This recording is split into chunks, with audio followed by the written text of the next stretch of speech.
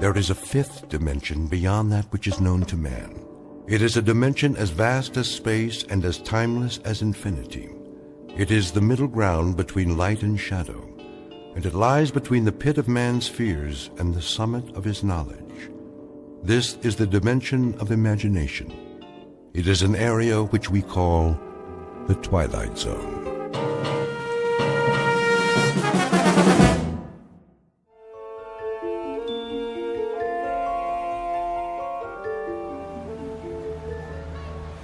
You're gonna do good today, Lou. I can tell.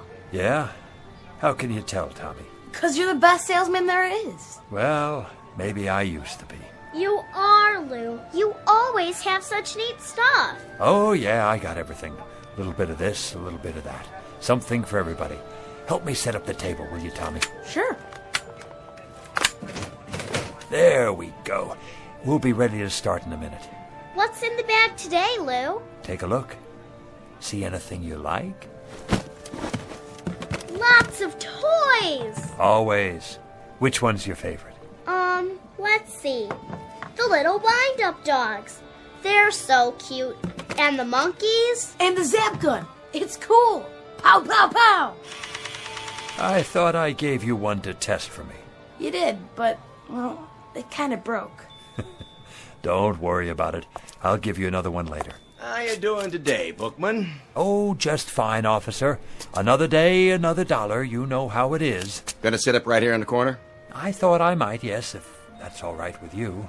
Well, just don't block the sidewalk. People coming and going. I wouldn't think of it, officer. Or you'll have to move. You don't want a citation, do you? Oh, absolutely not. All these busy people can't hold up commerce. You know, Bookman, maybe you should find yourself another line of work. Streets are so busy these days. There ain't much room for a pitchman anymore. Isn't that the truth? You got a permit, don't you? Why, I'm sure I do. Now, where did I put it? Oh, yes, it's in my other jacket. Would you like me to go get it for you, officer? Just be sure you bring it next time. I will. Thank you, officer. Good day to you. Hey, honey, look at these cute stuffed animals. They are, aren't they? Absolutely adorable. Here, let me wind up one for you. How much? Only $7.98 in your choice of colors. Do you have any little ones at home, sir? Nope, no kids. Well, a niece or nephew, then. These make great birthday presents, stocking stuffers, a big hit at parties. Have you ever seen anything so delightful? Look at the way they move. It is cute, don't you think, Walter? Yeah, but they got them over at the Pick and Save for $3. Oh. Now, these aren't your ordinary toy animals. No, ma'am. They walk and talk and bark and jump a full 360 degrees in the air. Plus, you never have to feed them or take them to the vet. I call them the ideal pet. Go ahead, pick it up. Feel that fur, so soft and lifelike. Thank you anyway. They're on sale. Special July clearance. Everything's half off today. Gift items for the men, perfume for the ladies. How about a wristwatch? Did you see these genuine gold necklaces?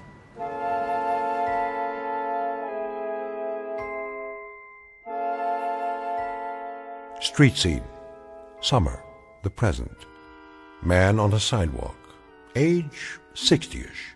Occupation pitchman. Name Lou Bookman. A regular fixture for the summer, the kind you pass by every day and don't pay much attention to anymore. A rather minor component to a hot July in the city. A nondescript, commonplace little man with a wrinkled suit, a pork pie hat, and a loud necktie that always seems to be coming loose at the collar. A man whose life is a treadmill built out of sidewalks and street corners everywhere. Lou Bookman, a walking rebuttal to the American dream, which states that success can be carved, gouged, or grubbed out of the landscape no matter where you are, whether it be log cabins or tenement buildings. Because Lou Bookman has not even a nodding acquaintance with success, and his dreams only extend from the curb to where the sidewalk ends. But in just a moment, Lou Bookman will have something to occupy his time which transcends both success and failure. He'll have to concern himself with survival. As of 3 o'clock this hot afternoon, Mr. Bookman will be stalked by his toughest customer to date, a man in a black suit who's out to close a deal of his own and who won't take no for an answer. In the Twilight Zone. And now, back to our story from the Twilight Zone. One for the Angels, starring Ed Begley Jr., with Stacy Keach as your narrator.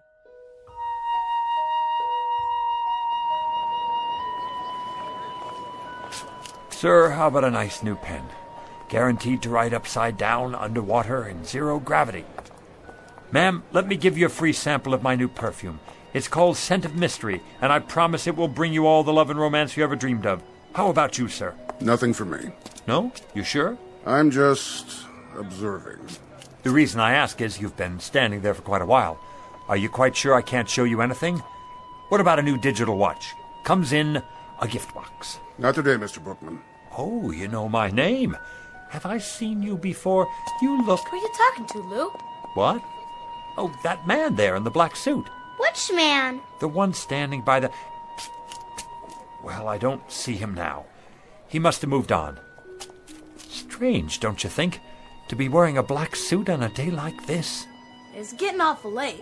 Is it really? I gotta get home before my mom gets mad. You run along then, Tommy. You absolutely positively can't be late for dinner. You gonna have dinner now, too? Sure, Maggie, sure. Guess it's about that time. What are you gonna have? Oh, a lovely repast, no doubt. The chef's special. We're having spaghetti and meatballs. My favorite. Sounds positively scrumptious. I think I have a can left myself. I hope you put your stuff away. Oh, don't worry. I can do it. Hey, Lou, can I walk with you? That would be my pleasure, Maggie, to be in the company of such a pretty girl like yourself.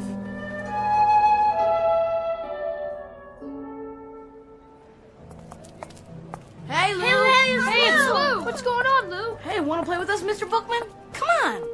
I'd love to, children, but I must get home to my plants. Delicate creatures, you know. Your plants? My wisterias. They've been cooped up in this heat all day. Oh, so what? Show us some toys. And magic tricks. I don't have much magic left. And the zap gun. I want to see the fuzzy doggies. Carrie, is that a new bathing suit? Yeah. Well, don't you look nice? And Bobby, where have you been? I haven't seen you all week. I was sick. Then you shouldn't play in the water like that. I'm all better now. Let me feel your forehead. Why, what's this? A quarter stuck behind your ear. No wonder you were sick. Wow. Oh, me, come on. Me. Come on, me. I don't think anybody else has a temperature, but maybe you could test these. Let me see.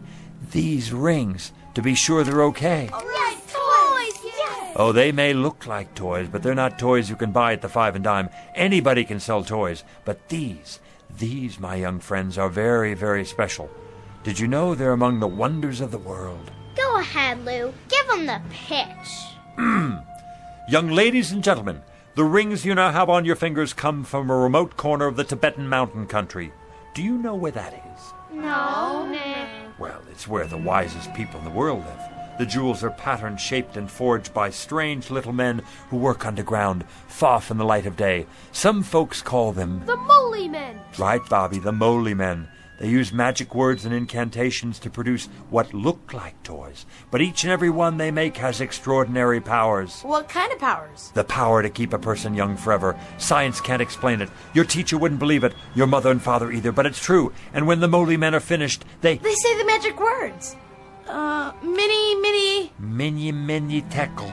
Words that hold a strange power from another world, the power of the life force. Watch the jewel in the ring. When it changes color, something is about to happen.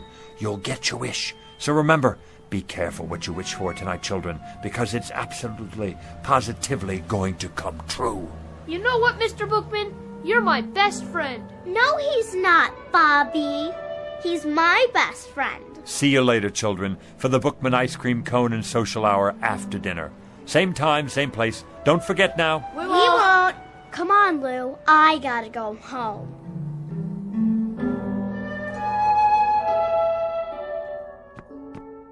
That you, Mr. Bookman? Good evening, Mrs. Magnuson. Hiya, Lou. Need a hand? That's all right, Mr. Stolberg. I got it. You make out okay today? Oh, yes, as always. Sold out half my merchandise. Yeah. Looks like you got a whole lot left. Want to come over for a cold one? That's kind of you, but I'm on the wagon these days. Well, I'll keep one on ice for you anyway.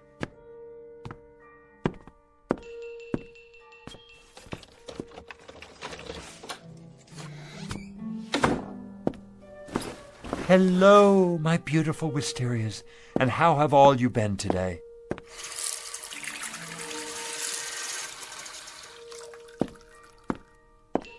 Did you say you're thirsty? I'll bet you are. Here, have a drink of water on me.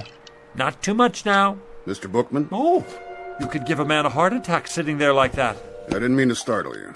Say, how did you get in my apartment? I let myself in. But you couldn't. I keep it locked. You are Louis J. Bookman, aren't you? That's right. Something I can show you? I don't think so. Something in, let me see, collar stays maybe, or neckties.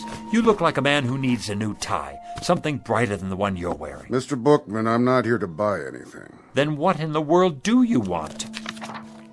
Let's get down to business, shall we? Yes, here it is. Louis J. Bookman, age 69, right? 70 in September. Well, I must say you don't look it. Nice of you to say so, young man. I try to keep busy. Occupation pitchman, correct?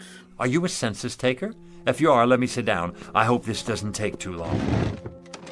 Not exactly. Born in New York City? That's right. Father Jacob Bookman, mother Flora. Father's place of birth, Detroit, Michigan. Mother's place of birth, Syracuse, New York. My, you have it all down in that book of yours, don't you? We have to keep these things efficient.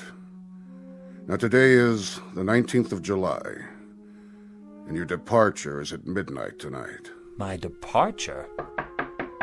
Excuse me. Go right ahead. Hi, Maggie, darling. My doggies broke, Lou. Let me see. Oh, here's your trouble right here. See this little cogwheel? You push down on the key when you're rewinding it. Can you fix it? I can try. Yeah! Oh, Lou, you're so smart. You can do anything. Hear that, mister? Mm-hmm. I'd introduce you to, but I don't know your name. No need. I think I got it now, Lou. Thanks. You're very welcome. Oh, this gentleman has come here to ask me a lot of questions. You're not the police, are you? Hardly. Oh, kind of gave me a turn. Huh? I'm glad he's not the police. I've got my vendor's license here somewhere. I thought maybe I forgot to renew it or something. Who's the police, Lou? This gentleman here.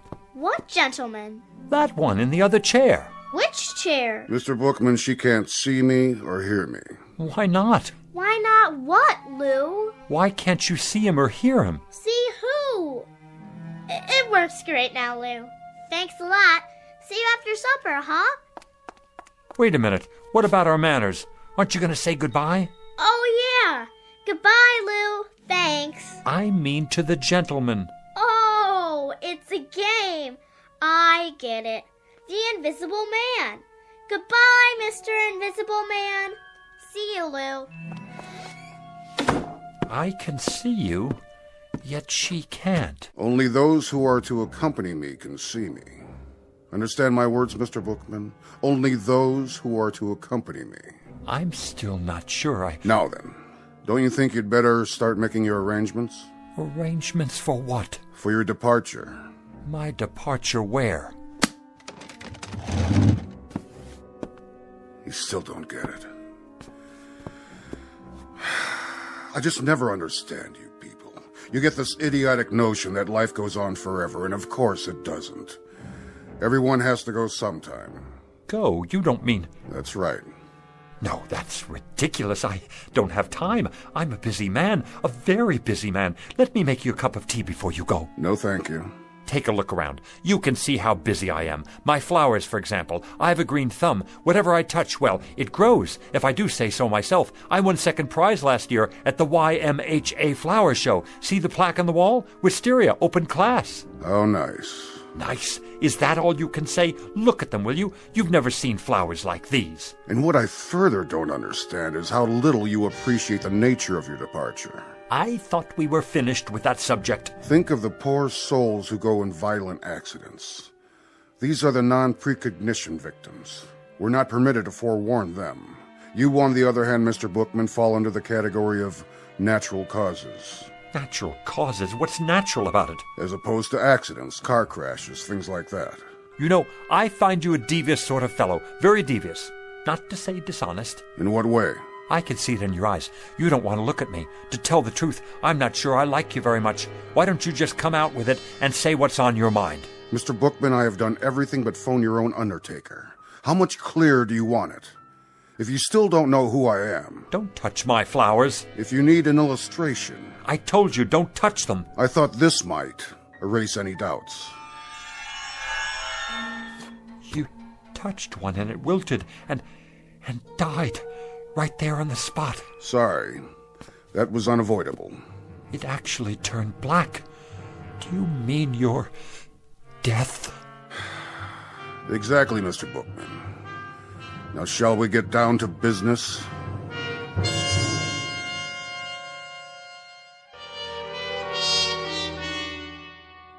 Time of departure is midnight tonight. I trust that will suit you. Did you say tonight? The preordination is for death during a nap. I presume this, too, will meet with your approval. What if it doesn't? You'll find this a relatively simple and painless and barely noticeable... Please, I don't want to go. They never do. But I can't go yet. For one thing, there's nothing wrong with me. I'm a healthy man. Outside of a cold last winter and an infected splinter, I don't think I've been sick a day in the past 20 years. Be that as it may. The departure time is set for midnight, and at precisely midnight it will be. Don't I have anything to say about that? Not as such. We are, however, required to consider appeals. What kind of appeals? There are 3 categories. So I need to fill out a form, right? Give me one and I'll start right in on it. No forms. We listen to what you have to say up to a point, but frankly... What are the categories again? Frankly, Mr. Bookman, I must tell you that I see very little here in the way of an extenuating circumstance. In any event, there are 3 major categories of appeals. One is hardship cases. What kind of hardship? Do you have a wife or family who might suffer your demise beyond a reasonable degree? No. No family. Second category is priority cases. Statesmen or scientists, primarily. Men on the verge of discoveries. I take it you're not working on any major scientific pursuit at the moment. No, I'm not. What about the third category? Well, Mr. Bookman, that would be unfinished business of a major nature. I don't know how major this would seem to anyone else. Go on. But I've never made a truly successful pitch. A sales pitch? Oh, surely you must have many times over if that's your profession. Yes, it's what I do, and I've managed to get by after a fashion. But I never hit it just right, you know? I'm not sure The man I learned from back in the Carney, he had it. He could sell igloos to the Eskimos. But what I'm talking is a big pitch. One where it finally all comes together and the words just flow off my tongue. Not just any words either. Something I believe in. Something so good that people won't have a choice. They'll have to listen. A pitch so big the sky will open up. A pitch for the angels. I guess that wouldn't mean much to you. But it would mean a great deal to me. It would mean that I could have one moment in my whole life when I was successful at something. Just one moment when the children would be able to be proud of me. The children? I've always had rather a fondness for children. That's in the record. Then you know how I feel. Not precisely, but... The problem here, Mr. Bookman, is that you'd require a delay until... Until I could make a pitch. The kind of pitch I told you about. One for the angels. That's right. I'm terribly sorry, Mr. Bookman. You see, these categories are fairly specific and... I see. And when reference is made to unfinished business of a major nature, well, the only interpretation to be made here is simply that... That my business isn't major enough. That's not quite the way we look at it. That I'm not, then. What other way is there to look at it? What I mean is that, unfortunately, Mr. Bookman, the ability to achieve success in a given professional venture is hardly of a significant... I get it. You don't have to spell it out. I'm small potatoes. And who cares what happens to a potato? They're nothing special. We try to approach each case on an individual basis. Only some are more individual than others. Oh, don't worry about it. I've heard the same thing all my life. We go out the way we came in. Since I never had that much to start with, that's how I'm supposed to leave. It's not your fault. You're just doing your job. Means a great deal to you, does it? You could say that. Uh-huh. It would be highly irregular. So's this whole thing, if you ask me. But under the circumstances, I believe we might... Yes? We might be able to grant you a one-time delay, Mr. Bookman. A conditional one, you understand. Until? What do you mean, until? Until you've made this pitch you're talking about. I can stay alive until then? That's the arrangement. I'll have to think of some way to write it up. You do that. As for me, I think it's a fine bargain. More than generous, frankly. It's been awfully nice talking to you, mister. I didn't get your name. About this pitch, Mr. Bookman. Yeah? When might we expect it? When? Soon. What does soon mean to you? That's hard to say. Gets into definitions, doesn't it? You have a dictionary with you? No, I didn't think so. But it's a pretty simple word when you get right down to it. Soon means in the near future, the very near future. Not right away, though. And after a while, it's all relative, isn't it? Soon compared to what? A week? A month? A whole life? Mr. Bookman. That's open to interpretation, you see. So my answer to you is maybe not this year, maybe not next year either, but soon. Mr. Bookman, I have a very odd feeling that you're taking advantage of us. Do you? Do you really? That's a pity. Because I am. Mr. Bookman. I just won't make any pitches at all. Didn't think of that, did you? As long as it's up to me, I won't even hardly open my mouth. I don't have to if I don't want to. That's the term, so you run along now. Think you'll get me, huh? Well, I have no intention of... Really, Mr. Bookman?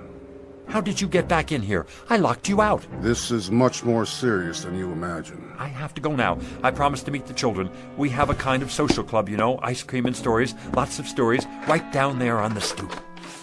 It's much more complex than you realize what you've just done. What you think you've done. See you sometime. I'll let you know when. Here we've gone out of our way to help you, and this is the way you repay us. Bye now. Mr. Bookman, it won't just end here, you understand. There'll be consequences. You'll see. FYI, that means for your information. You have made your bed, and you shall now sleep in it. You say I won't go until I make the pitch? Well, all right. You'll have to wait till I make the pitch. And young man, and this I can say to you without fear of contradiction, you have got a long wait. That may well be, Mr. Bookman. But since you won't come with me, we've been forced to select an alternative arrangement.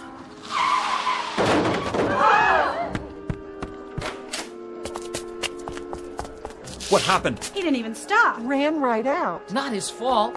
I swear I didn't even see her. She just jumped off the curb. I didn't have a chance to hit the brakes. Has someone called a doctor? Who got... Oh, no! Maggie! I swear to you, I never had a chance to stop. Call an ambulance. You're gonna be all right, Maggie, darling.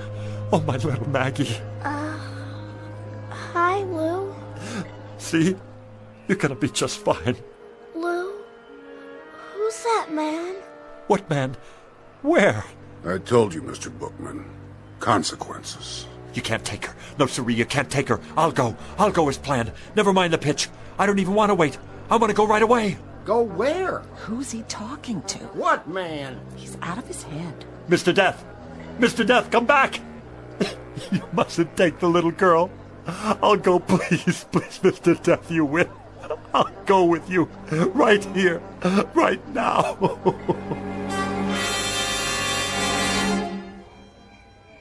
I wonder how she is. The little girl? Yeah, how is she? Poor Mrs. Polanski. Look, here comes the doctor. How is she, Doc?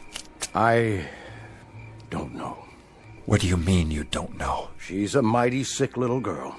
Brave, too. Shouldn't she be in a hospital? That's just it. There's no particular trauma. In fact, there's hardly a mark on her, except where she fell and scraped her knee. Then what is it? Something's going on with her. Her fighting spirit, as it were. That's not a medical term, of course. But I think we'll know in a few more hours.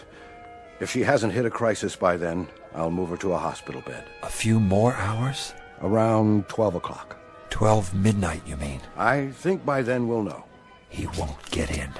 Who, Mr. Bookman? I'm gonna wait right here, so he can't get in.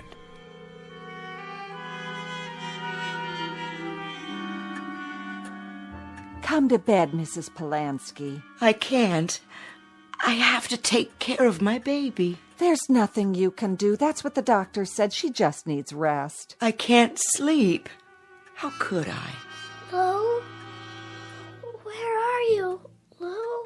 Is that Mr. Bookman she's dreaming about? Such a nice man. He's like a grandfather to her. But he can't help her now. My precious little Maggie. Oh, help me, please.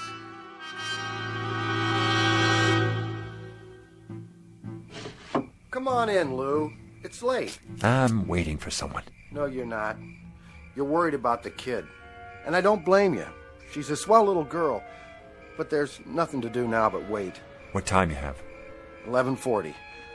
Everybody's gone to bed now. You better do the same. Not yet. Take my advice. Give it a rest. 11:40, huh? Better get set up.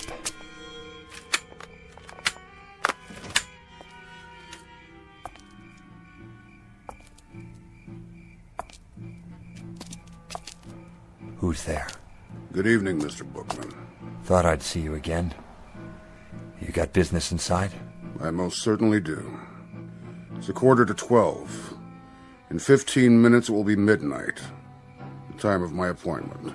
Mr. Death, the little girl's only 6 years old. Please, you don't have to do it. I'm ready. I'm sorry, Mr. Bookman. But I'm ready now. We had to make another arrangement. It's impossible to change at this point. She's to come with me. So you see, I must be in there at midnight. And if you're not in there by midnight? That would be pretty much unheard of. If I didn't get there at precisely 12 a.m., then the whole timetable would be upset. Oh, my, no. It's unheard of. Nice pocket watch you have there.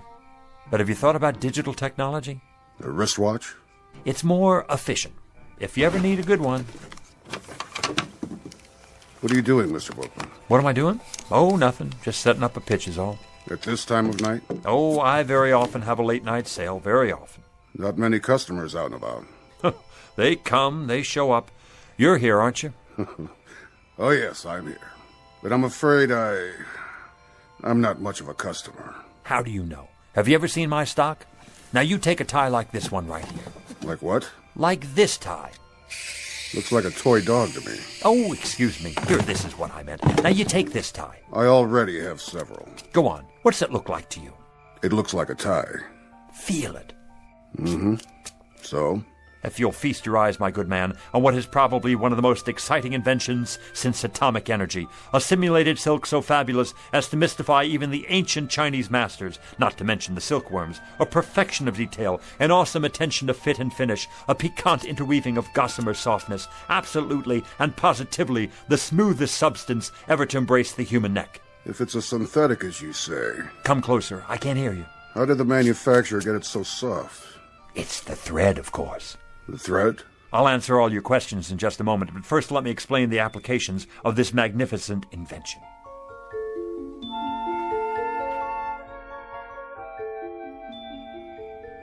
Now witness a unique demonstration of tensile strength. Feel this, sir. Go ahead, take it between your fingers, like touching the thinnest spiderweb. Is it not? Like holding the air you breathe in the palm of your hand. Now give it a yank. If you wish. There, you can't break it. As strong as steel, and yet as delicate as shantung silk. No mere synthetic substance, but a molecular blend of atoms the like of which has never been seen. Actually, it is surprisingly strong. Where did you say this was made? Let me answer your question, sir.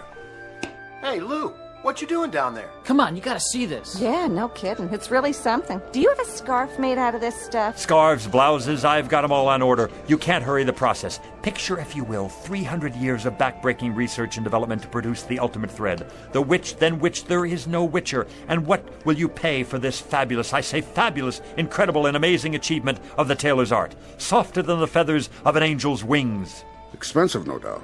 $20? Too rich for my blood. $10. $5. You might indeed pay that much and more. If you were to purchase this at a retail store, consider the markups, import fees, but this exquisite thread is not available in any store. How did you get it then? I have connections in the government, you see. It's smuggled in from behind the bamboo curtain by Oriental birds specially trained for ocean travel. Each one carries a minute quantity in a small capsule underneath their ruby throats. It takes 832 separate crossings to supply enough thread to go around one single spool. But tonight, as a special get-acquainted offer, and to help advertise the product, I'm giving away a very limited number, not at $20, not at $10 or even $5, but at the ridiculously low price of $1 a spool. If you promise to take it home, test it out, and tell your friends. I'll take all you have. No, you don't. What about me? I gotta have some of that for my wife. Wait, that's not all. Everyone who purchases a spool of this thread gets a free bonus pack of imported sewing needles and a gold anodized thimble. One size fits all. Gather in close now. You got change, Lou? Sure I do. You, ma'am. Sir.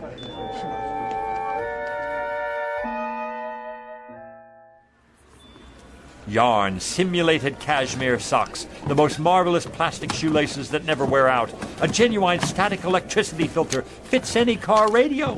I gotta go. No more cash. Me too, if I can carry all this stuff. Suntan oil, nose hair clippers, eczema powder, athlete's foot eradicator. I'm getting sleepy, Mr. Bookman. Good night, and thanks. Wait till I show my daughter what I got. How about you, sir? I have so many things now. I don't know how I'm going to bring it all back. One last item, especially for you, the pièce de résistance. An item never before offered in this or any other country. I can't imagine what else you could possibly show me. One live, guaranteed, genuine human manservant. How's that? For what I ask of you, sir, you receive a willing, capable, worldly, highly sophisticated, wonderfully loyal right-hand man to be used in any capacity you see fit. Say again? I don't... Louis J. Bookman at your service. The last model of his kind. He comes to you with an absolute guarantee. All parts interchangeable. A certificate of extended warranty. Eats little, sleeps little, rests only a fraction of the time. And there he is at your elbow, ready to do your bidding, at your beck and call whenever needed. Mr. Bookman, you are a persuasive man. I challenge any other store, industry or wholesale house to even come close to matching what I offer you here. Because, my dear man, I am offering you...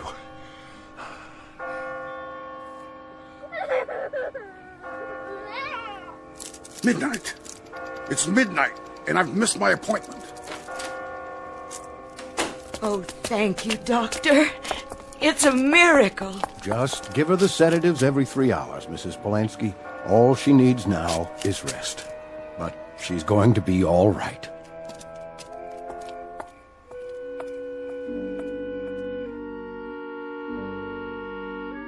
One minute past 12, Mr. Bookman, and you made me miss my appointment. Thank God. A most persuasive pitch, Mr. Bookman. An excellent pitch.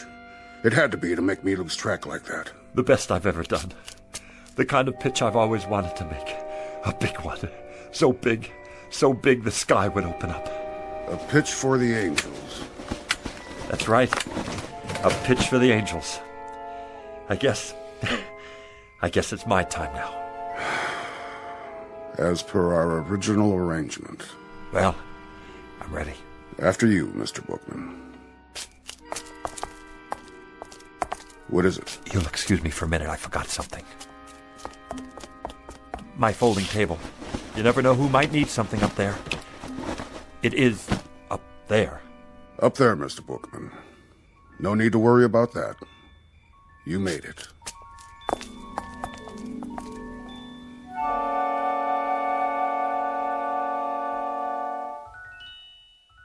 Louis J. Bookman, age 60-ish, formerly a fixture of the summer, a rather minor component to a hot July.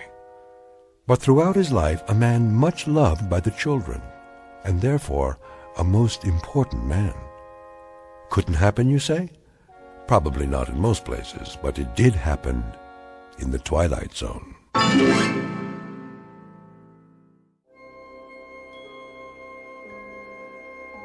Hi, this is Carl Amari, producer of the Twilight Zone Radio Dramas. I'd like to take a moment to tell you about our official website at twilightzoneradio.com. where you'll get the latest news and information on these Twilight Zone radio dramas. Plus, at twilightzoneradio.com, you can digitally download 3 free episodes or any of our episodes for only $1.95 each. In this age of ever-changing technology, we've decided to make these episodes instantly available to you by making the Twilight Zone radio dramas a digital download-only series. This means that this series will no longer be offered on CD. The CD collections at our website are now being offered while supplies last at buy one, get one free. So be sure to get your favorites before they're sold out. Be sure to visit us often, and I'll see you in the zone.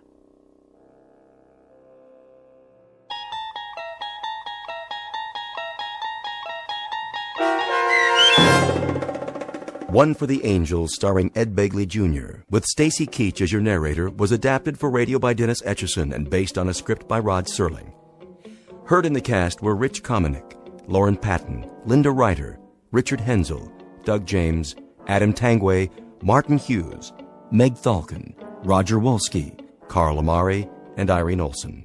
To learn more about the Twilight Zone radio dramas and to obtain audio cassettes and CDs of these programs, visit our website at twilightzoneradio.com. This copyrighted radio series is produced and directed by Carl Amari and Roger Wolski for Falcon Picture Group. Doug James speaking.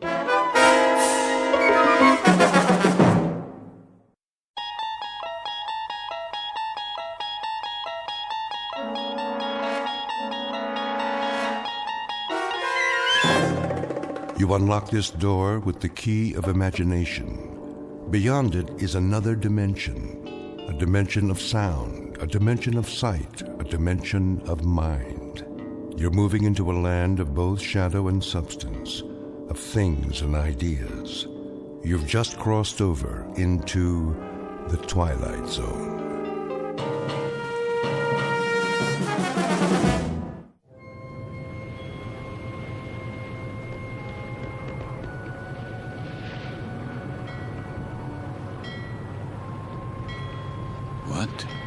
What is this place? The time. It must be late. Very late. Light in the salon! Let's black out down there! Who?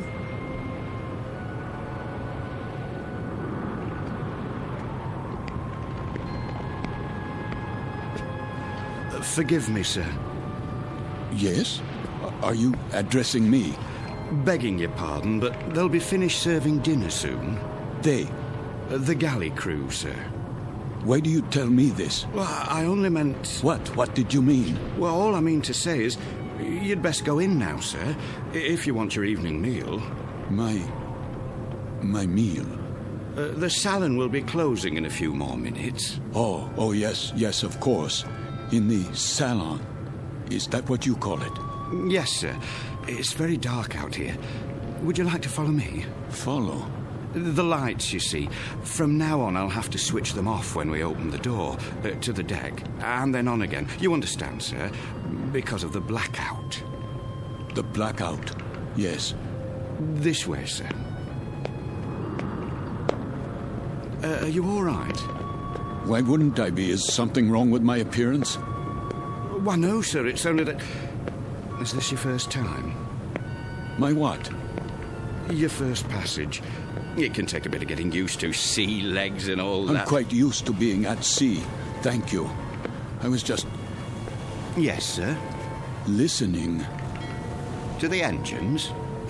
Don't worry, sir. The diesels were checked thoroughly before we left port, and Captain Willoughby's top drawer. He'll get us there safe and sound, you can be sure of that. No, not the engines. What then? I was listening to the water. The cold ocean water out there. And the night.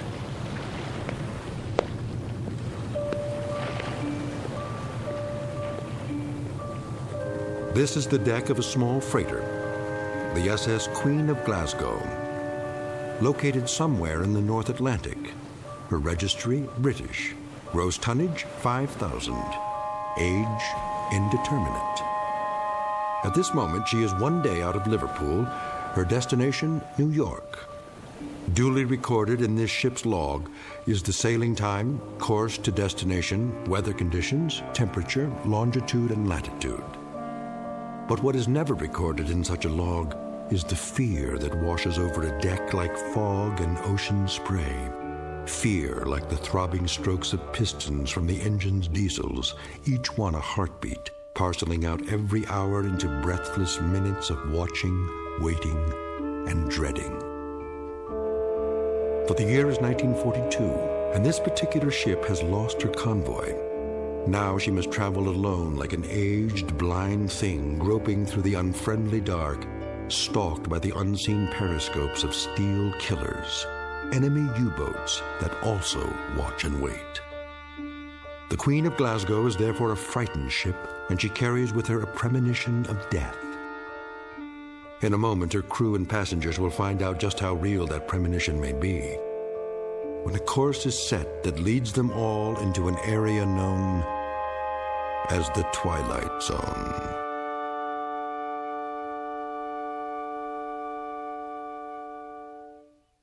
And now, The Twilight Zone and our story, Judgement Night, starring Chelsea Ross, with Stacy Keach as your narrator.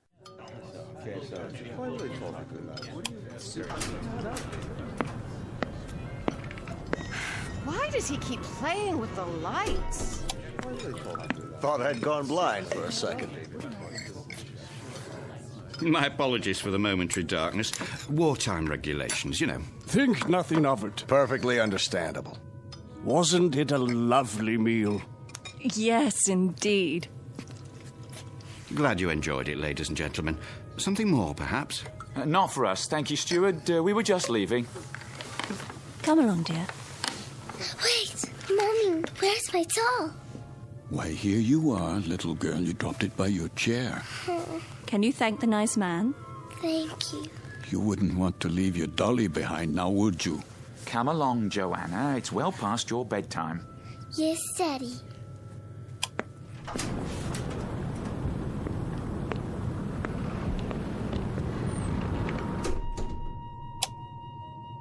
Who's this? Mr. I'm afraid I didn't get the gentleman's name. You are... Forgive me, I'm... Lancer. What's that? Aren't you Lancer? Oh, yes. I'm Jerry Potter. We looked for you at dinner. I was detained. I saw your name on the purser's list. We were wondering where you were. You were. Will you join us? Oh, no, that's not necessary. There are 3 other tables. 3 empty tables? I'm really not very hungry. Well, the captain wasn't able to join us tonight, so there's plenty of room. Come on over, I insist. Very well. Coffee, sir? Yes. Thank you. I believe I would like some coffee. Here's your seat, Mr. Lancer. The more the merrier, I always say. The coiner of phrases. We could do with a bit of merriment. Let me help you, sir. I'll get the coffee. Wait. Do I know you from somewhere? I don't think so, sir. But your face, I'm sure. It might well be. I've travelled this line for a number of years. Perhaps it was on another ship before the war. Before the war? Seems like a long time ago, doesn't it, sir? Are you quite certain about the food? What? The cook can still prepare something. No, I don't have much of an appetite. Not even with all this salt air? Makes me hungry enough to eat a horse. Jerry! Would that be a seahorse, Mr. Potter? How about it, Lancer? Have some chow. Not tonight. Something happened tonight? Nothing unpleasant, I trust? Why, I don't know. I honestly don't know. Mr. Lancer, are you ill? As a matter of fact... You do look pale. A bit of the old mal de mer, perhaps. You might do well to take the meal in your cabin. My cabin? Your quarters, Mr. Lancer. This is all rather disorienting, isn't it? But a good night's sleep can do wonders. I could prepare a tray, sir. No. I'd recommend a cup of hot broth at the very least. I'm fine, I tell you. It was just a temporary dizziness. You're all very kind. I shouldn't intrude. Nonsense. Then let me do the honors. This is my wife. Madame. Hello. And across the table are our dinner companions, Major Devereaux. How do you do? And his secretary, Miss Stanley. Are you going home, Mr. Lancer? Home? Or away from home? Why, I'm heading away from home. We are as well, I'm afraid. The Major is heading up a military mission in Washington. Now, Barbara, loose lips. Oh, sorry. I was just telling them that I took this trip once before, when my wife was alive. Spring of 38. How different it was. The Queen Mary, most elegant. Where do you suppose they dredged up this one? She looks to be 300 years old. The Queen of Glasgow. Long live the Queen. Oh, hear, hear. What do you do, Lancer? Me? When I saw your name on the list, I tried to figure out what you'd look like. It's a game I play. Try to connect a face with a name. I thought you were probably an old language professor from Oxford or something. A regular barrel of laughs. Well, I'm... There goes the light again. Well, good evening, Captain Willoughby. No, please. Remain seated. I don't have much time. I thought I'd just stop for a cup of tea and say hello to those who are still here. Don't worry on our account. I'll get you tea, sir. Thank you, steward. We did miss you, though, Captain. I must apologize. We have a miserable fog out there. No kidding.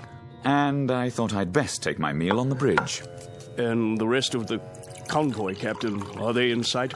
They'd have to be 3 feet off the bow to be in sight, Major. That fog is quite thick. Oh, dear.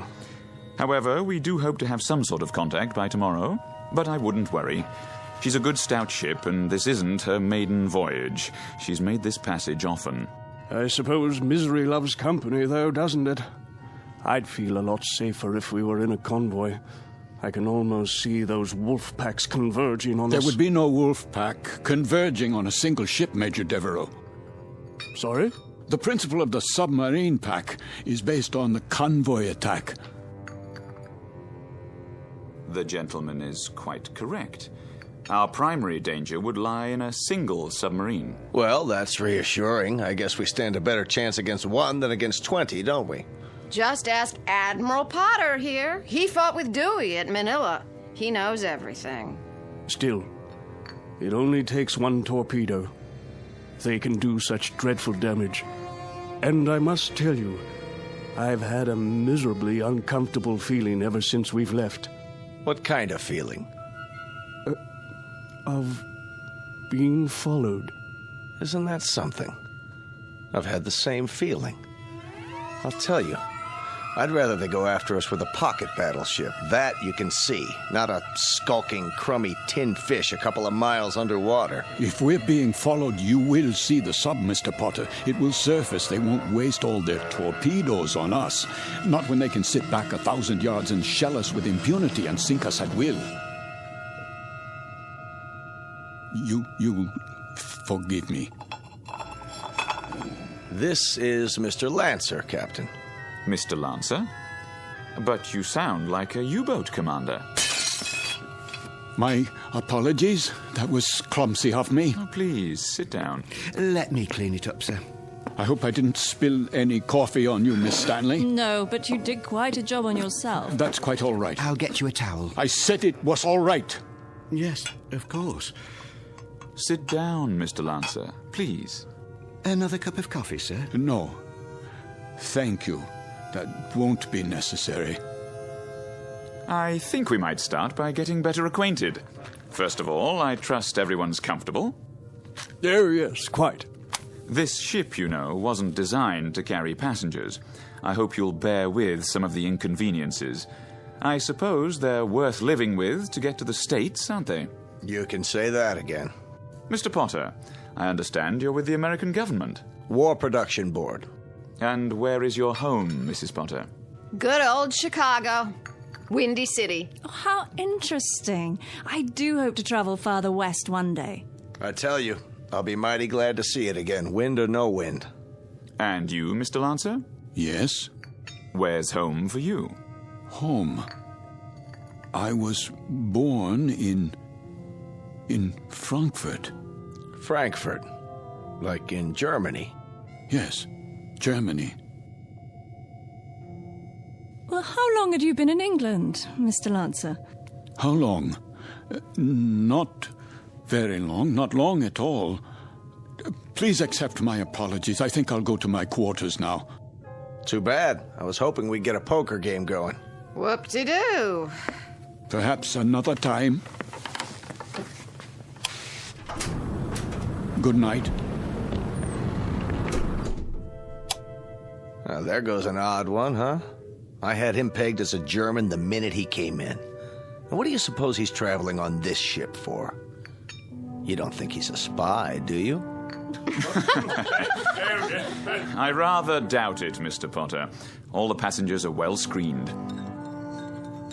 I am a bit concerned about him, however. He doesn't look at all well. Actually, I'm feeling a bit tired myself. I think I'll be off to bed. Good night, everyone. Sleep well. Watch your step, Barbara. I will. It's very dark out there. Would you like a torch? Oh, don't worry about me. I can have the steward escort you. I wouldn't think of it. See you all at breakfast. I'll get the light switch. Thank you, Captain. Good night.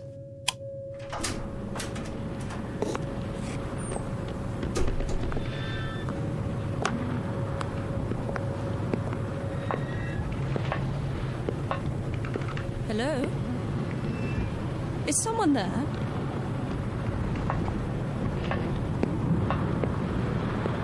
I say, is anyone...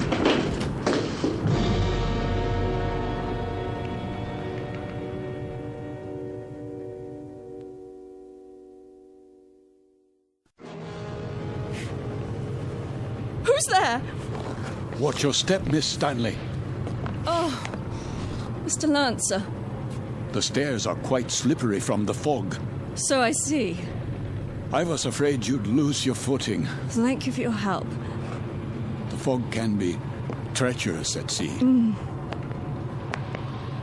it carries quite a chill, doesn't it? Yes. Yes, it does. It's best to stay off the deck at night. Why are you here, Mr. Lancer? What? I thought you'd be in your cabin. I'm still a bit unsettled. Not quite ready to sleep yet. Miss Stanley? Yes. May I ask a question? Please? Have we met before? I don't think so. Why? You'll forgive me, but you look so familiar. They all did, for that matter. Are you sure you're well, Mr. Lancer? Yes, I seem to be. It's just this feeling. What sort of feeling? Oh, it will sound crazy to you. Go on, please. Just that I'm doing things, saying things.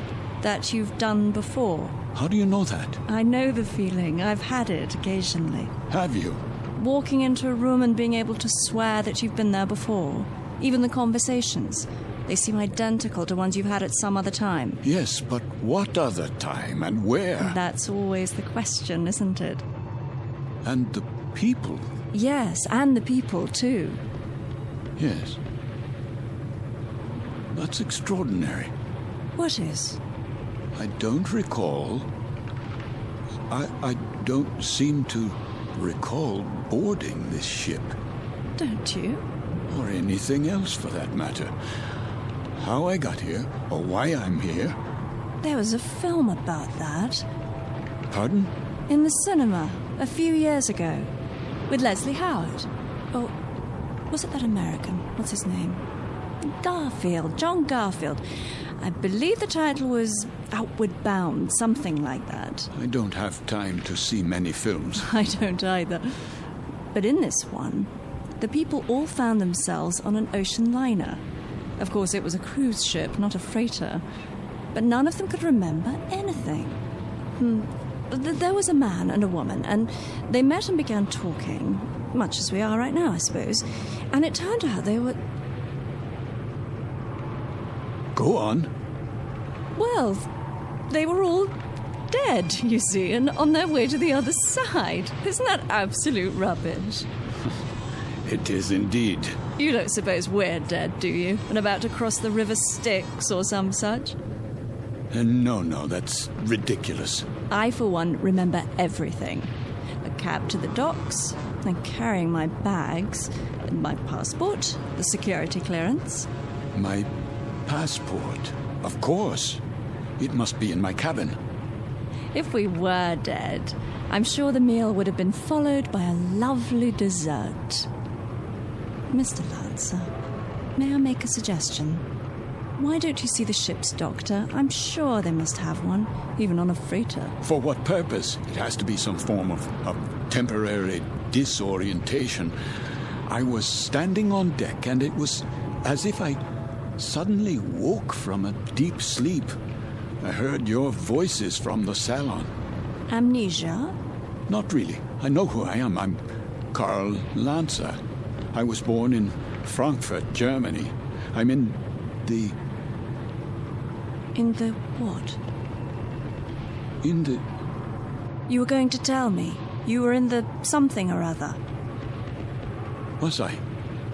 I don't remember now. Mr. Lancer, perhaps if you got some sleep, that might be all it takes. It wouldn't help. I don't think I could get to sleep. I feel as if this were a nightmare. I feel strange. I feel as if there were a disaster waiting out there, some doom that's about to happen. As if we were being stalked. I know we are. It's stalking us. Yes, there's a sub out there, a U-boat. I know it. I know it's out there. I know. Who's there? Mr. Lancer? Yes, I'm Lancer. Would you come with me, please? Where? The captain's compliments, sir. He wonders if you could join him in his quarters. For what purpose? He'd like a few words with you. Go on, Mr. Lancer. I'll see myself to my cabin. Sir, this way.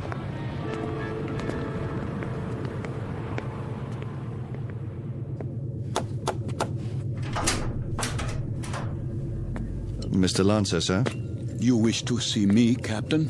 Thank you for coming, Mr. Lancer. You've met my first officer, Mr. Danbury. Yes. What is this about? I wonder if you'd mind answering a few questions. No, not at all. First, would you mind showing us your passport? My passport? If you don't mind. Just routine, Mr. Lancer. On our passenger manifest, it seems that your passport number was somehow not included. Yes, of course. Oh, I'm afraid I don't have my wallet in my pocket. It must be down in my cabin. That's perfectly all right. Sometime during the next few days, if you think of it, say tomorrow, you can show it to me whenever it's convenient. Are you feeling better, Mr. Lancer? Yes, much better. Is there anything I can get you? No. Then, is there anything you'd care to talk about? How do you mean? Anything on your mind? Something you'd care to tell us, perhaps? There's very little I can tell you. And why is that? Because I don't remember very much. No? Actually, to tell the truth, I don't know how I got here. I don't recall anything about it. Is that right? I seem to remember only a few odd, disjointed things. I know, for example, that my name is Karl Lancer. I know I was born in Frankfurt. So you said. Please continue. Continue where? That's it. At this moment, that's all I know. Mr. Lancer. Yes? At the table, you exhibited a rather unusual working knowledge of German submarines. Could that, perhaps, stir your memory? I wish it could, but it doesn't. I see. In that case, why don't you go on to bed for now? Have a good night's rest. We'll talk tomorrow, you and I. Very well. That will be all for now, Mr. Lancer. Good night. Good night.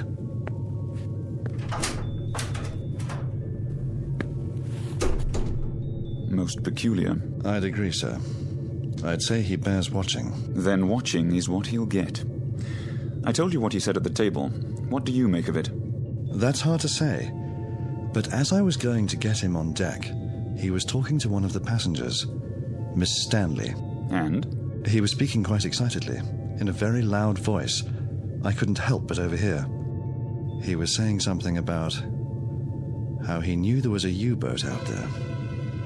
It's stalking us. That's what he said. You heard him say that? Those were his exact words. Thank you, Danbury. I thought you'd want to know, sir. Danbury. Sir? Let's keep this between ourselves for the time being, shall we? Yes, sir. And see that a steward is sent down to his room. I want to have a look at that passport as soon as possible. Right away, sir.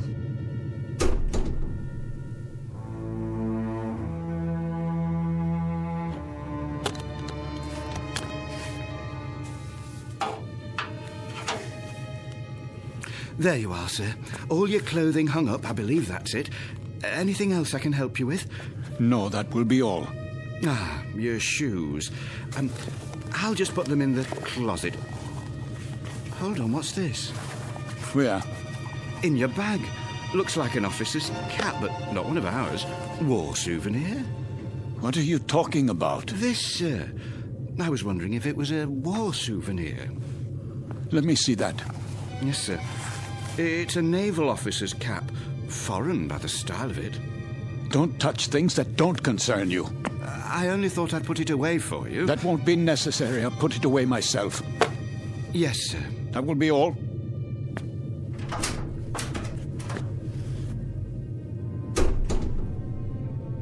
It is a German officer's hat. A submarine commander's. What does it say inside? It must have an identifying label. Yes, here. But this can't be. It says, Karl Lanzer, Kapitan, Kriegsmarine.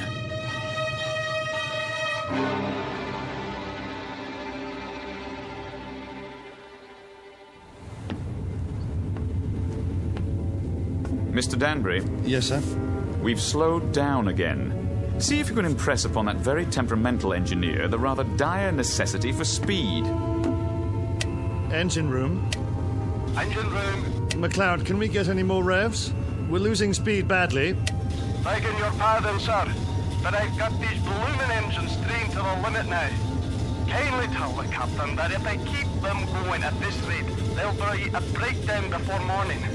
In that case, we'll be going a precious lot slower in a drift than under power. McLeod, we simply have no more revs. If you can give me maximum speed for another 12 hours... Captain! These engines needed to be overhauled a month ago, and instead of an overhaul, they're getting worked to death. Well, do what you can, man. Aye, aye, sir.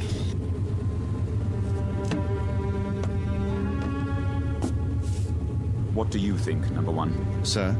Cheery predicament we have here. If we reduce speed and give those engines a break, we don't stand a chance. And if we keep them going at maximum, they'll break down inside of 2 hours. I don't know what to say, Captain. It's a dangerous call either way.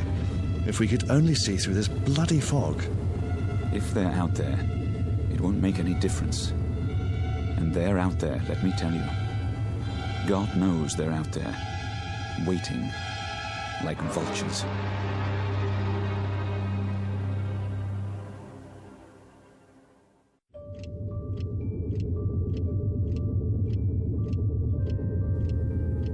Another drink, please.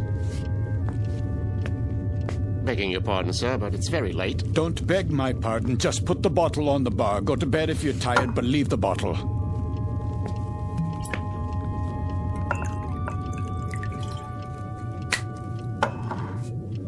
That doesn't sound right. Sir? The bearings. Bearings, sir? Yes, on the engines. They always sound like that, sir. You get used to it. You should hear McLeod on the subject. He's the engineer. Says the engines on this tab were originally designed for Lord Nelson. Is that clock accurate? Why, yes, sir. She's a real antique, that one. Captain Willoughby had her on the old Harcourt Bay. Keeps perfect time, she does. It says 5 minutes past 12 at 1:15. Not for a while yet. No, but at 1:15, something will happen at 1:15. Something, sir? What might that be? I don't know. I really don't know, except the hour and the minute, 1:15. It sticks in my mind. The tray for the bridge, please. Just being made up, sir. The cook will be done in a minute. Have a seat at the end of the bar. Been here long, has he? Sitting like that for 3 hours. One drink after another. Just sitting there, drinking. Wiping the sweat off his face and asking for more. And not getting drunk, mind you. That's 3/4 of a bottle gone. I'd swear it was lemonade. I've never seen the like.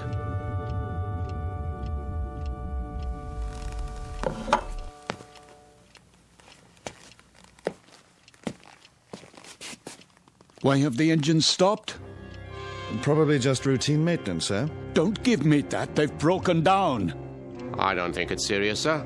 You don't think it's serious? Adrift in waters like these without any power, you don't think that's serious? We're defenseless here. Now we are absolutely defenseless. They'll be repaired, Mr. Lancer.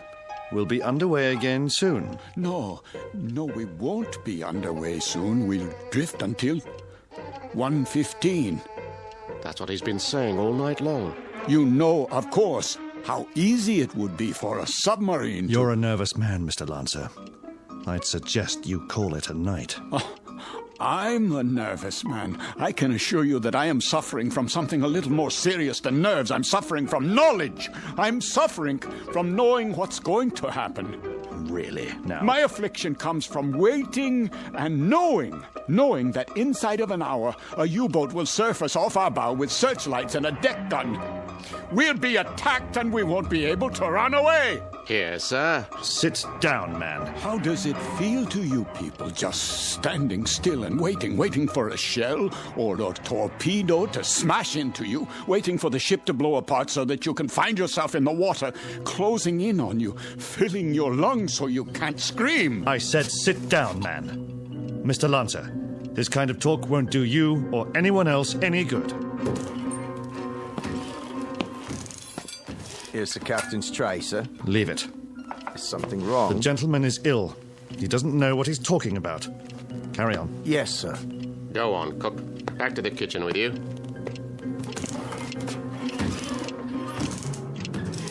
The U-boat's coming. We must get the engine started or abandon ship. That's what we must do. Yes, we must abandon ship. Do you hear me? Why has the clock stopped? Where did you go? Where have you all gone? Why have you left me alone like this? Where is everyone?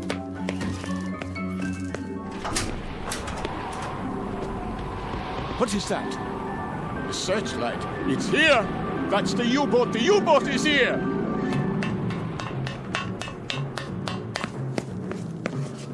We've got to get out. Off the ship, everybody! There you are.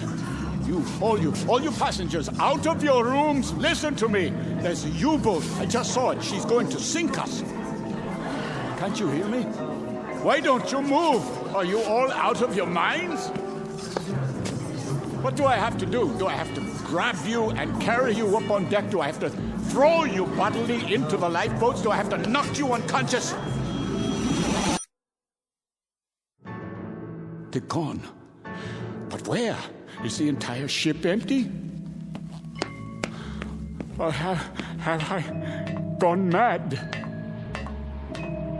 A life preserver, yes. SS Queen of Glasgow.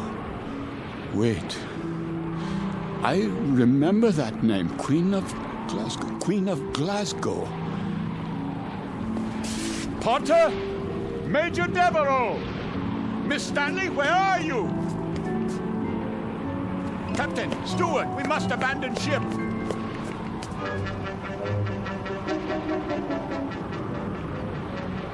Fire fry!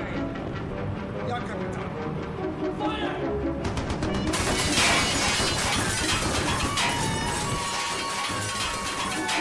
They are shelling us.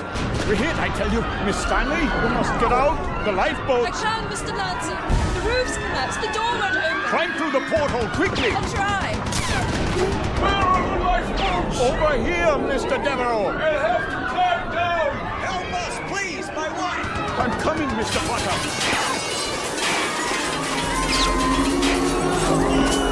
Watch out! The rail is collapsing!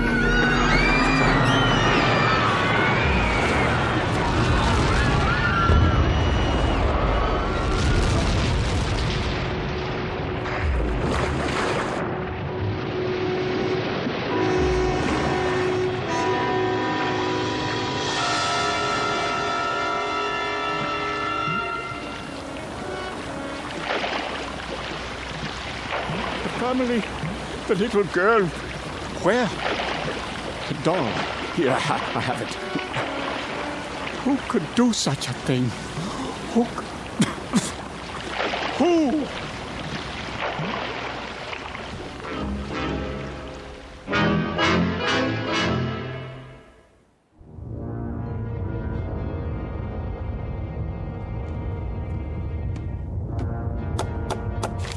Yeah?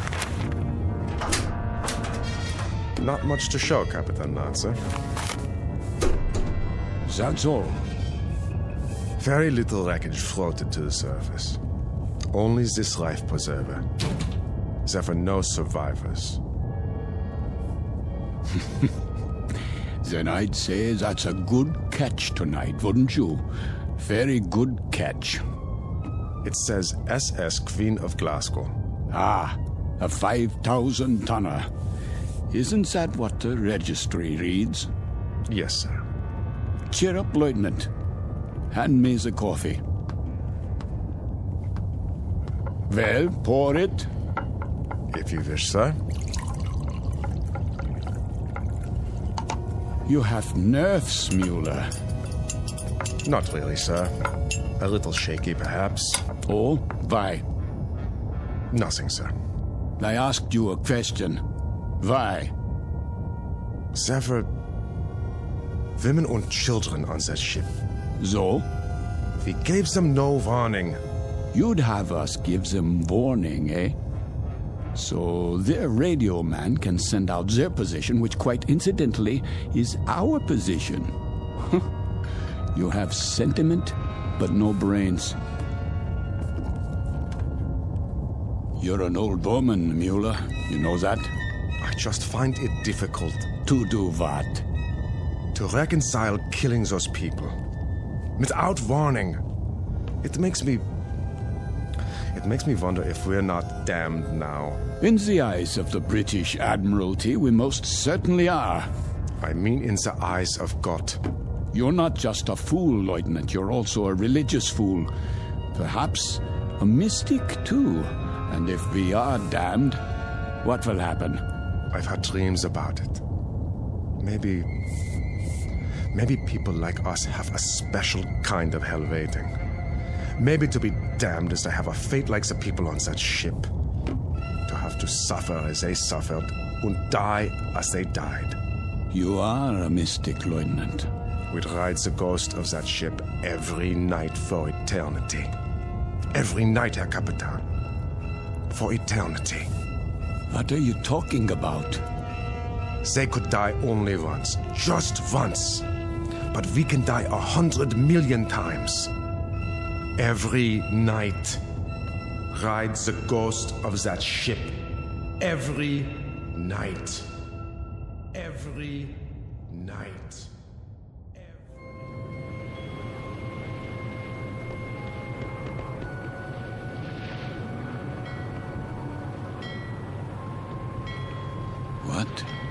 What is this place?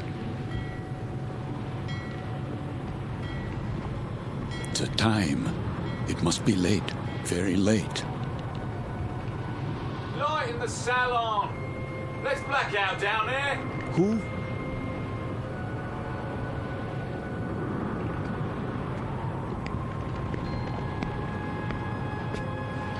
Forgive me, sir. Yes? Are you addressing me? Begging your pardon, but they'll be finished serving dinner soon. They? The galley crew, sir. Why do you tell me this? I only meant... What? What did you mean? All I mean to say is, you'd best go in now, sir, if you want your evening meal. My meal? The salon will be closing in a few more minutes. Oh, yes, of course. In the salon. Is that what you call it? Yes, sir. It's very dark out here. Would you like to follow me? Follow? The lights, you see. From now on, I'll have to switch them off when we open the door to the deck and then on again. You understand, sir? Because of the blackout. The blackout? Yes.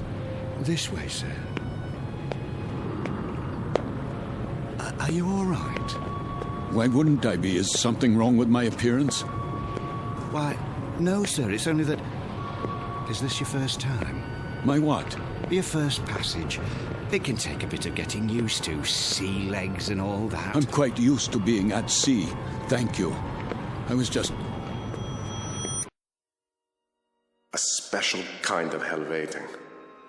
Maybe to be damned is to have a fate like the people on that ship.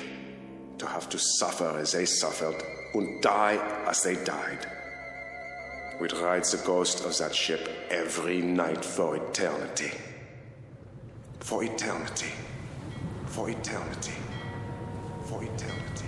Yes, sir? Just listening. To the engines? No, not the engines. I was listening to the water. The cold ocean water out there. And the night.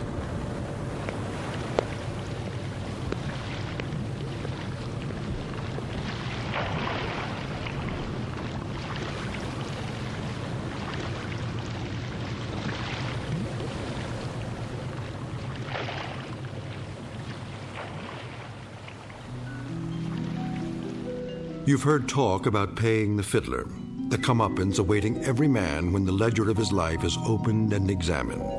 The credits and debits added up, a tally made, and then the reward or the penalty paid. In the case of Karl Lancer, former Capitan and U-boat commander, Navy of the Third Reich, this is the penalty. This is the justice meted out. This is Judgement Night in the Twilight Zone.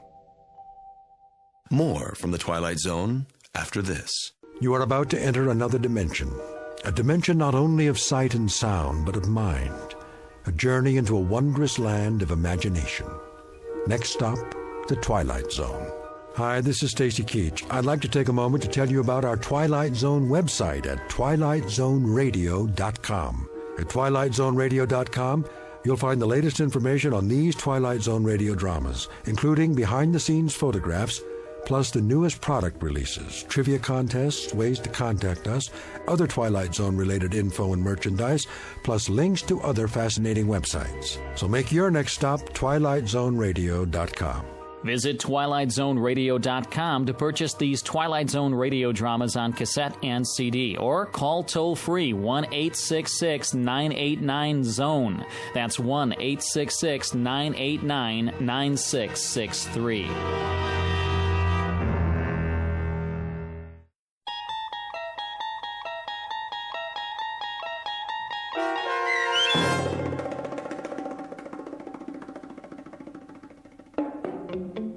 Judgement Night, starring Chelsea Ross with Stacy Keach as your narrator, was adapted for radio by Dennis Etchison and written for the Twilight Zone by Rod Serling.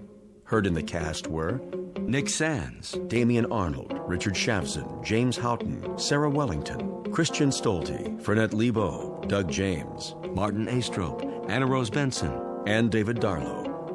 To learn more about the Twilight Zone radio dramas and to obtain audio cassettes and CDs of these programs, visit our website at twilightzoneradio.com. The producers of The Twilight Zone wish to thank CBS Enterprises, Carol Serling, Dennis Etchison, Dick Brescia Associates, Claire Simon Casting, Terry Jennings, XM Satellite Radio, Sirius Satellite Radio, our sponsors, and our radio affiliates for helping make this series possible. This copyrighted radio series is produced and directed by Carl Amari for Falcon Picture Group. Audio editing, sound design, Foley effects, and mix for the Twilight Zone radio dramas are by Cerny American creatives Craig Lee, Michael Slaybach, Bob Benson, and Jason Rizzo. To learn more about the Twilight Zone radio dramas and to contact us, visit our official website at twilightzoneradio.com. Doug James speaking.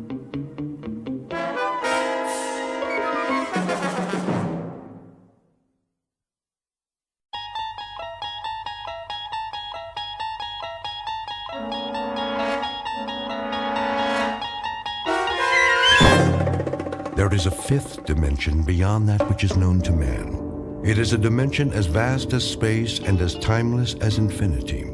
It is the middle ground between light and shadow, and it lies between the pit of man's fears and the summit of his knowledge. This is the dimension of imagination. It is an area which we call the Twilight Zone.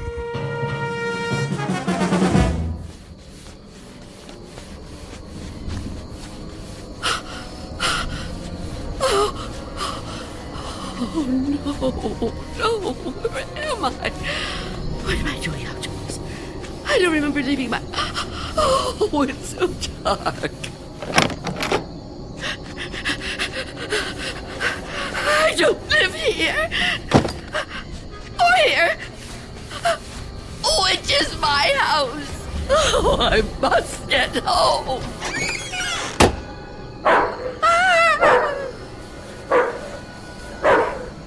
May I assist you, madam?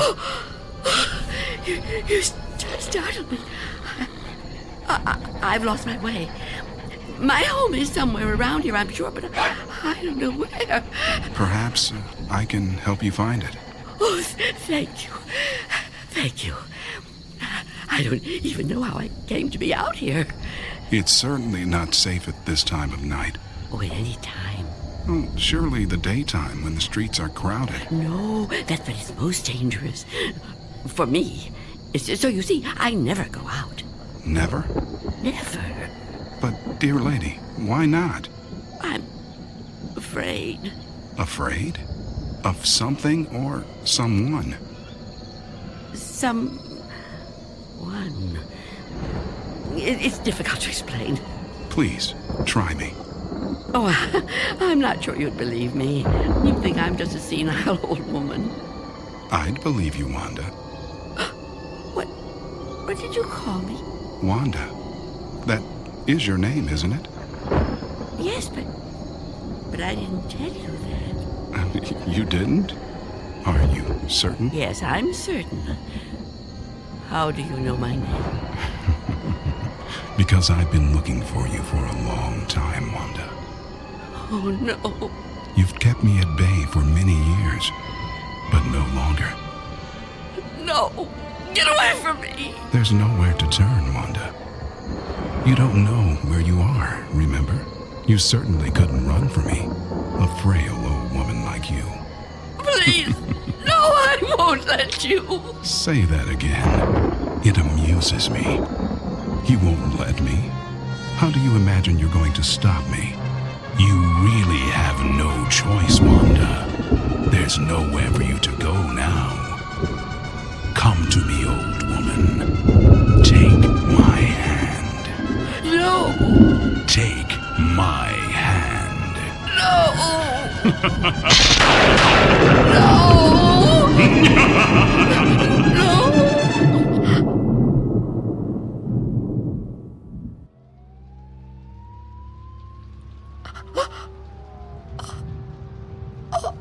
Oh, it was the dream. The dream again. I'm home. Of course I'm home. Where else would I be? But is it night or day? Oh, that's right. The clock is broken. It's been broken a long time. And I can't get it repaired, can I? Not without going. No, I can't. I mustn't. I have to resist every temptation. Oh, really, Wanda? How could you be so careless? How could you fall asleep before... must check.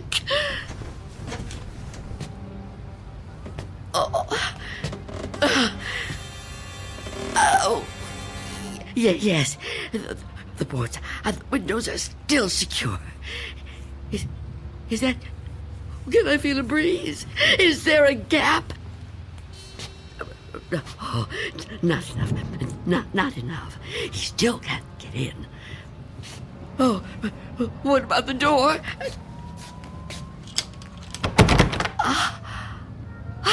Chain is on. And the door is locked. Good. He can't come in that way either. Oh, yes, I'm safe. Safe for another day. But I've been careless. Really, falling asleep before checking. I mustn't take chances. I can't take chances. Not while he's out there. And he's always out.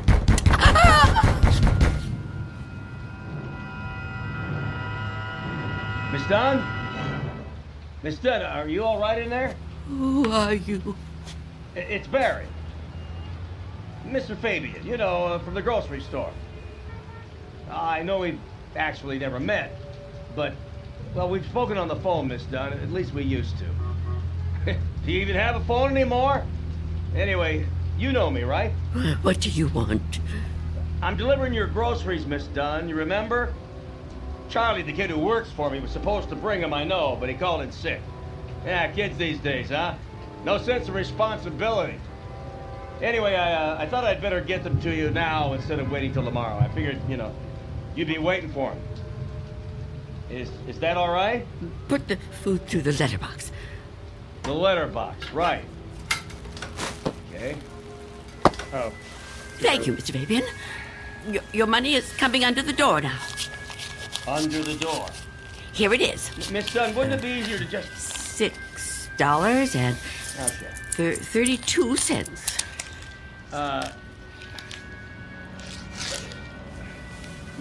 Many thanks, Miss Dunn, but... Good day to you, Mr. Fabian. Miss Dunn, are you still there? Yes? What is it? Well, I've been thinking. I just wonder... Miss Dunn, does anybody else bring you food? I really don't see what business of yours that is, Mr. Fabian. Well, no, it's nothing like that, I promise you. This has anything to do with business. I'm just concerned for your well-being. It seems to me a person can't live on food big enough to fit through a letterbox.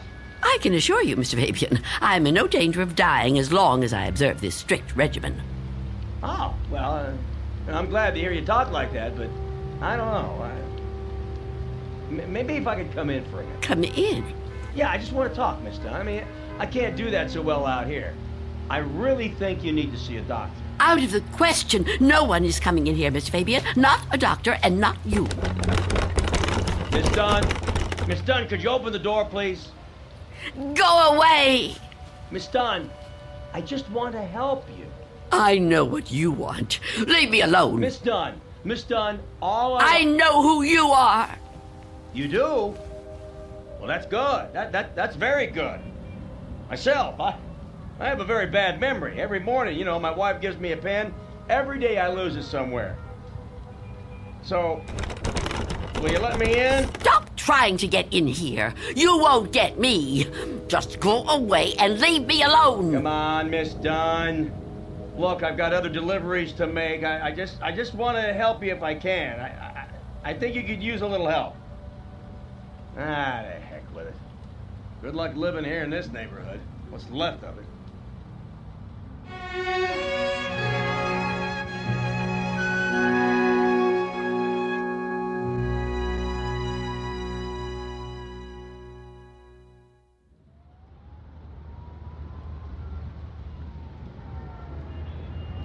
Go away. I won't let you in. I won't let you get me. Leave me alone. I don't want to die. I don't want to die. Please, freeze!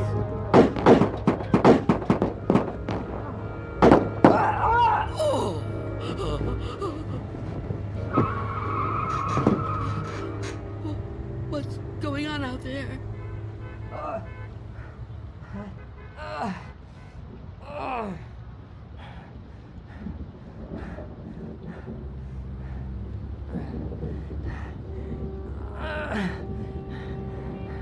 Help! Is anyone in there? You gotta help me. What is it? Go away! I've been shot. I need help. Please. Please do something to help. Who are you? Officer. I'm a police officer. Please, you have to open the door. I need help. I've been shot. You're lying to me. I know you. You can't fool me. No, I'm not trying to fool you. Please. I think I'm dying. You can't trick me so easily. You're no policeman. Why can't you just leave me alone? I know who you are. I know what you are.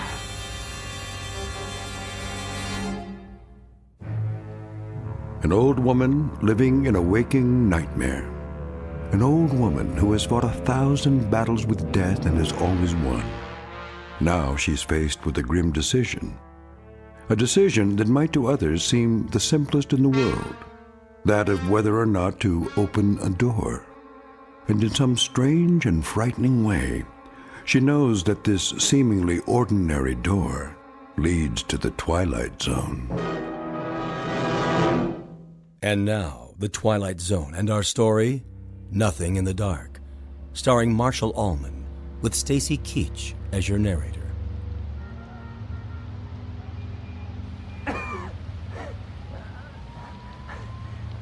Please. Why won't you help me? Stop this! Why must you do this to me? I'm losing a lot of blood. It's so cold out here. Listen to me. I'm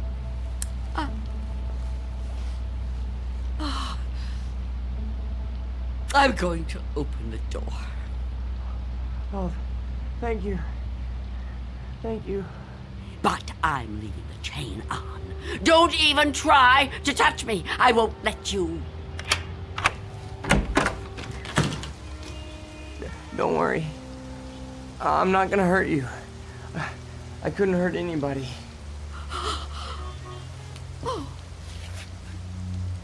You're so young. Almost a child. Unless you help me, I'm gonna die. I don't think I can even move very far. Oh, don't say that. Oh, it isn't fair. No, it just isn't fair. You keep trying to trick me. I don't know what you're talking about. Don't move. Don't do that again. Or I'll close the door. What? Listen, lady. I've been shot. I'm bleeding to death. Do you understand? Do you understand? Please. My name is Harold Belden. I need a doctor. I need a doctor right away. Please, call the hospital. I can't get there myself.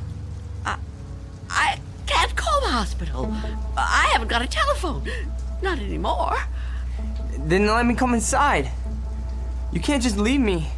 I'm begging you, I'm freezing. I have to unlock the door. You can't ask me to do that. You can't. I don't want to die. You understand? So you're not gonna help me? You're just gonna let me die out here? I know who you are. No, I told you who I am. My name is Belden. Officer Harold Belden. That's not her name. There is no such person. Stop trying to trick me. I don't understand why you keep saying that. Look, it hurts. It hurts, okay? Please, lady, please. Stop! Stop! Oh, why are you torturing me like this? I tell you, it isn't fair. I don't want to die. Well, I don't want to die either. If I could get help for myself, I would, but I can't move. I've been shot in the side, you see? Look, I'm bleeding. Oh, it isn't fair. It isn't fair.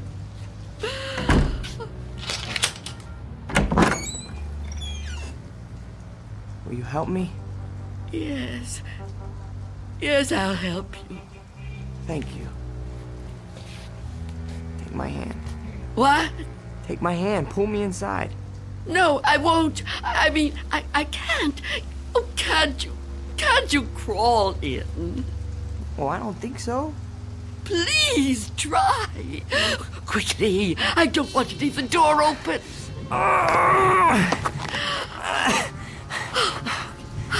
That's it. Come over here. Into the bed.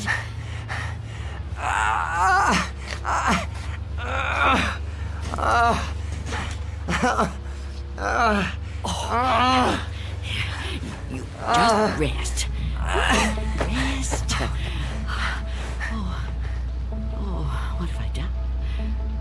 And what am I going to do?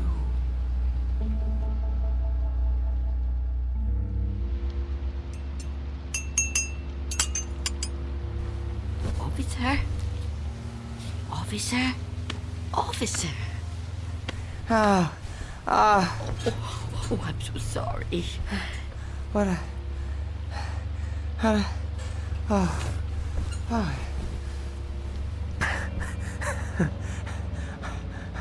Oh, I'm alive.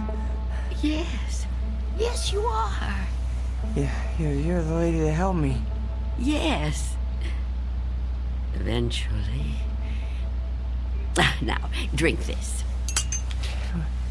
What is it? Tea. There's no milk, I'm afraid. No, don't get up, officer. Conserve your strength. Yeah, thank you.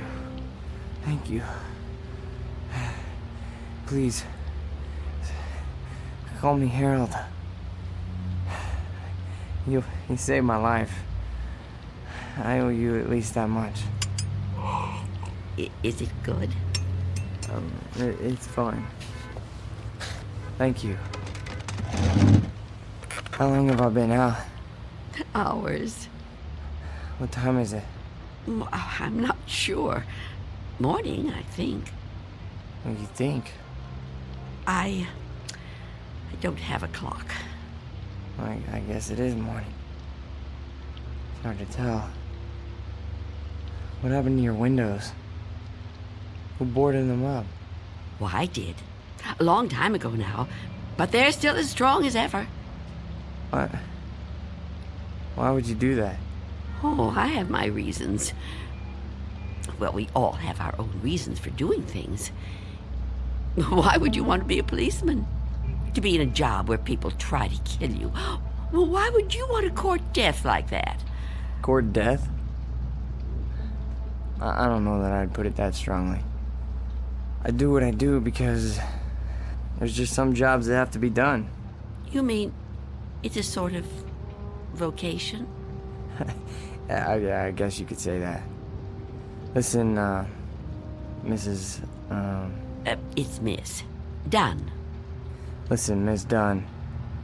You should try to get some rest yourself. You need it more than I do.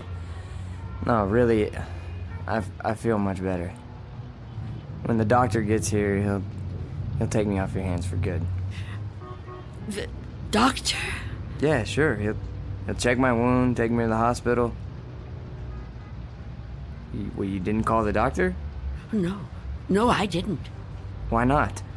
I told you last night. I haven't got a telephone. Don't you remember? No, I don't. I was kind of out of it last night, I guess. Oh, of course. Perhaps you could use your radio to ask someone to come get you. Oh, you could wait outside for them. No, I busted my radio when I fell on it. You see? Hello. And I don't think I got the strength left to get up on my own. Look, couldn't you go to one of the neighbors? Oh, there aren't any. What are you talking about? There aren't any neighbors. There must be. Everyone has neighbors. Well, I don't. Not anymore. Why? What happened? They've all moved away. Not all of them. That's impossible. All of them. Trucks came and took away their furniture. First one, and then another. Is something happening to these buildings? I wouldn't know. I'm sorry to ask, but how can you not know something like that? I mean, if it was my home... I don't have a great deal of contact with the outside world. I haven't for quite some time. I couldn't even tell you who the president is. Wow. But there has to be somebody around who can help, you know? Or maybe a phone booth somewhere where you could call a doctor. Perhaps. I don't know. But even if I could call the doctor somehow, I couldn't take a chance and let him in. Why not? It's too dangerous. Dangerous for you? Yes. You let me in. Oh, I didn't have a choice. You were going to... I didn't know if I could trust you, but I'm still alive. Of course you're still alive. What do you think I was gonna do? I mean, but the doctor, he's not gonna be any harm to you. I keep telling you I can't let the doctor in. I can't let anyone else come in. Don't you see? It might be him. It might be him. Who? Him who? Mr. Death. Mr. Death? What? I know he's out there. He's trying to get in. He comes to the door and knocks. He begs me to let him in. Last week, he said he was from the gas company. The gas company? Oh, he's clever. After that, he claimed to be a contractor hired by the city. He said this building was condemned, that I'd have to leave. But I knew who he was. I kept the door locked, refused to let him in. Eventually, he went away. Condemned, huh? I mean, that explains why there's no one else in the neighborhood. No, he knows I'm on to him. Yesterday, he said he was Mr. Fabian from the store. But all he really wanted was to come in. That's all he ever wants. Wait a second. No, it's no use. You wouldn't understand. I knew you wouldn't. How could you? Well, I mean, wait, but I want to understand. I do. I mean, this man you're afraid of, you say he's Mr. Death. That's right. You don't mean just anybody, do you? You mean like Death, right? Death. That's right. So is this Mr. Death a person like you or me? I know it sounds crazy to someone like you, to anyone but me, but it's true. I know it's true. Okay, I understand what you're saying, but, I mean, people die all the time, all over the world. Now how could one man be in all those places at once? I don't know. Don't ask me that. Maybe there's more than one of him. Maybe... I didn't mean to upset you. Please don't cry. I'm not gonna hurt you. I'm sorry. Okay? Can I have another cup of tea? Please? Of course. Tell me about Mr. Death. Your tea. Thanks. Please, Mr. Death. I would like to know about him. All right. At first, I couldn't be sure. It was a long time ago. Everything is. It's been so long since anything happened to me. But I was on a bus. There was an old woman sitting in front of me, knitting a scarf, I think. There was something about her face. I felt I knew her. Then a man got on the bus. He wasn't special in any way. Not short, not tall, not fat. Just a man. I remember that there were empty seats, but he sat down right next to the old woman. He didn't say anything to her, but I felt that his being there upset her in some way. I couldn't understand why. He seemed like such a nice man. When the old woman dropped her ball of yarn, he bent down and picked it up, right in front of me. He held it up to her. I saw their fingers touch. He stood up and got out the next stop. I couldn't move. It was as if I knew what had happened. But I couldn't do anything. I was just so frightened.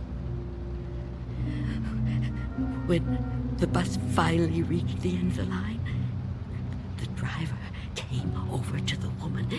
He thought she was asleep, but I knew she was... What, dead? Dead.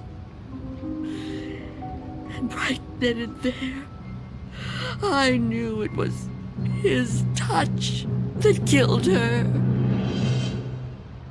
Okay, but you said it yourself. She was an old woman. Okay, just because this man touched her... Mr. Death. Just because he touched her hand, it doesn't mean he killed her. Maybe what you saw was just what it looked like. A man trying to be helpful. I mean, the real cause of her death might have been, a heart failure or a stroke or something. I don't know. No, he killed her. Okay, I'm a cop. I've seen dead bodies. I've seen people that were killed by guns, knives, but never by a touch, okay? The man being there when she died, that's just a coincidence. But I've seen him since then, several times. I've seen him in crowds. I've watched for him. Every time someone I knew died, he was there. He, the same man, the one on the bus. No. Once he was a young soldier, then a salesman, a taxi driver. Someone you wouldn't notice unless you were watching closely. But you could see him. Oh, yes. And I wondered why that should be. Why I could see him when no one else could.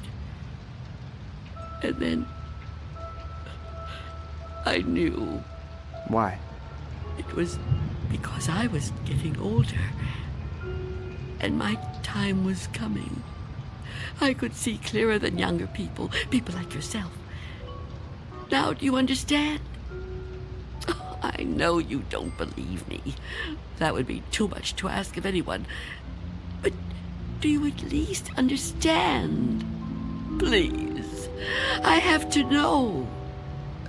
All right. Maybe, okay? But if there is some Mr. Death who's able to visit all the people in the world like Santa Claus... Don't mock me. I'm not meaning to mock you, okay? I would never do that. I swear. But if he's real... He is. If he's real, then I don't see what the problem is. You don't see what the problem is? Oh, you must be joking. No, I mean, if you know what he looks like, what have you got to be afraid of? If you're right, and you can see death, I'd say you're kind of fortunate. Fortunate? Sure, yeah. I mean, you'd be able to see him coming. You could just avoid him. Oh, didn't I tell you his face is always different? He's different sizes, different ages, different races. I couldn't be sure. Well, how about when you go out? Out? Sure. Well, I know you said you don't have much contact with the outside world, but you have to go out sometime. I mean, to the shops or something, you know? Now, couldn't he touch you then, if he wanted to? No. Why not? I never go out. Never. Never. haven't been out for years. I don't know how many. I don't keep count. That would be too depressing. But I suppose you can guess from the smell. You're too polite to mention it. But it must bother you as much as it bothers me. So what do you do about food? The boy at Mr. Fabian's store delivers it. But I never open the door to him. How can you live like this? Well, don't think I enjoy it. So why do you do it? Because if I don't live like this, I won't live at all. If I don't watch out, if I let down my guard even for a moment, he'll get in. I know he will. I haven't always lived like this, you know. I was young once. People said I was pretty. I lived out in the sunlight. I hated to be inside, even for a minute.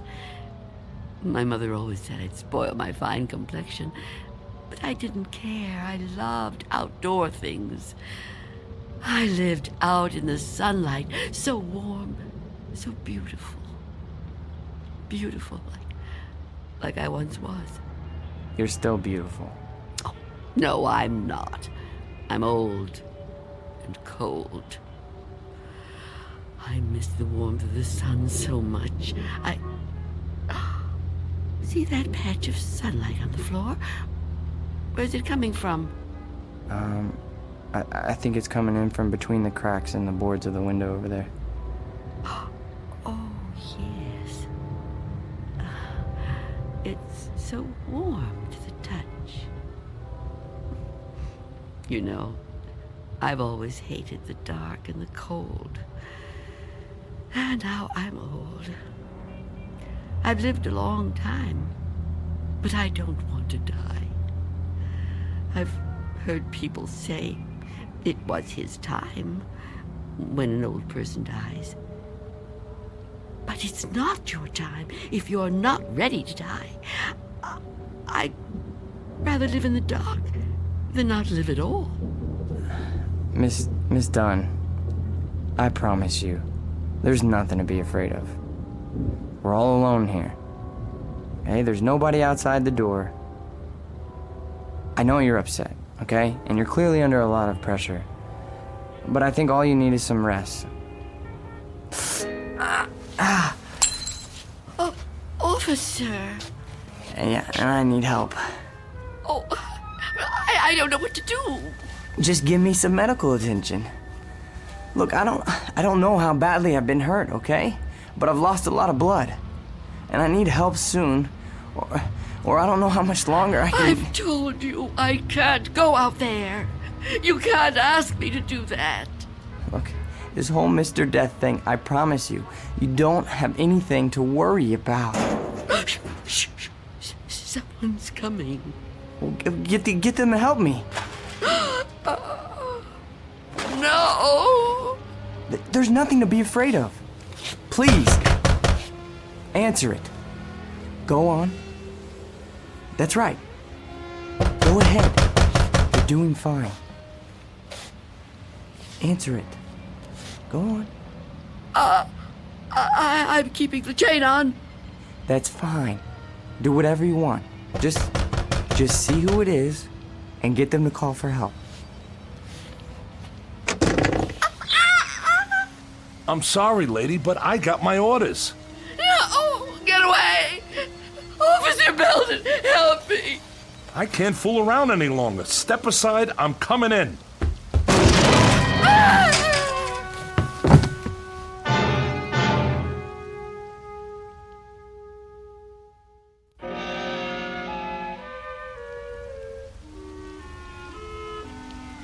Take my hand.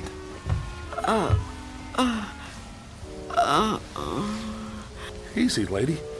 Just lie quiet there till you get your strength back. What? You gave me quite a scare there when you fainted like that.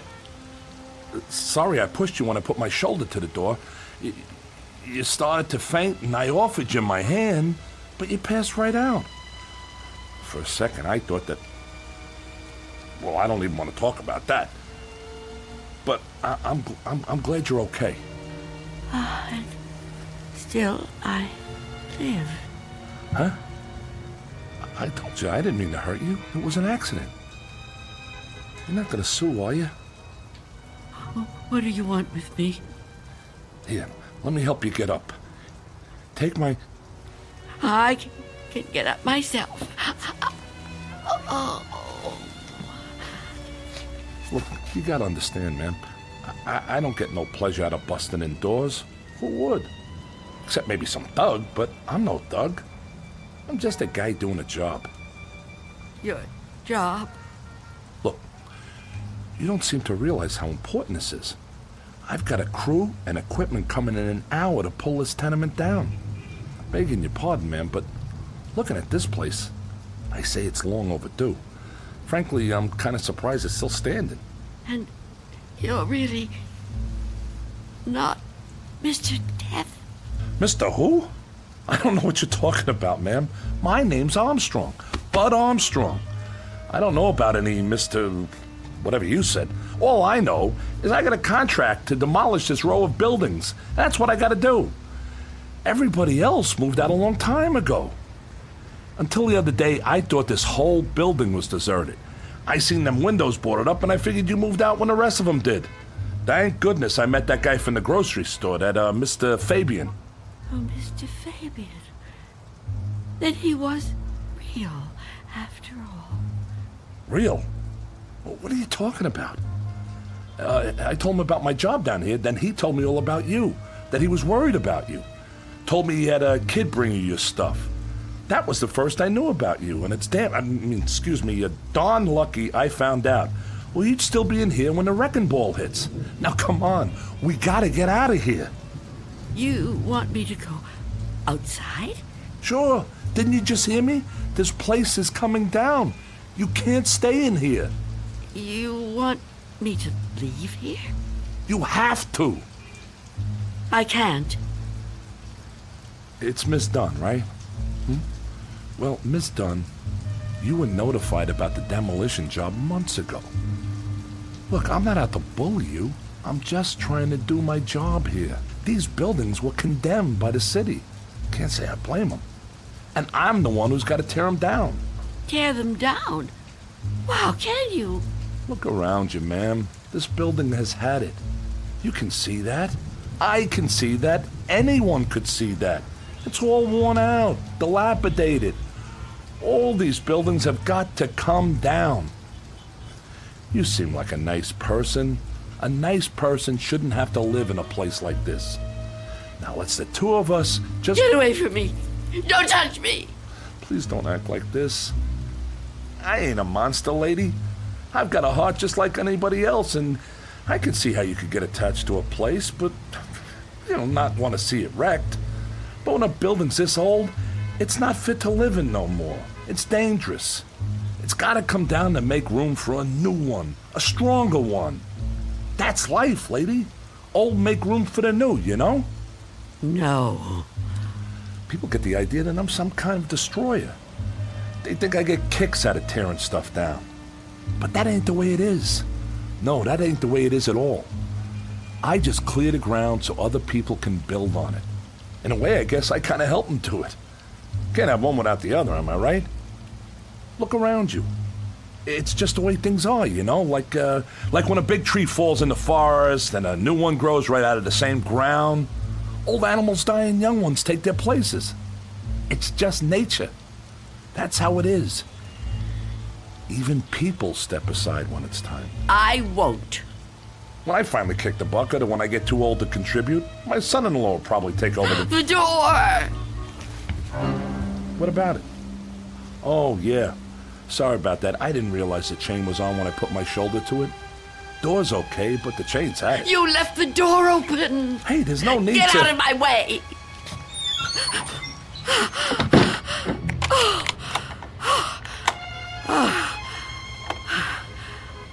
You don't have to do that. What's the sense of locking a door that won't even be here in an hour? I'm on the clock here, and we've waited long enough. If you've got any possessions you want to keep, Miss Dunn, I'd move them out while there's still time. I'll help you. You think you're helping me? I'm not going to leave here. Not with you. Not with anyone. Don't try to touch me. I don't want you anywhere near me. Now look, ma'am, I've been nice to you. I've been trying to go easy. I know this must be tough for you. Any kind of move is a big upset, especially to an older person like you. But if you insist on staying here, I'll have to call a cop. A cop? A police officer? It's just for your own good. Please, cooperate, lady. Hey, where you going? Of course. Mr. Belden! Explain it to him. Tell him the reason I can't go out there. I know you understand. I've told you everything. You'll help me, won't you? You'll help me stay? Well, say something. What are you doing? Who are you talking to? Oh, Mr. Belden is a policeman. Mr. Belden? Who the heck is Mr. Belden? Is he your pet? You got a cat in here? Please tell him. Lady, I think maybe you're sick. You should come with me. I'll get you to a doctor. I don't need a doctor. Mr. Belden, won't you tell him? Okay, I get it. I see how it is. Hey, I'm sorry, but if you're still here when the crew arrives, I'll have to call a cop. I'm sorry. I wanted to make you understand, but... Okay.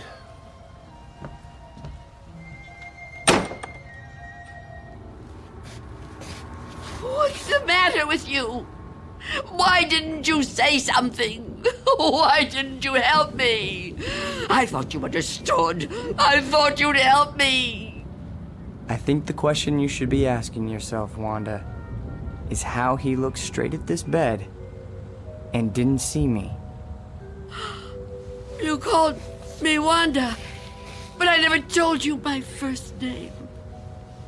Oh no. No. It's not true. It's not true. Yes, it is. The mirror, Wanda. Look in the mirror. What do you see? I can't. I won't. Look in the mirror, Wanda. What do you see? I see nothing. Nothing but an empty bed. Turn around. Now what do you see? I see you, Mr. Death.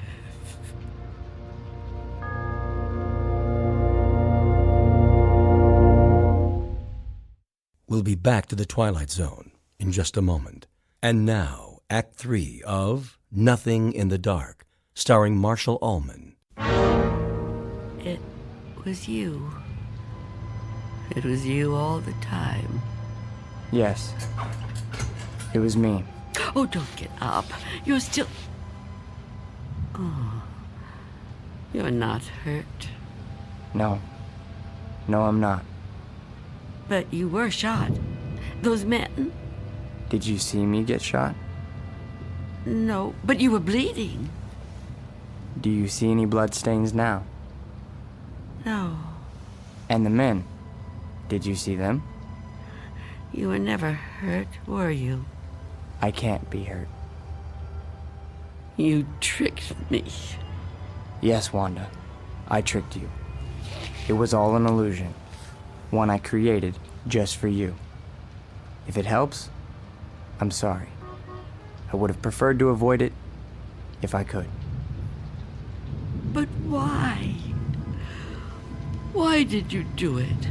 The moment I let you inside, you could have taken me any time. Yes, I could have. But you were nice. You made me trust you. But I had to make you understand, Wanda. You see me now, and you've seen me before. Many times before. Starting with that day on the bus. Oh, I was right. It was you. The old lady's name was Iris. I knew then that you were upset. Upset? I thought it was important that you got to know me. What I said to you before, it was true. What you said? When you thought I was a policeman. You asked me why I did what I did. And you said there were some jobs that had to be done. That's right. That it was a kind of vocation. Actually, Wanda, you said that. But I suppose you're right in a way. Now ask yourself, am I really so bad? Am I really so frightening?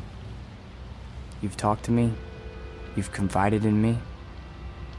Have I tried to hurt you? Well, no, but... Do you really believe I would ever hurt you? You don't look like someone who would want to hurt me. You see? It isn't me you're afraid of, is it? You know me now. You understand me. What you're afraid of, what you've really been afraid of all these years, is the unknown. That's right, isn't it? Yes. Don't be afraid. But I am afraid. You must be very tired, Wanda.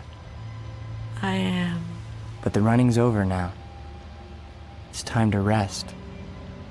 I'd like that, but... Give me your hand. I don't want to die. Trust me. No. Mother, give me your hand. I will.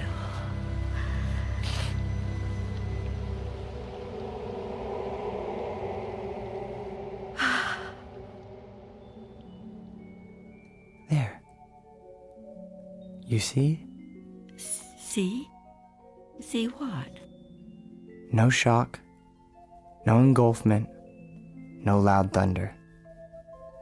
What you feared would come like an explosion is like a whisper. What you thought was the end is the beginning. When will it happen? When will we go? Go? Yes. I'm ready now. Look over there, on the floor. What is there to... Oh. Now do you understand? It's me. It's you. My body. I look so calm. You see? We have already begun. Come with me. Yes. Please. I'd like to.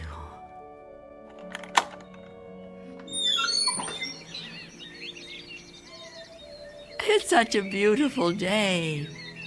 It is. It surely is. You know, Mr. Armstrong was right about a lot of things. What things? Well, for one, his son does take over the business when he dies. Will that be soon? Another 16 years. Oh, dear. It'll be quick. I'm glad to hear that. I'm afraid I was a little harsh on him. Now the son-in-law, he lives to be 102. 102? Oh, goodness. I know. It's remarkable, really. Of course, the oldest person I ever met was a lady in Tibet. Well, how old was she? Take a guess. Oh, I know good at guessing. Come on, take a guess. You'll never believe it.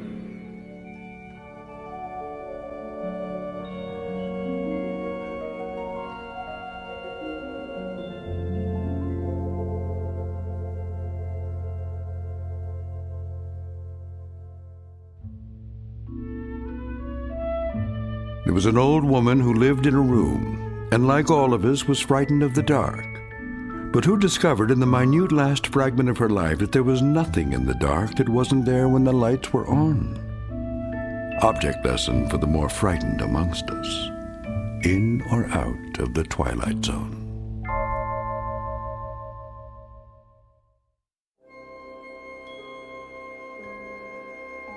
Hi, this is Carl Amari, producer of the Twilight Zone Radio Dramas. I'd like to take a moment to tell you about our official website at twilightzoneradio.com, where you'll get the latest news and information on these Twilight Zone radio dramas. Plus, at twilightzoneradio.com, you can digitally download 3 free episodes or any of our episodes for only $1.95 each. In this age of ever-changing technology, we've decided to make these episodes instantly available to you by making the Twilight Zone radio dramas a digital download-only series. This means that this series will no longer be offered on CD. The CD collections at our website are now being offered, while supplies last, at buy one, get one free. So be sure to get your favorites before they're sold out. Be sure to visit us often, and I'll see you in the zone.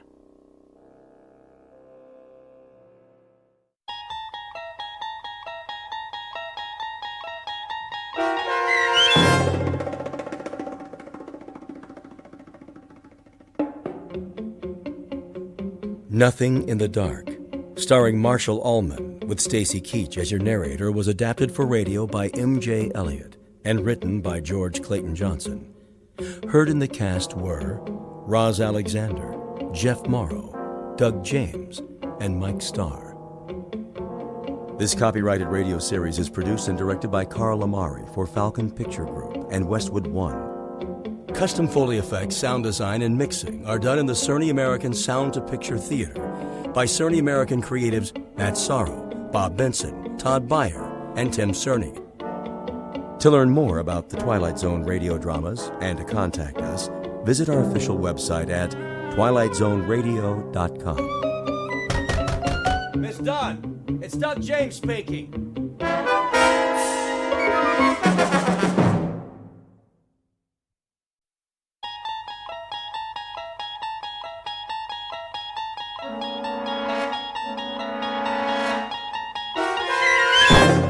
You're traveling through another dimension.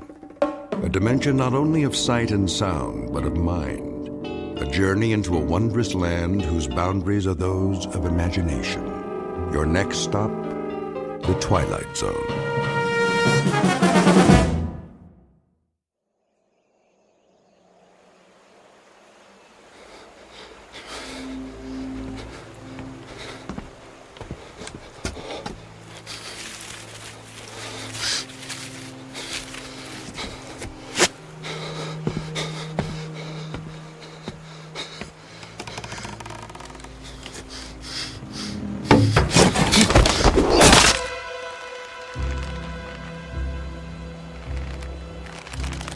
He's dead. Get him down. Yes, Captain. Clemens, what the devil do you think you're doing? Cutting him down, Captain. This is the last of the rope, Clemens. There's still one more to go. Just untie him. For pity's sake, catch him before he falls into the river. Traitor or not, he deserves a decent burial. Captain, the rope's looking pretty frayed. I'm not sure it'll take the weight of another prisoner. It'll have to. But, Captain... I said it'll have to. Yes, sir.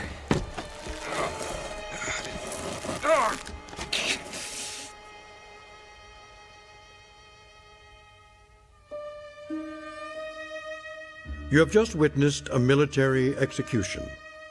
Death is a dignitary who, when he comes announced, is to be received with formal manifestations of respect, even by those most familiar with him. This particular execution occurred on Owl Creek Bridge in northern Alabama during the war between the states.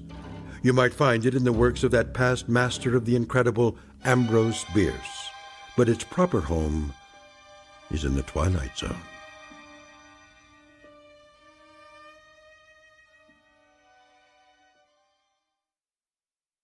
And now, the Twilight Zone and our story, An Occurrence at Owl Creek Bridge, starring Christian Stolte, with Stacy Keach as your narrator. Hurry up, Clemens. I want to get this last one hanged while it's still daylight. Almost got him, Captain.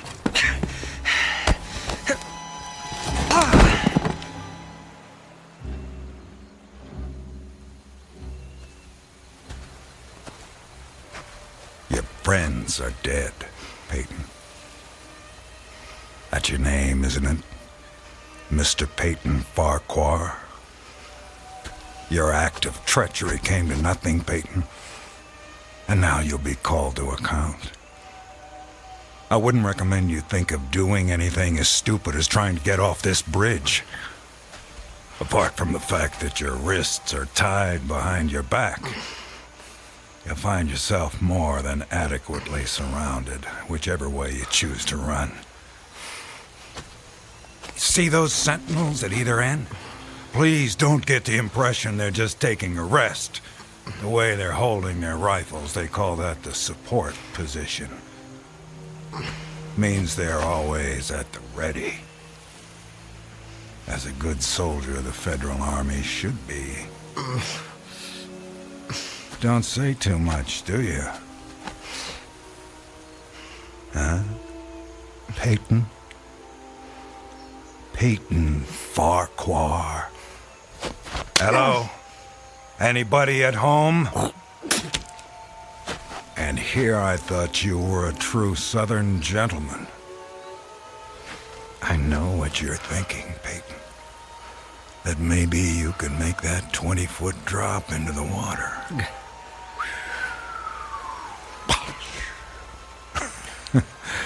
And who knows, maybe you're good at that. But after that, your chances for continued survival become pretty slim. Look over there on the bank of the stream. You know what that is? It's the muzzle of a cannon. You see, there's an outpost near here. If you really squint, you can see a company of infantry at parade rest. Think of them as spectators if you want. But if you sincerely want to swim for it, you might just as well be giving them target practice, which, believe me, they don't really need. You want to leave your wife a pretty-looking corpse, don't you? Still not in the mood for talking, huh? Well, I can understand that, time like this. A man needs to get his thoughts in order, ready himself for, you know. Perhaps I can help you with that.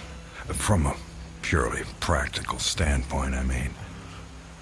I'm not a priest or anything like that. Truth to tell, my knowledge of matters theological doesn't amount to very much at all. But I can tell you a little bit about how it'll happen.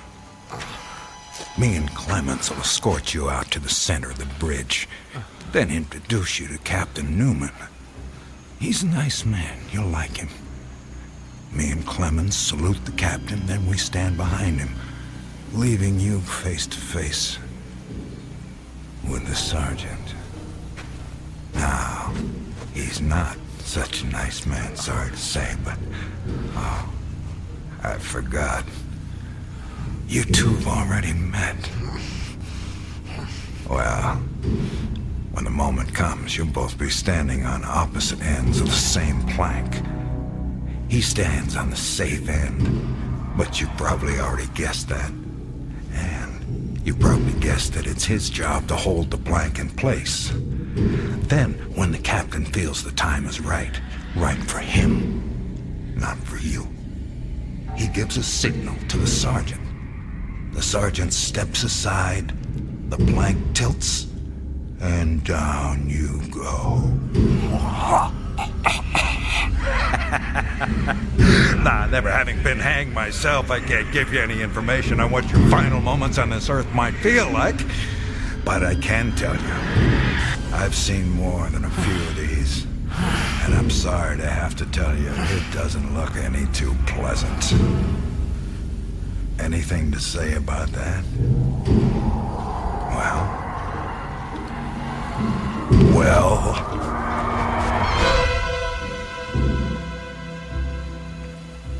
I am a living man. How's that? Speak up, Peyton. If you got any famous last words, we should hear them. Otherwise, they won't be famous.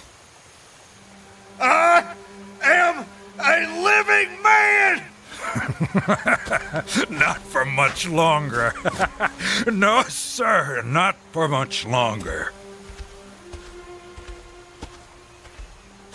Captain says we're ready for him. Hear that, Peyton?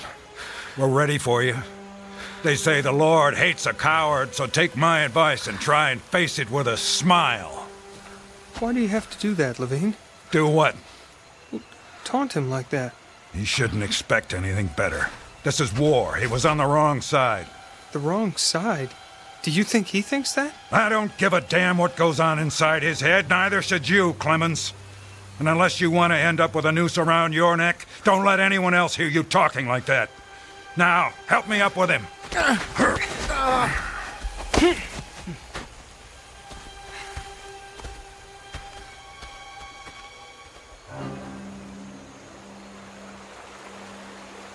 Oh, Elizabeth. Elizabeth, my darling, what have I done? What have I done to you and the children? I promised you. Promised I'd come back. What is a man if he's not as good as his word? What am I? Secure the noose. The noose. If only I could free my hands. Perhaps I could throw off the noose. Perhaps I really could dive into the stream. I might evade the bullets, and if I swam vigorously enough, reach the bank, then take to the woods and get away. Get back home. Yes, home. And back to you, Elizabeth. Thank God home is outside their lines. My wife and little ones are still beyond the invaders' farthest advance. That pounding. What is causing that pounding? It's like the stroke of a blacksmith's hammer on the anvil. Is it distant, nearby, or both? Perhaps it's my death knell. Feels like a knife being thrust into my ear. Damn them, what's taking them so long? If you're gonna do it, just do it! Sergeant, step away. Too late. My God, it's too late. Oh, Elizabeth.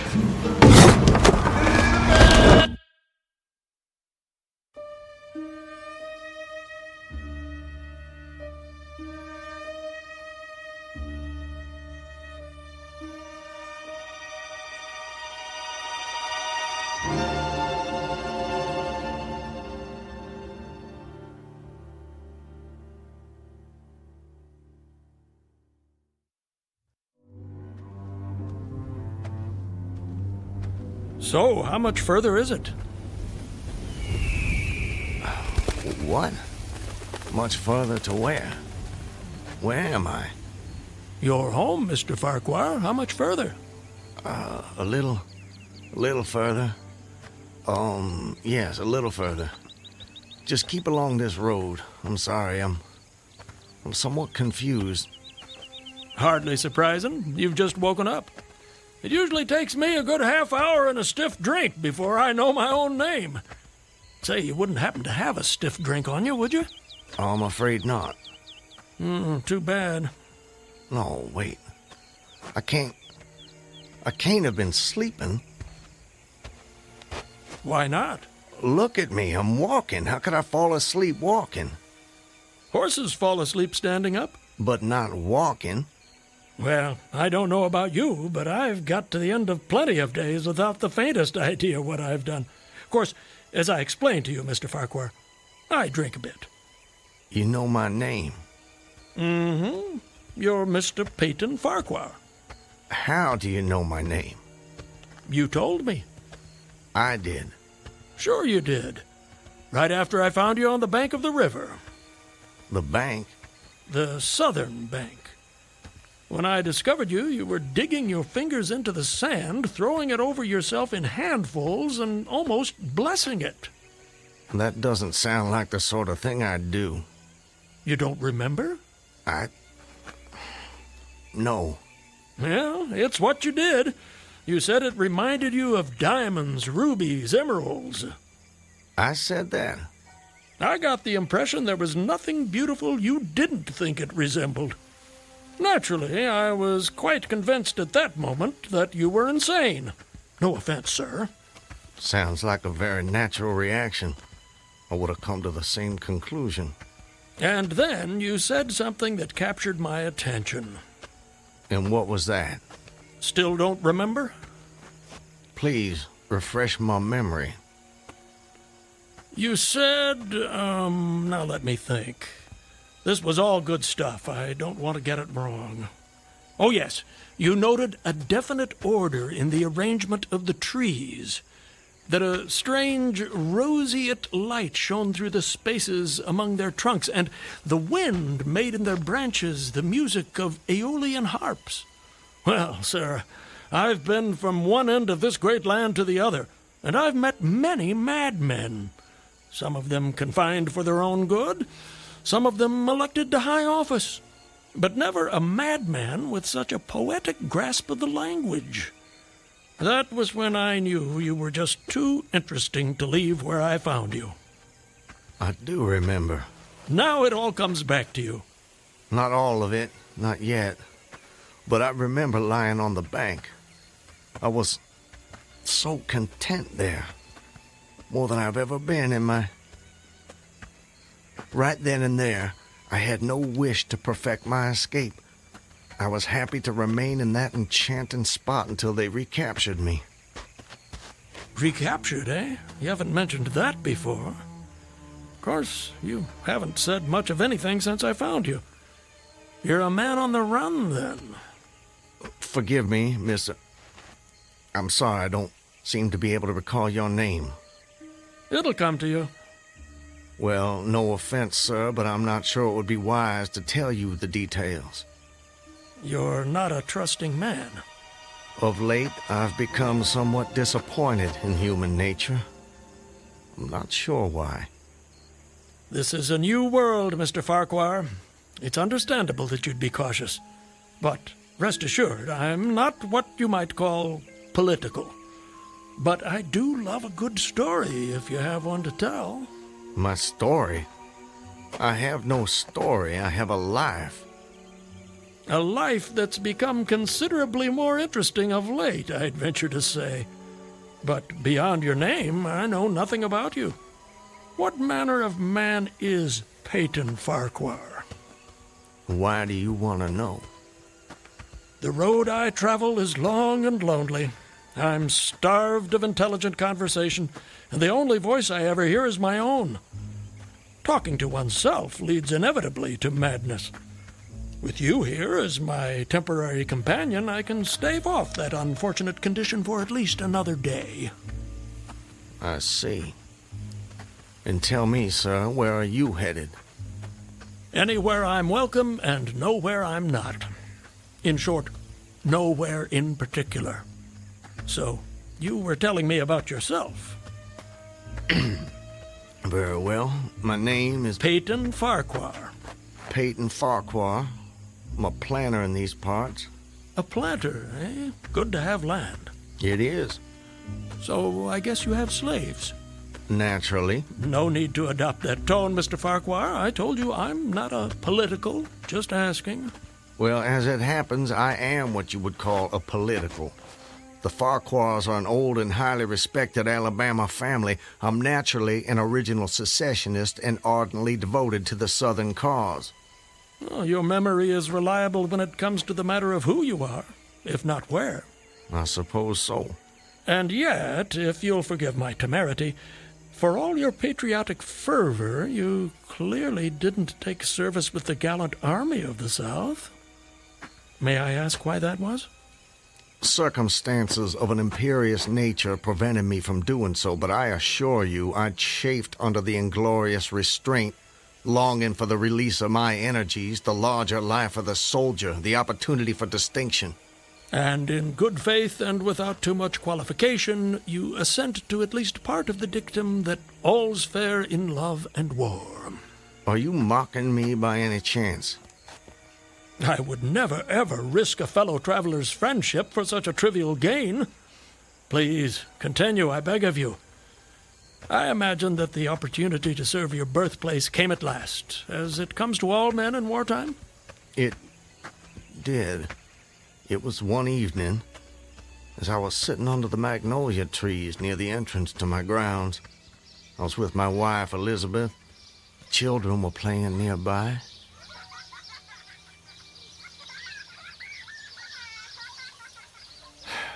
This is the life. It surely is, my dear. It surely is. Look at it.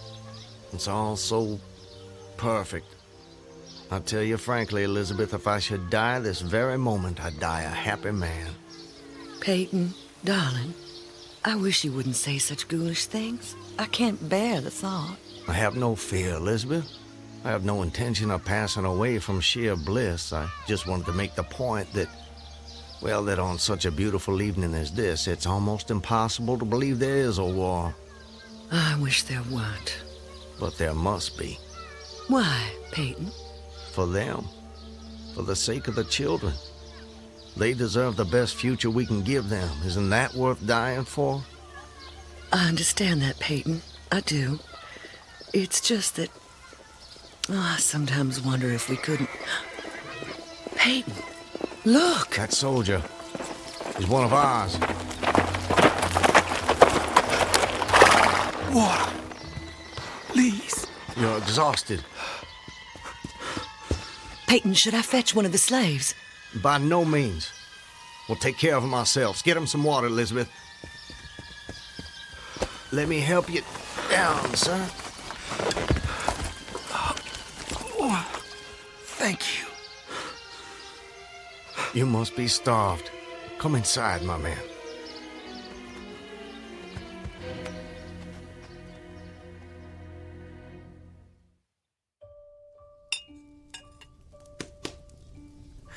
Oh, this is a splendid meal. Thank you. Some more? Alice, more cornbread. No, please. This hospitality is far more than I deserve. Nonsense. Nothing is too good for our brave boys. Tell me, Corporal, whose command are you with? Colonel Tolliver, 13th North Carolina. How are things at the front? We hear so little down here. I'm sorry to say things are not going so well. Not so well at all. The Yankees are repairing the railroads in preparation for another advance.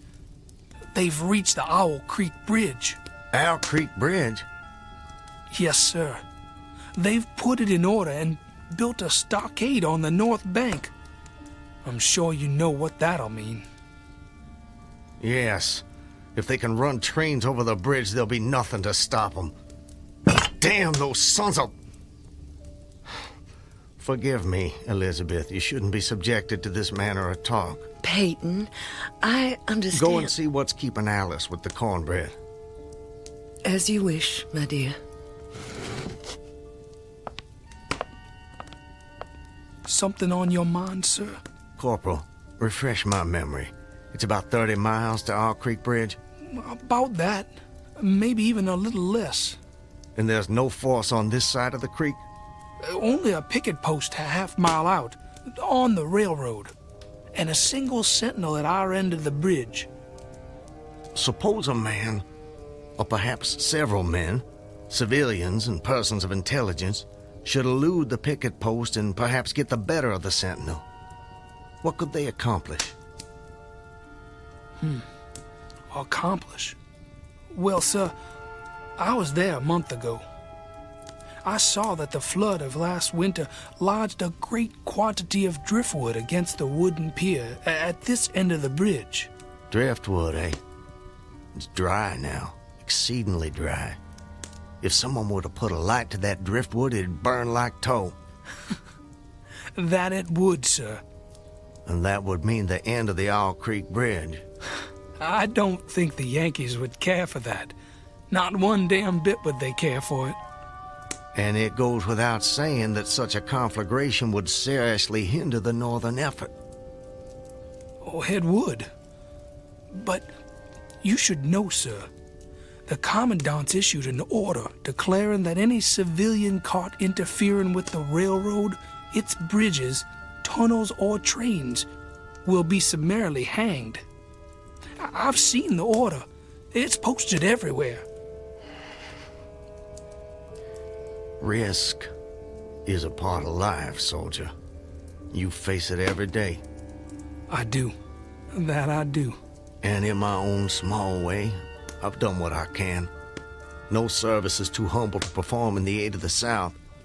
And should the opportunity present itself, no adventure would be too perilous to undertake if consistent with the character of a civilian who is at heart a soldier, of course. Mr. Farquhar, you are a true son of the South, and a very brave gentleman.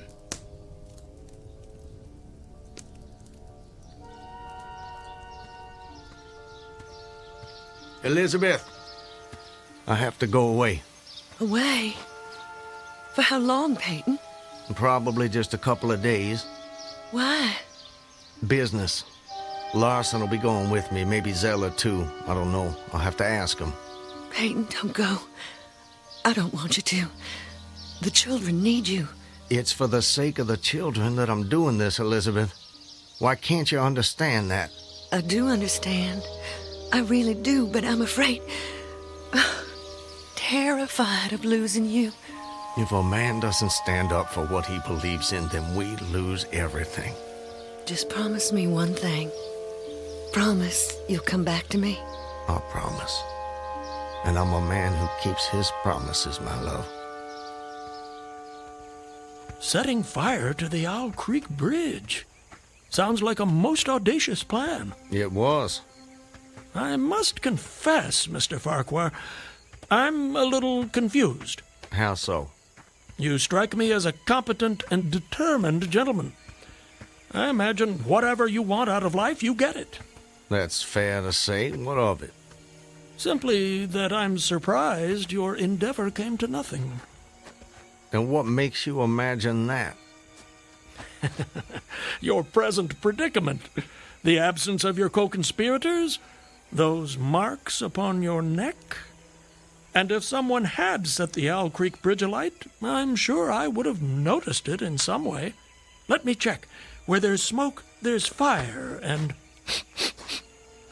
Nope, no smoke. You're a very thorough fellow. For a moment I thought you might know more of my situation than you let on. From the way you talk, do I take it someone in your party betrayed you? Not in my party. But you recall the corporal who appeared at my plantation? Of course. He was a federal scout. Then you were deliberately entrapped. It seems they wanted to weed out the civilians who might cause them some trouble.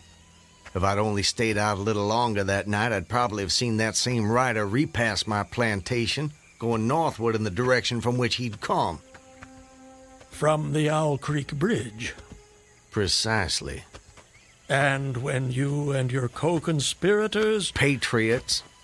...made your assault on the bridge, the military were waiting for you. They made me watch as they hanged my friends for an act of treachery.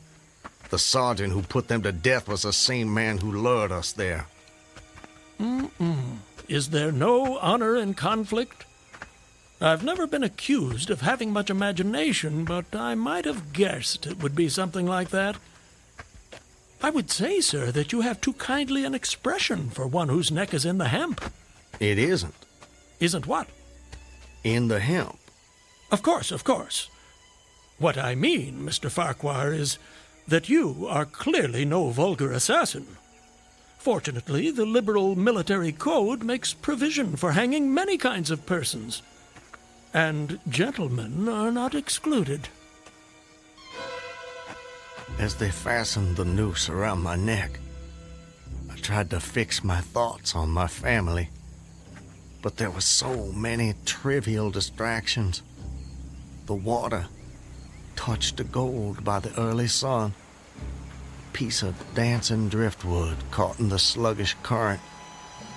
The brooding mists under the banks some distance down the stream. Then there was a sharp pressure around my throat, followed by a sense of suffocation. Agony shot from my neck downward through every fiber of my body and limbs like streams of pulsating fire, heating me to an intolerable temperature. There was no more thought, sensations.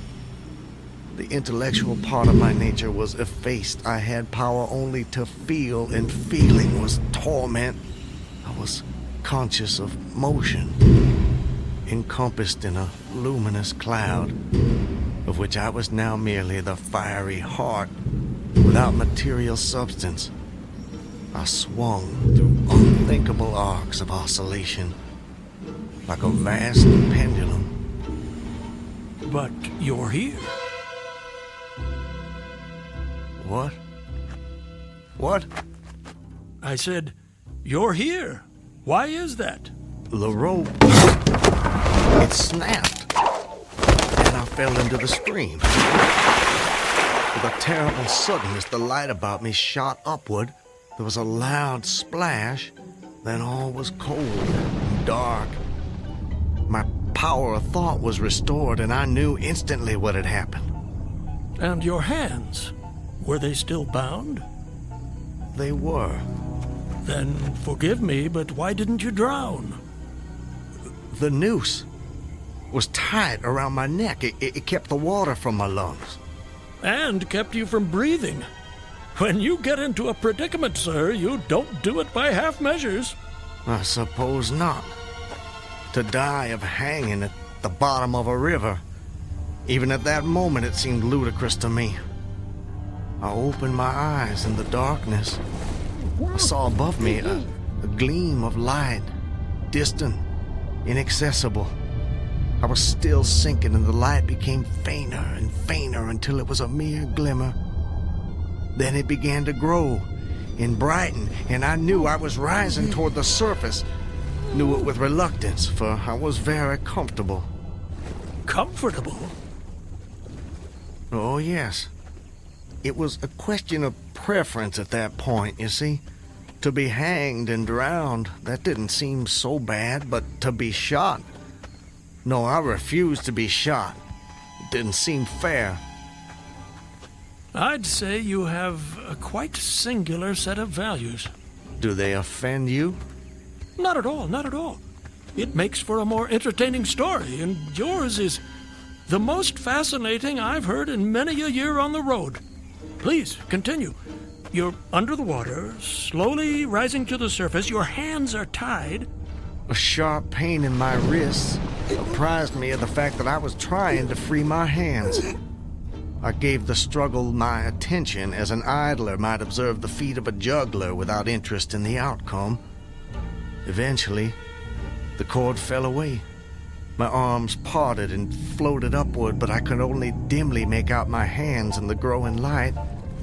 I watched with a new interest as first one and then the other pounced upon the noose at my neck. They tore it away and thrust it fiercely aside. Its undulations resembled those of a water snake, and my first thought was to put it back. To put it back? The undoing of the noose had been succeeded by the direst pang that I'd yet experienced. My neck ached horribly, my brain was on fire, my heart gave a great leap, and I felt as though it was trying to force itself out of my mouth. My whole body was racked and wrenched with an insupportable anguish. And I imagine the desire to rise to the surface was even greater, no matter what you might find waiting for you there. I wanted to stop myself, had to stop myself, but my disobedient hands gave no heed to my command. They beat the water vigorously with quick, downward strokes, forcing me to the surface. I felt my head emerge. My eyes were blinded by the sunlight. My chest expanded convulsively, and with a supreme and crowning agony, my lungs engulfed a great draught of air. So now you were in full possession of your physical senses. If anything, they were more keen and alert than before. I felt the ripples on my face, heard their separate sounds as they struck. I looked at the forest on the bank of the stream, saw the individual trees, the leaves, and the veining of each leaf, saw the very insects upon them, the locusts, the brilliant-bodied flies, the spiders stretching their webs from twig to twig, the prismatic colors in all the dewdrops on a million blades of grass, the humming of the gnats that danced above the eddies of the stream. the beating of the dragonfly's wings. They all made audible music. Remarkable. If you'll forgive my saying so, you missed your life's calling. You have quite a turn for descriptive language. I'm surprised you had the time to note your surroundings in such detail. It may only have been a few seconds, I'm not really sure. I seem to have lost the ability to judge the passage of time accurately. Or perhaps you've gained a greater appreciation of time. There's a whole world in every second. You have a singular turn of phrase yourself, Mr. I'll get it in a minute. No doubt. Did you acquire this philosophical outlook during your travels? Hard to say. See, it often seems like I've been traveling my whole life. But enough about me. I long to hear your story. You've painted a beautiful background for me, but it strikes me there are more pressing issues in this particular picture. For example, your executioners. My would-be executioners? That goes without saying, surely. Very well. I saw them, silhouetted against the blue sky. They shouted, they gesticulated. Their movements were grotesque and horrible, their forms gigantic. Suddenly, I heard a sharp report and something struck the water smartly within a few inches of my head, spattering my face with spray. One of the officers had his rifle. At his shoulder, there was a light cloud of blue smoke rising from the muzzle. I was surprised he missed. I read somewhere that marksmen with gray eyes are the keenest shots. This fellow was the exception to the rule, it seems. The marksman had gray eyes? Mm-hmm. How could you see that? I'm sorry? He was on the Owl Creek Bridge. You were in the water. And you must have drifted some distance. So, how did you know the marksman had gray eyes? I don't know how I know. I must have noticed it on the bridge. Just before your execution? My intended execution. As you say. Doubtless the detail was burned into my mind. Doubtless. I told you how much more alive my senses had become at that moment. Alive. Yes, indeed. That you did. At that moment, a counter-swirl turned me half around. I was looking into the forest on the bank opposite the fort. A clear, high voice rang out and came across the water with a distinctness that pierced and subdued all other sounds, even the beating of the ripples. The voice. What did it say? It said, "Attention, company! Ready! Aim!" How did you do that? Run! Fire!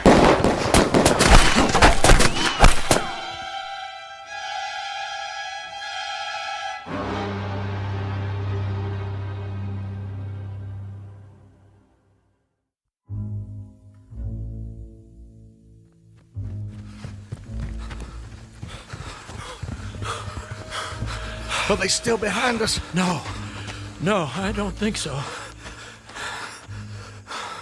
All right, that's enough for now. No more running for my life. Your what? Wait, I need to get my bearings. I have to know how close I am to my destination. Closer than you think, I'm sure. Eh? Does anything look familiar, Mr. Farquhar? Yes. This way. I think. Yes, this way.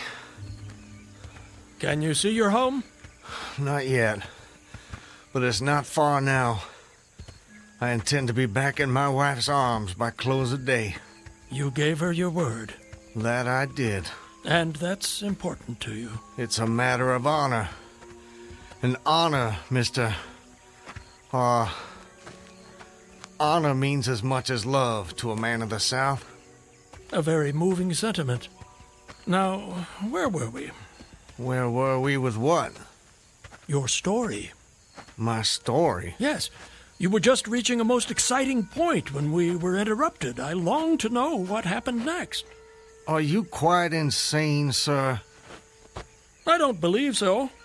But I thought the same of you when I first met you, so I suppose it's a fair question. I am in full possession of all my faculties, Mr. Everything except the memory, eh? Don't try my patience, sir. I wouldn't dream of it. You asked me an important question, and I'm doing my best to answer it. But you'll appreciate it's difficult to judge these things when one spends so much time alone. If I had a constant companion, someone to tell me if and when I appeared to be losing my senses, that might be helpful, but that's not what fate has in store for me. And as I say, I try to avoid talking to myself because that seems to me the fastest route to madness. But mad or sane, I know a good tale when I hear it, and yours is the most entertaining I have heard in all my years. Yes, sir, I shall cherish the memory of your experiences when I have long since ceased my wanderings. Please, go on. You'd escaped the noose by a most improbable stroke of good fortune, and then you found yourself in the stream and under fire. What was that like? Surely you can imagine that for yourself. We were just under fire a few minutes ago. But not in the water. Well, does it matter? Does to me. It's the setting that makes the crucial difference. Please. Very well. I suppose it might make the journey shorter, at least. Not mine. I dived to avoid the shots, dived as deeply as I could. Water roared in my ears like the voice of Niagara, yet still I heard the dulled thunder of the volley. Those heightened senses of yours. I rose again towards the surface and was met again by more shining Yankee lead. One shot nicked my cheek, do you see it? I see it. Well, the next time I dove, I was a long time underwater, and I made damn certain I swam farther downstream and nearer to safety. Just as well, since the soldiers had almost finished reloading. The two sentinels positioned at either end of the bridge fired again, independently and ineffectually. I saw all this over my shoulder. I was now swimming vigorously with the current. My brain was as energetic as my arms and legs. I thought with the rapidity of lightning. I reasoned, you see, that the captain had probably already given the command to fire at will. And you surely couldn't dodge all the shots. You're not invulnerable. No man is. Then an appalling splash, just 2 yards away, was followed by a loud, rushing sound which seemed to travel back through the air to the nearby fort and died in an explosion which stirred the very river to its deeps. A rising sheet of water curved over me, fell down upon me, blinded me, strangled me. The cannon had taken a hand in the game. Did I tell you about the cannon? You must have done. Well, anyways, as I shook my head free from the commotion of the smitten water, I heard the deflected shot humming through the air ahead. And in an instant, it was cracking and smashing the branches in the forest beyond. I was certain they wouldn't be so far from their target next time, and it was a good gun. The report lagged behind the missile. But surely the smoke would have apprised you of another shot. So long as you kept your eye on the gun, you had a certain advantage. Am I correct? You are? The problem was how to reach the shore without turning my back on the cannon. You have my complete attention, sir. How did you manage it? Well, I don't know. I'm not sure. I felt myself whirled round and round, spinning like a top. The water, the banks, the forest, the distant bridge, fort, and soldiers, they were all somehow commingled, blurred. I could no longer make out objects, only colors. Circular, horizontal streaks of color. It was all I saw. I was caught in a vortex. I felt giddy and sick. Fascinating. Incredible. What is that damned hammering? I don't hear anything. Unless it's the ticking of your watch you can hear. My watch? You're lucky it still works after such an immersion.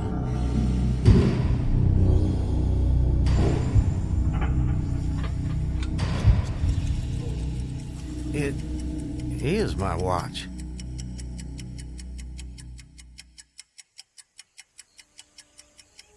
But why should I think... Perhaps you're the sort of man who values the seconds as much as the minutes and the hours. And there's a whole world in a second, so I've been told. So how did you fight your way out of this vortex? I really have no idea. The next thing I knew, I was on the road with you at my side, heading for home as I promised. Surely not. I mean, you obviously avoided the cannon and struggled to the bank. Obviously. But I have no memory of it. And of our meeting? I recall only what you told me about it. Most curious. Stop! What is it? This is it. We're here. This is the path to my home. Excellent. Well, I suppose this is where we part company, Mr. Farquhar. May I say, it's been a rare pleasure. You wouldn't care to come in? I'm sure the servants could prepare you a meal. That won't be necessary, my friend. I have many miles still to travel. But your journey is almost at an end. Yes. Well, goodbye, Mr. I'm sorry, I thought I could recall your name, but it just escapes me. Call me Ambrose. I wish you well, Ambrose. And you, Mr. Peyton Farquhar. And you.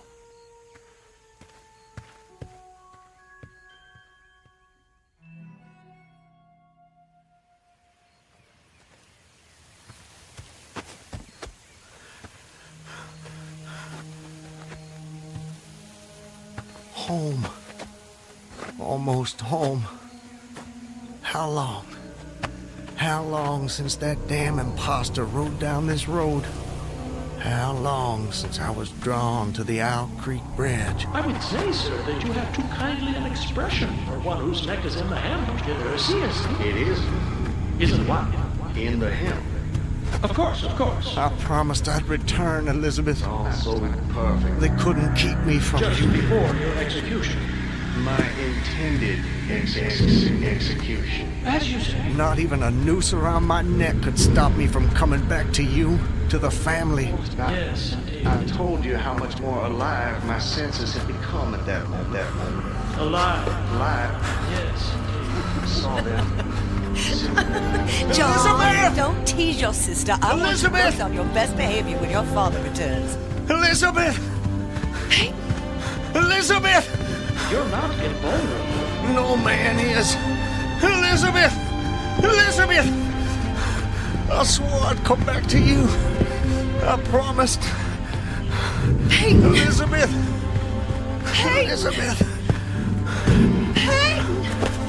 Oh, Peyton. Peyton, my love. Elizabeth, let me hold you. Let me take you in my... There's a whole world in every second.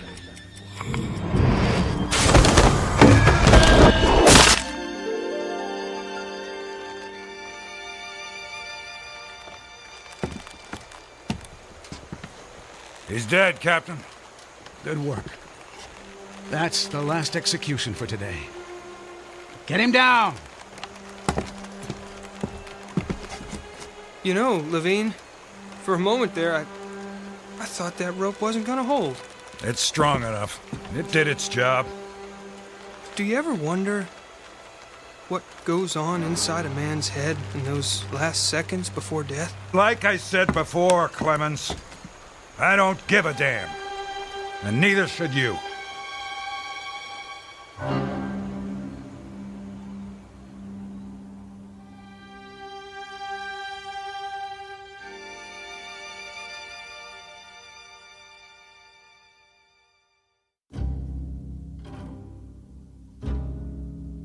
An occurrence at Owl Creek Bridge in two forms, as it was dreamed and as it was lived and died. This is the stuff of fantasy, the thread of imagination, the ingredients of the Twilight Zone.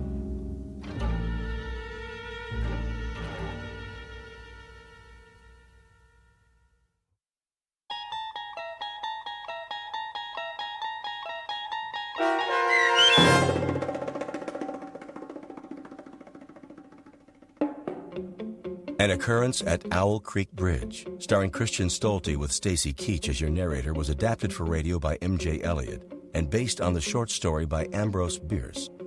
Heard in the cast were Rob Riley, Danny Goldring, William Dick, Susan Hart, Gonzo Schexnader, and John Hogenacker. The producers of The Twilight Zone wish to thank CBS Enterprises and the Rod Serling Estate for making this series possible. This copyrighted radio series is produced by Carl Amari and directed by Joe B. Cerny for Falcon Picture Group. Sound design, custom Foley effects, recording, and editing are done in the Cerny American Sound to Picture Theater by sound designers Craig Lee, Todd Beyer, and Tim Cerny.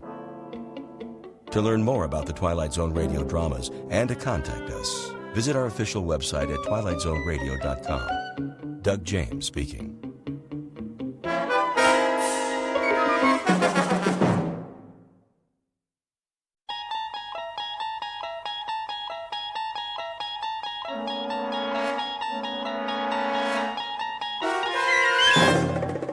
You're traveling through another dimension.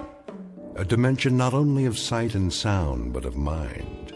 A journey into a wondrous land whose boundaries are those of imagination. Your next stop, the Twilight Zone.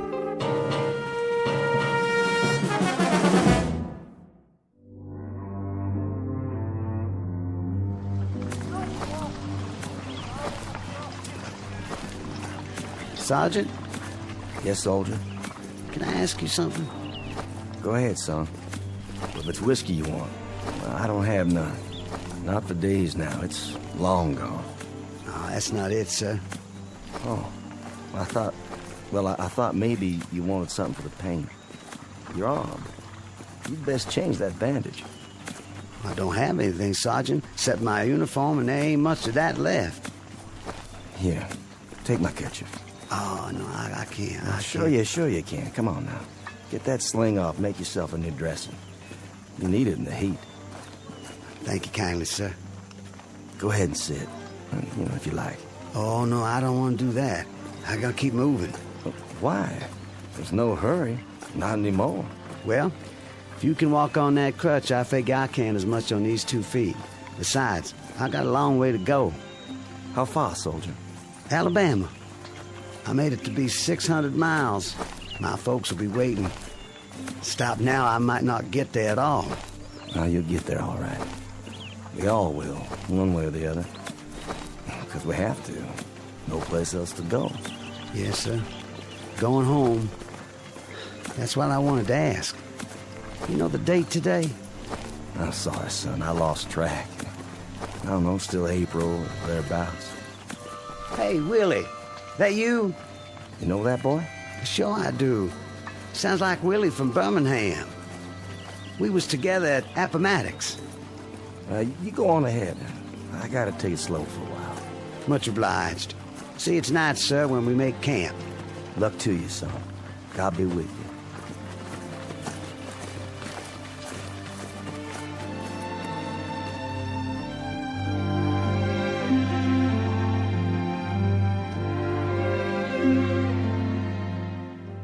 This is the year of our Lord, 1865, and these are Confederate soldiers not long after General Robert E. Lee handed over his sword to General Grant.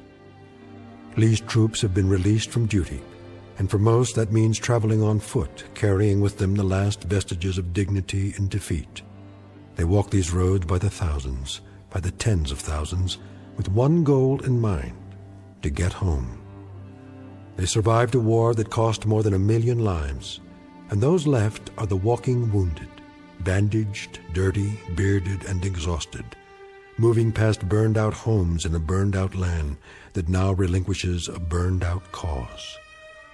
But in a moment, the dusty road that began at Fort Sumter, South Carolina, and ended at Appomattox, littered with the residue of broken battles and shattered dreams, will terminate in a strange province that knows neither north nor south, a place we call the Twilight Zone.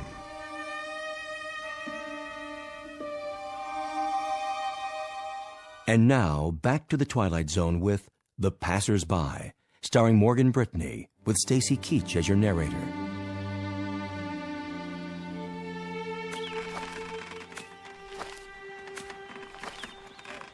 Miss? Yes? I was wondering, Come closer to the porch so I can see you. mind if I take some of your water, miss? The canteen's run dry. Please. The well's just there. Have all you like. Thank you kindly.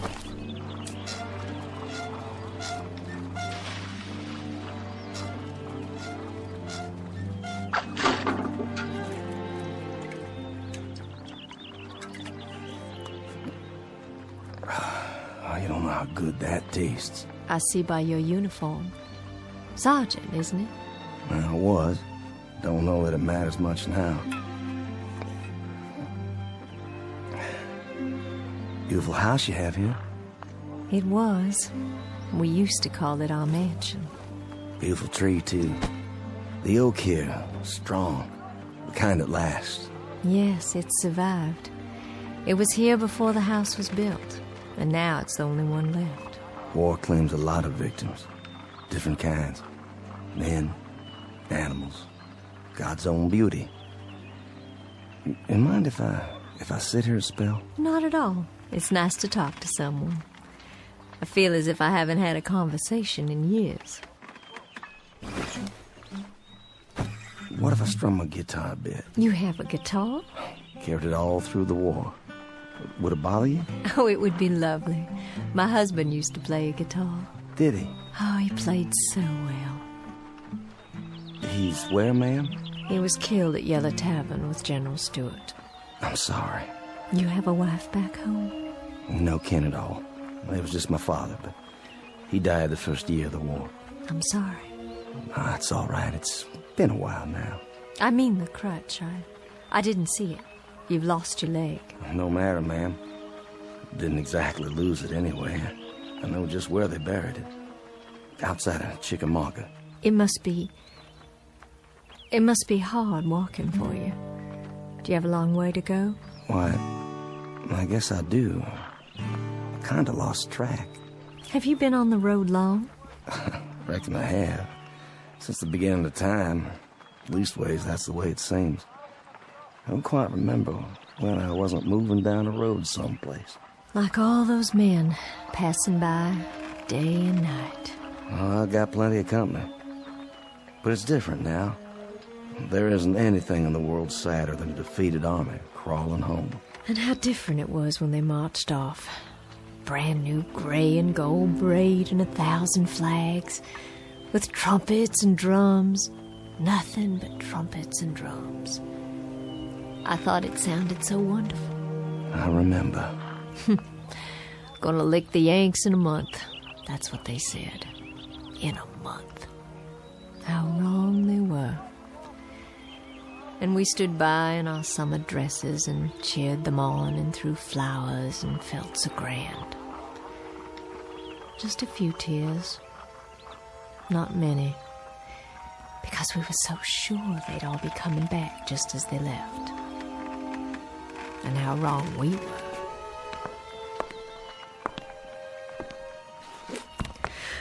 Oh my. Anything wrong? I'm feeling a little dizzy. Ma'am, please sit down. I don't think you're well. It's the fever. But I'm on the mend now. It just left me weak, that's all. Just a little weak. And still they come. Morning and night, night and morning. The young ones and the old ones. And oh, how tired they look. How worn. Are there hundreds of them or thousands of them? More than that. And wouldn't you think there were so many, my Judd? Ma'am? Sergeant, do me a favor. Play your guitar real loud. I mean real loud. Drown me out. I'm so sick to death of hearing my own crying and the sound of footsteps on the road. Please play it loud so I can hear music. Please, Sergeant. My pleasure.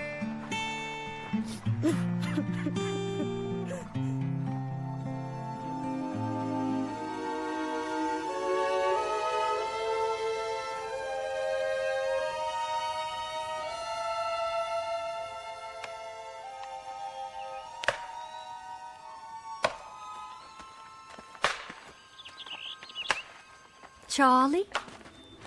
Charlie Constable, is that you?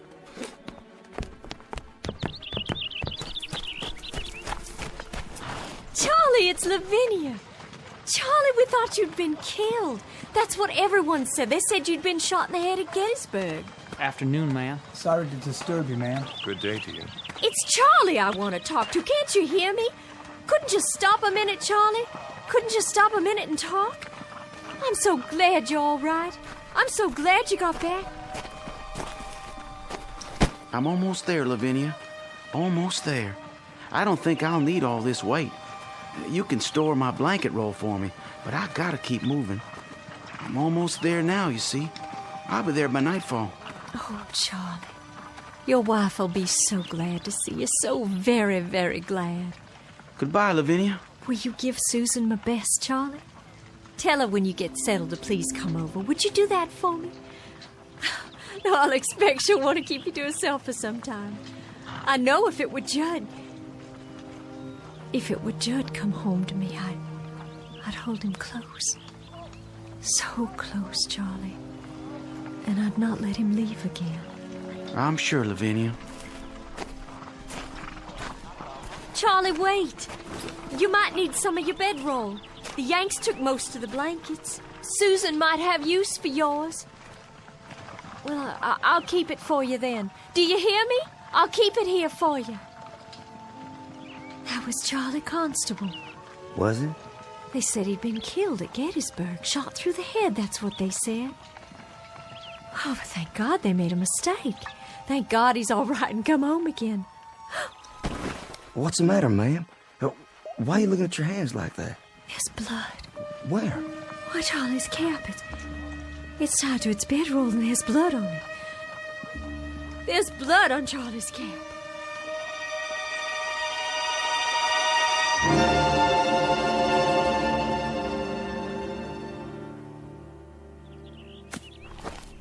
Ma'am? Yes? It's Sergeant Baxter, ma'am. Well, I know that. Who else would it be? You finished so soon? I got a feeling for wood, carving it or chopping it. I got enough cut there so you can at least start the winter. Well, I thank you sincerely. You don't know how much that helps me. No, I thank you. I'm obliged for the dinner. Such as it was. It beats salt pork and hardtack, which is what I've been used to for as long as I can remember. I was hoping you'd play your guitar one more time. Would you? Made this myself. You didn't. You know how to make musical instruments. After a fashion, not as good as the ones I made at home. I had more time then. You have to pick the right tree, a good solid one with character. You cut a branch and strip off the bark and take the wood in layers, but carefully, just right. Then you soak it and bend it into the shape you want. Well, there's plenty to it, believe me. And then after it's dry, it has to be planed and glued and whittled till it's perfect. And then comes the tuning. You know, they say a good guitar takes on the voice of the man who made it. If he has a voice to start with. Seems some men don't. No matter what they play, it just comes out flat and dead. I'll bet all your guitars sound beautiful. Just like this one. My old man used to say that I'd wind up nothing but a bum troubadour. Did he? My old man. But he was a proud one when I marched off. Proud as an old rooster, because his son was going off to war to become a man. And I come back, half a man. That song of yours. Black is the color? Judd, my husband, he used to sing that. Oh, I wish you could have met him. Oh, we're so too. A very gentle man. A very nice and decent man. And I can remember nights he'd sit out on this porch and play and sing. Even the crickets would keep quiet. The bullfrogs down at the pond. It was just as if they'd stopped their noise so they could hear the music. And then the Yankees came. Like blue locusts who had to eat away the trees and the land and everything on it. I owe them for much. For our house, our lawn, our trees, for everything that was. Including my husband's life. I owe them for very much. Ma'am? Why don't you leave here? This place is no good for you. This place is all I have. Just an empty shell of an old house and a burned-out field. But it belongs to me, and it's all I've got. You need something else, something different. Being here alone and sick and staring out toward that road, that ain't gonna cure anything. Fever, sadness, heartache. It won't cure nothing at all. What do you suppose happened to him? Your husband? The Yankee who killed my husband. Do you suppose he's marching home now? Back to his own kin? Do you suppose he's laughing and singing and telling all his neighborhood about the rebels he killed? All the bullets and the heads he shot them through? I don't reckon that at all.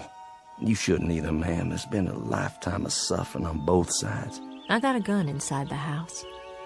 An old shotgun.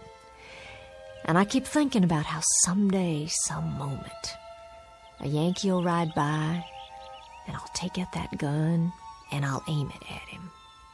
I'll aim it steady. But first, I'll tell him. I'll tell him that he can consider this the last shot of the Civil War. A bullet in exchange for the one my husband took. You let that kind of poison sit on your mind, you'll die from it, I swear. Who's coming? Can't see yet. It's him. What do you mean? The Yankee. Well, hold on now. It's a hot night. Hot indeed, Lieutenant. Couldn't see if anyone still lives here. They do. You traveling a long way? Oh, just up the road. But I've been on it a long time. You too, Sergeant? Long time. I've got a half-full canteen, but my horse is running dry. Well, there's water in the well. I don't think they'd mind. Much appreciated. I know you, don't I? That's possible. I mean, I've seen you before. I seem to remember. Go on. What is it you remember? You'd best heed the sergeant's answer because it's the last thing you'll ever hear. No, ma'am. Put the gun down. You don't understand. The last thing you'll hear on this earth. This I promise you.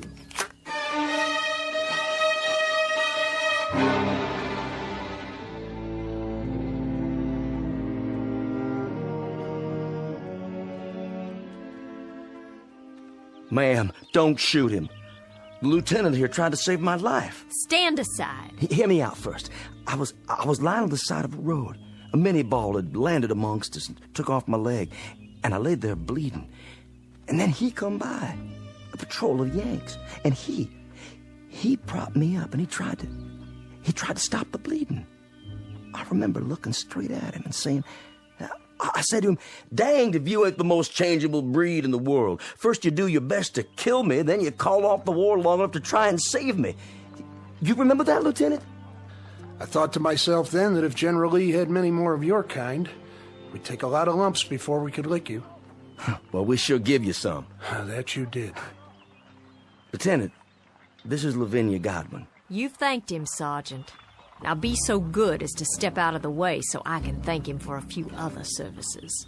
Ma'am, the lieutenant here, he stood out on the open road and tended to me while both sides were shooting up a storm over his head. And yet he stayed there, and he tried to save my life. I've got this shotgun leveled straight at his head, and my hand is steady. I've waited a long time. I aim to blow his head right off his shoulders. This your pleasure, ma'am? And duty. A little bit of both, perhaps. Well, then you'd best get on with it. Ma'am, I can't let you do that. I just can't. You can't stop me with that guitar. I've got the gun. Then I'll stop you with my hands. You'd better stand down, Sergeant. I've got my finger on the trigger. And this is for you, Yankee.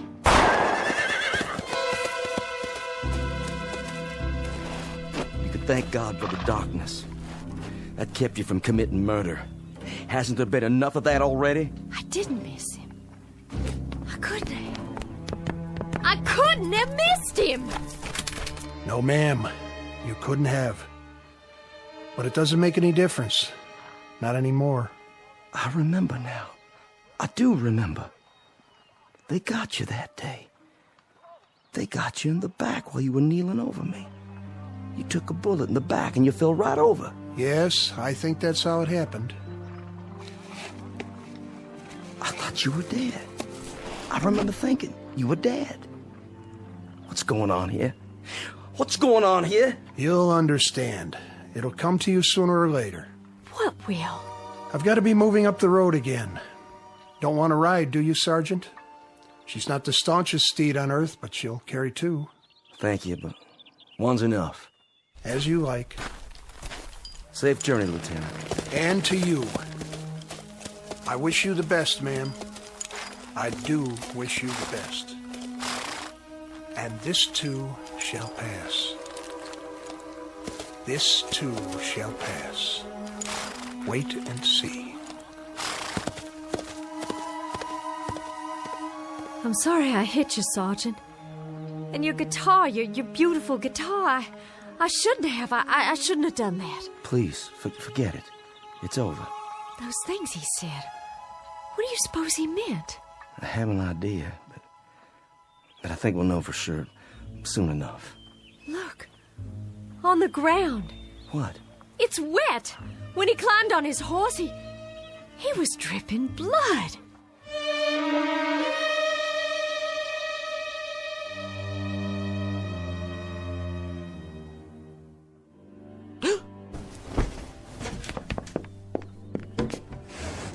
Sergeant!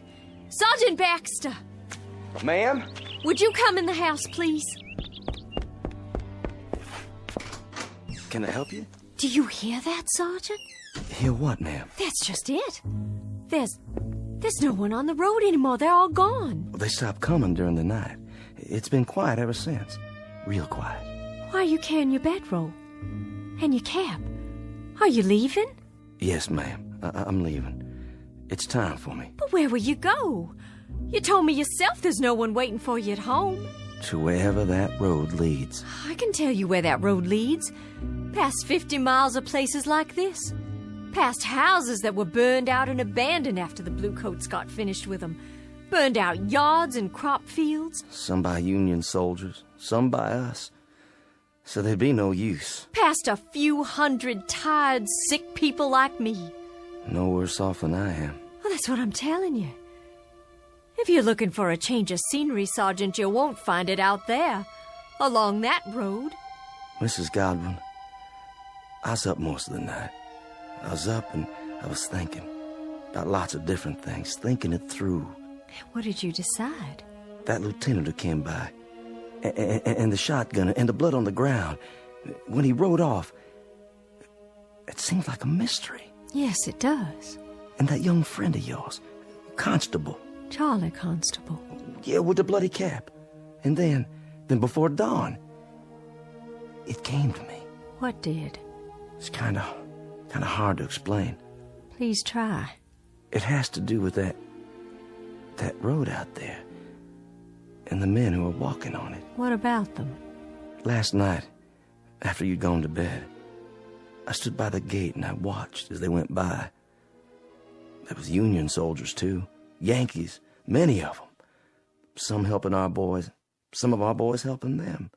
But all of them moving down the road, just as if... Just as if what?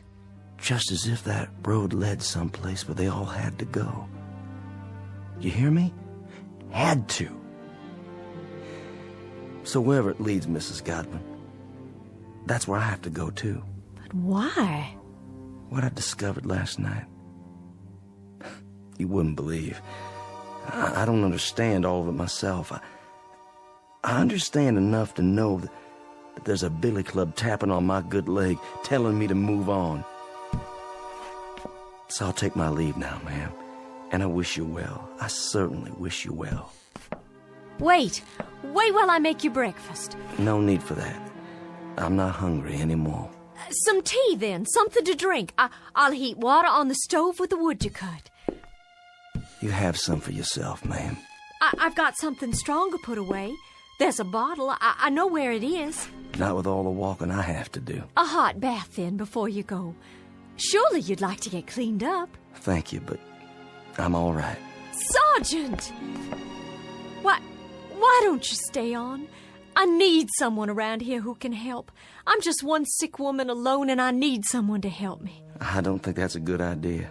I'd give you half the place. You could take a wife if you like and live here, and half of it would be yours. There's nothing here that could ever belong to me, ma'am. Nothing at all. Why not? If I say it does. And you know something else? There's nothing here for you either. Nothing but a lot of memories, and there's a prescribed period for mourning. Are you going to wear black for the rest of your days? My memory's a lot longer than yours, Sergeant. My hatreds don't die because somebody signed a slip of paper and turned in their sword. I don't think we need to compete when it comes to memories, Mrs. Godwin. I don't mean that.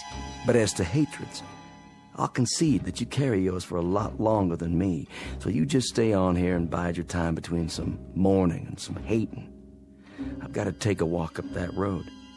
And while I'm doing it, I'm going to forget about all the yesterdays, and I'm going to start thinking about all the tomorrows instead. What do you think is up that road, Sergeant?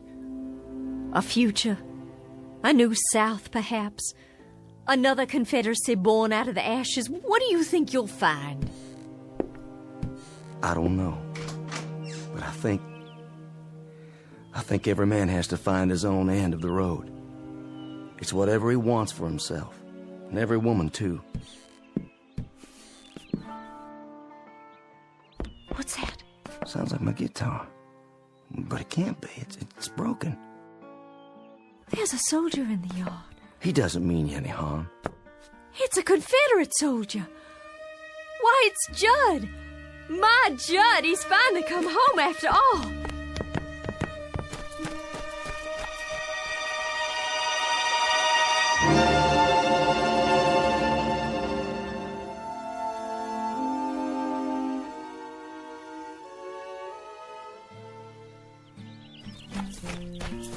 Oh, Judd, it is you.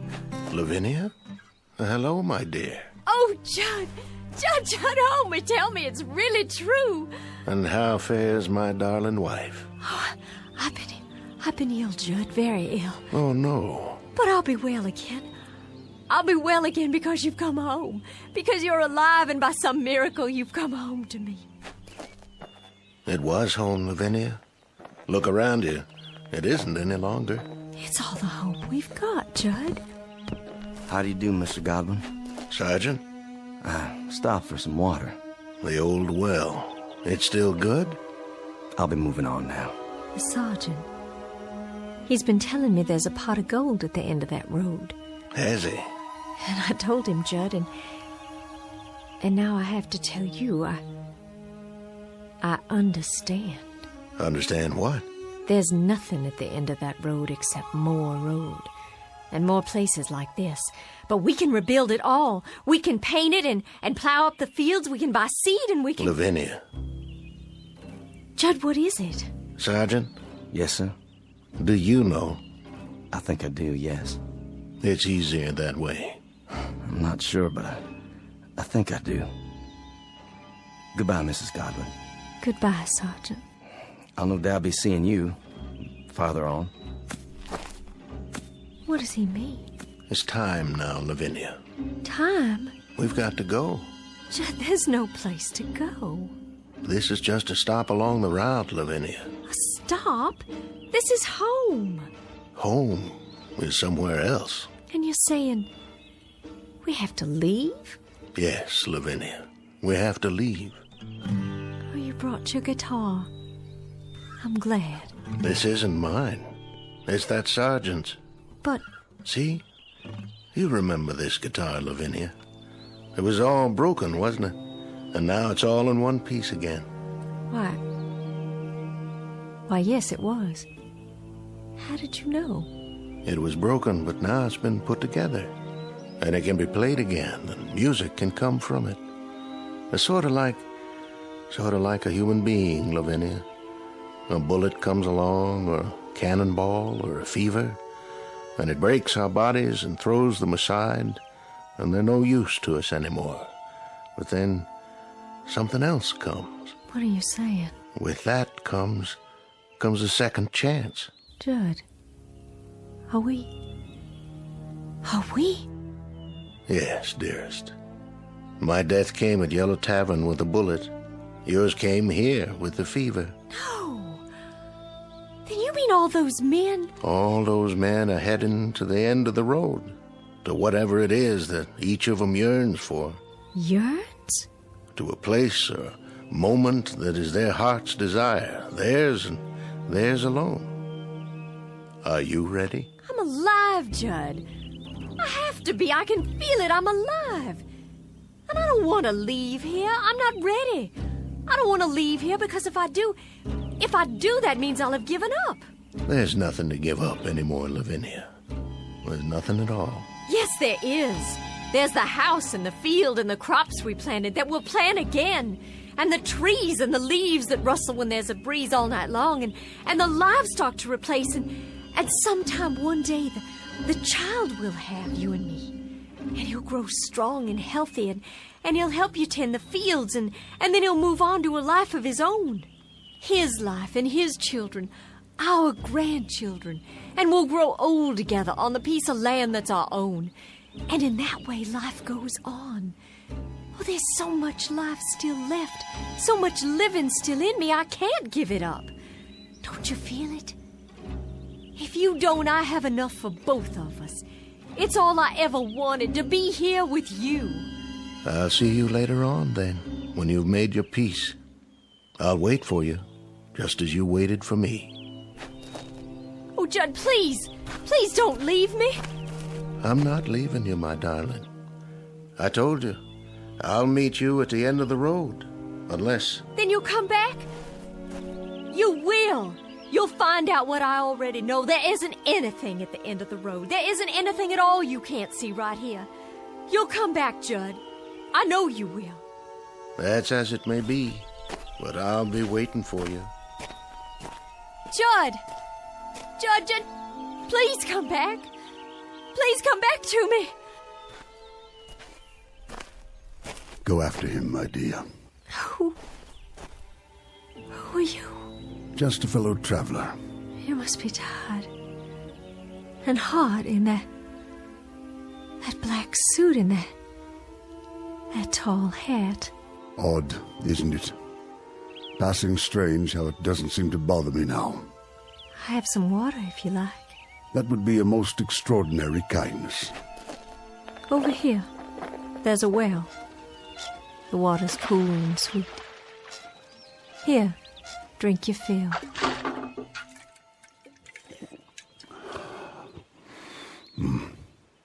The sweetest I've ever tasted. I know you, don't I, sir? Do you? I'm sure I do. I've seen you, but not in these parts. In town? No, I don't think so. Don't worry yourself. Not on my account. But your face and that beard. May I tell you something, my dear? Please. Go after him. You must. Oh, but he'll be back. I know he will. My Judd will be back. Wait no longer. There's no reason. He's going someplace that you'll like, I promise you. Someplace where you'll find peace. But how do you know? How? It's something we learn about death. Something we all come to understand. You see, my dear lady, this road, it isn't the end. It's the beginning. There's peace up there, serenity and freedom for all, from anguish. It's whatever you want most, what you have always sought but could not name. You sound so sure. I am. Go to him, my dear. Go to your loving husband. Go there with him. I can see him on the road, can't you? Standing in the sun with his arms outstretched, waiting to receive you. Your face. I know that face. I've seen it in the newspapers. But you were shot, sir. I read it. You were shot by an assassin at Ford's Theater, Washington. But that's so far from here. How? So far that I can hardly remember. It all falls away, like seeds in the earth. And so now, Mr. President, you're one of the... Yes, my dear. I guess you might say that I am the final casualty of the Civil War. And now I'm the last man on this road, the very last. I think it only fitting that I be the last of the passers-by.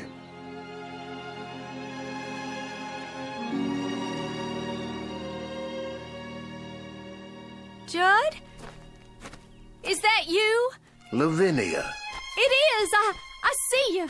Wait, Judd, I'm coming. I'm coming now.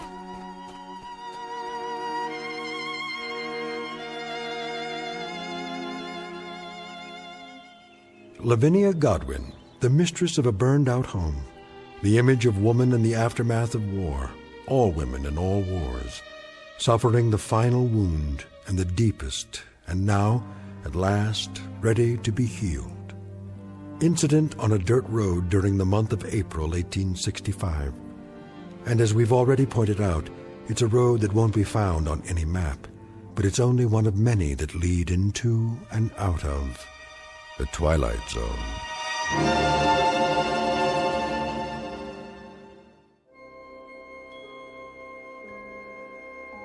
Hi, this is Carl Amari, producer of the Twilight Zone Radio Dramas. I'd like to take a moment to tell you about our official website at twilightzoneradio.com, where you'll get the latest news and information on these Twilight Zone radio dramas. Plus, at twilightzoneradio.com, you can digitally download 3 free episodes or any of our episodes for only $1.95 each. In this age of ever-changing technology, we've decided to make these episodes instantly available to you by making the Twilight Zone radio dramas a digital download-only series. This means that this series will no longer be offered on CD. The CD collections at our website are now being offered, while supplies last, at buy one, get one free. So be sure to get your favorites before they're sold out. Be sure to visit us often, and I'll see you in the zone.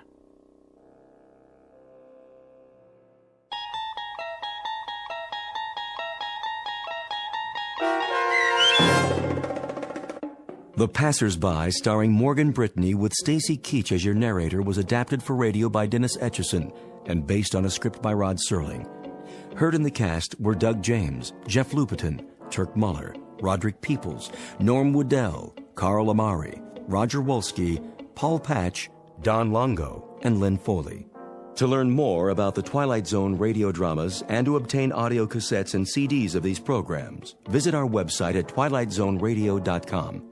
This copyrighted radio series is produced and directed by Carl Amari and Roger Wolski for Falcon Picture Group. Doug James speaking.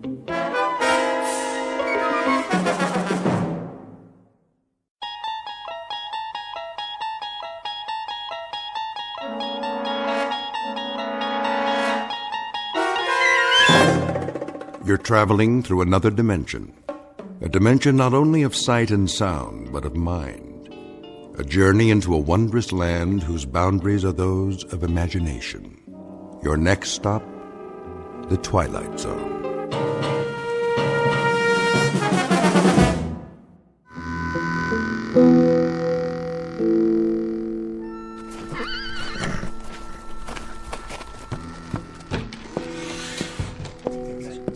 It's time, Mr. Mothershed. Well, boys, look what the wind blew in. Drink, Corcoran? Not now. I said it's time. Sykes? He's in the general store, but he's fixing to come out any minute. Tell your men to be ready. Already did, now I'm telling you. Where are they? One on the roof, Mr. Mothershed, with a Winchester.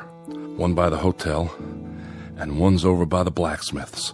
Is that all you rounded up? And old Jason. Jason? He ain't worth a hoot. Oh, well, now, he's got eyes in the back of his head. Told him to keep watch across the street. Where's Johnny Robb? Johnny? He'll be ready, don't you worry none. I'll lay odds against that.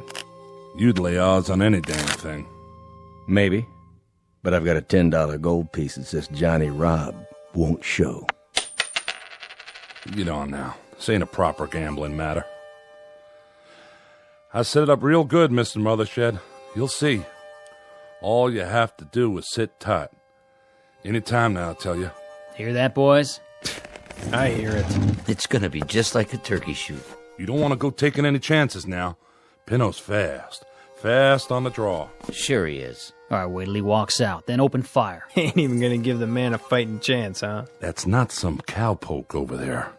That's Pinno Sykes. Yeah, I heard about him. We all did. What kind of chance he ever give anybody? True enough. See y'all later, boys. Hey, don't you want that drink? I told you, Ira, I got business. There's gonna be a funeral. No funeral, just dig a hole and dump him in. But we gotta have one. His family keeps a plot up on Boot Hill. Plus, we already paid for the coffin. Where's he going? I'll tell you where. He's hiked down into his hideout till the killing's done. It's just as well. We don't need any more guns. If he's telling the truth. Especially about the Winchester. Pour me another whiskey, bartender. Yes, sir. Hear that? I heard something. There's old Jason's signal. Let's go, boys. It's as good as over.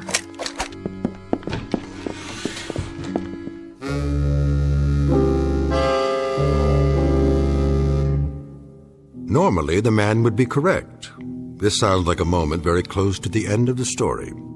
We're about to have a traditional shootout on the street, and barring a miracle, the bad man will soon be dead. But it's not always easy to tell the good guys from the bad.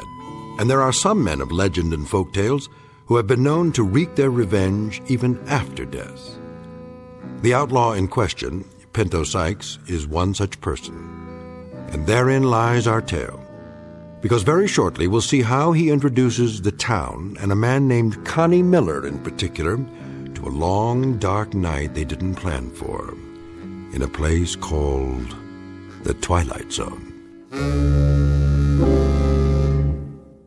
And now, The Twilight Zone and our story, The Grave, starring Michael Rooker, with Stacy Keach as your narrator.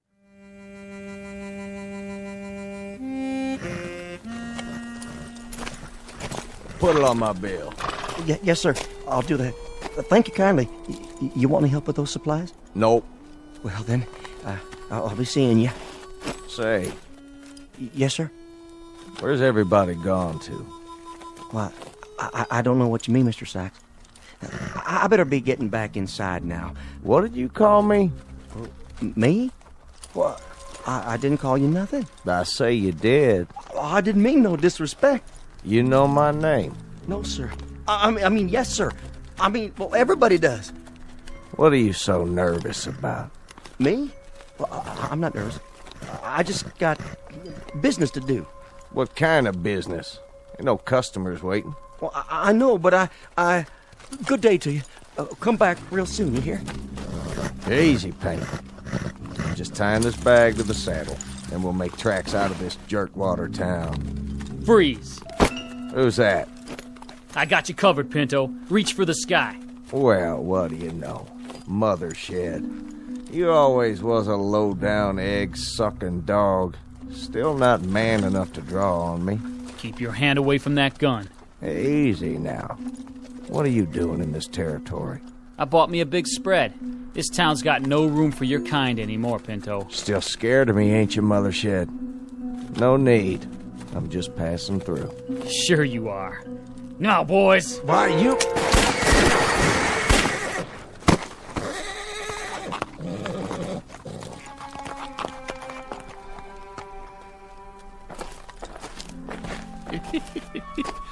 He's still alive. He won't be for long. Go on. Get him to the old jail. What for? Town folks are watching. He's got people here. Lift his feet. Nah, just drag him. See that, Johnny Rob? Never even got his gun out. No, he sure didn't. That famous pearl-handled .45. Who gets to keep it now, you figure? Leave it, old man. Fetch a good price. Bury it with them. It's only right. They really did it. They? You was in on it too, Johnny Rob. Not me. I don't believe in taking a life. Even his. I put a bet on Pinto. A Guinness, you mean? Never thought they'd get him that easy. 8 shots. No man can stand up to 8 shots. Not even Pinto Sykes. He ain't got more than a few minutes left to live, Johnny Rob. Reckon you'd better fetch his pa and sister. Ain't there nobody else can do it? Well, I sure can't. I have to see if the casket's ready, now don't I? All right, Mr. Corcoran. Yes, sirree. This here's the end of Pinto Sykes.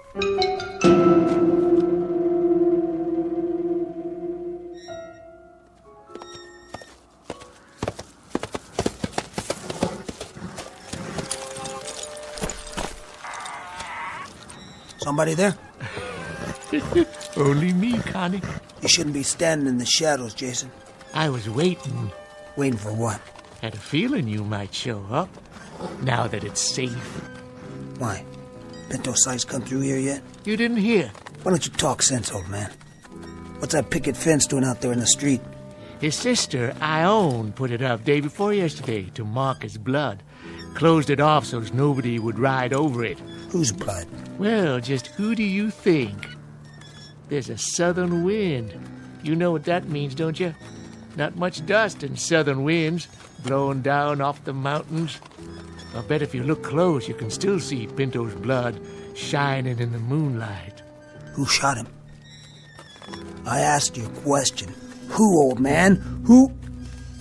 Where did you go?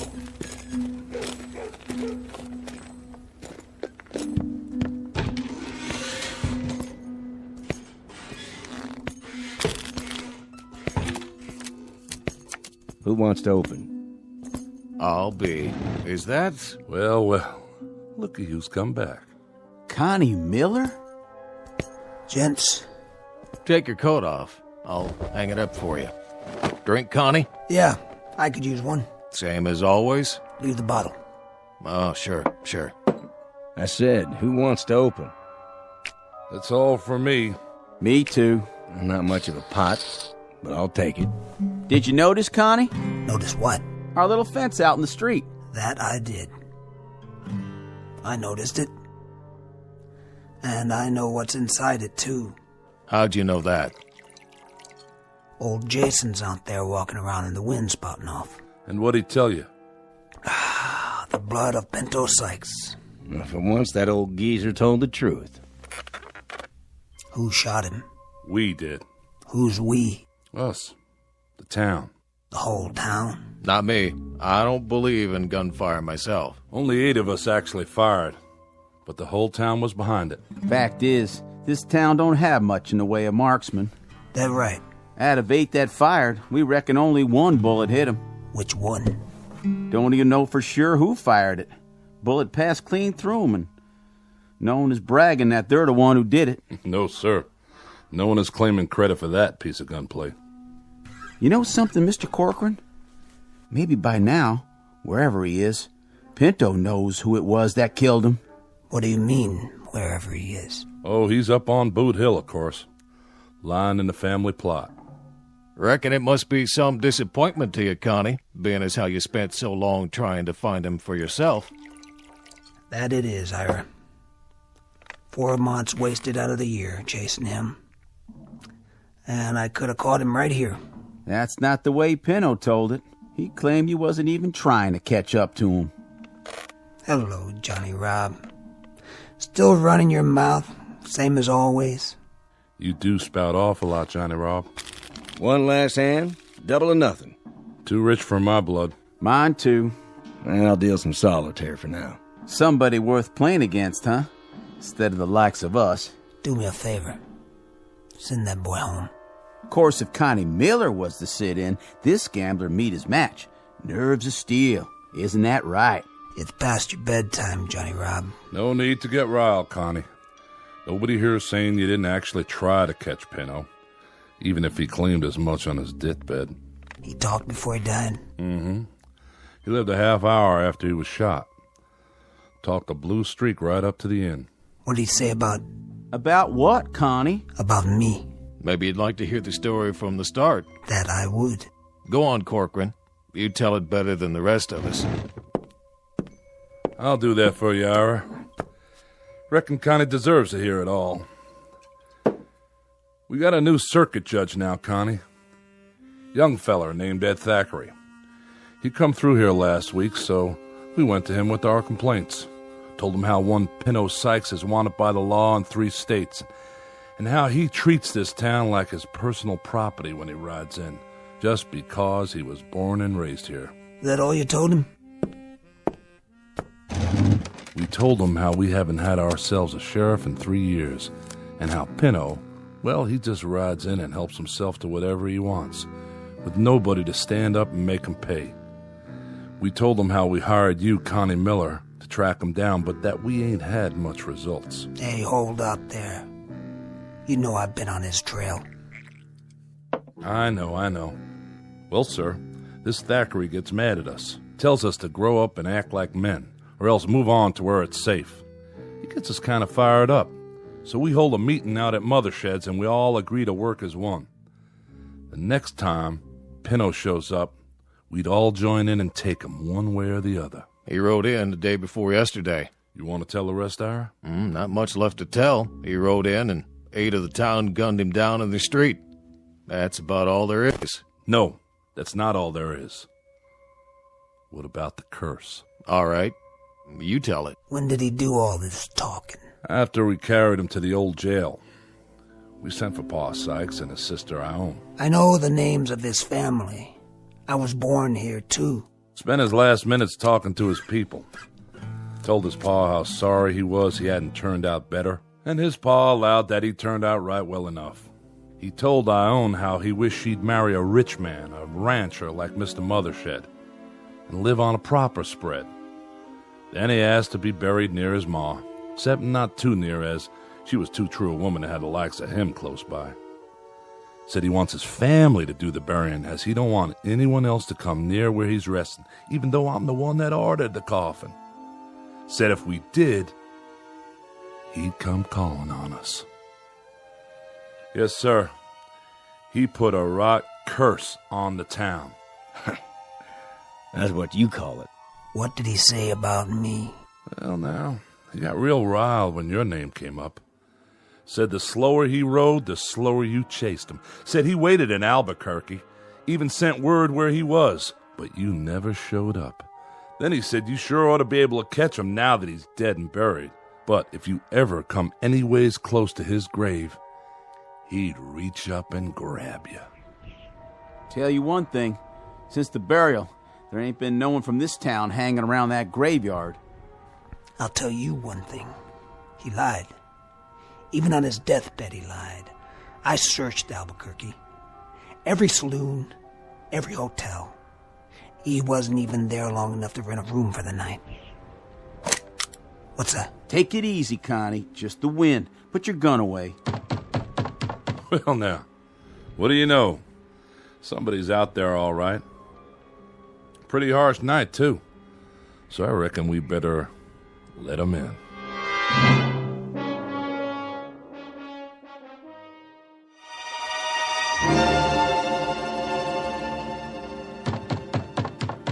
I'll answer it. Oh, how do? Hello, Ione. Nice to see you. Miss Sykes, what are you doing out so late? Gentlemen. Mr. Broadley, give me a bottle of rye whiskey, if you please. Surely. Seems your paw is hitting the drink a mite heavy, though. You think so? None of my affair, but maybe you could try and get him to taper off. He's a fine man. He truly is.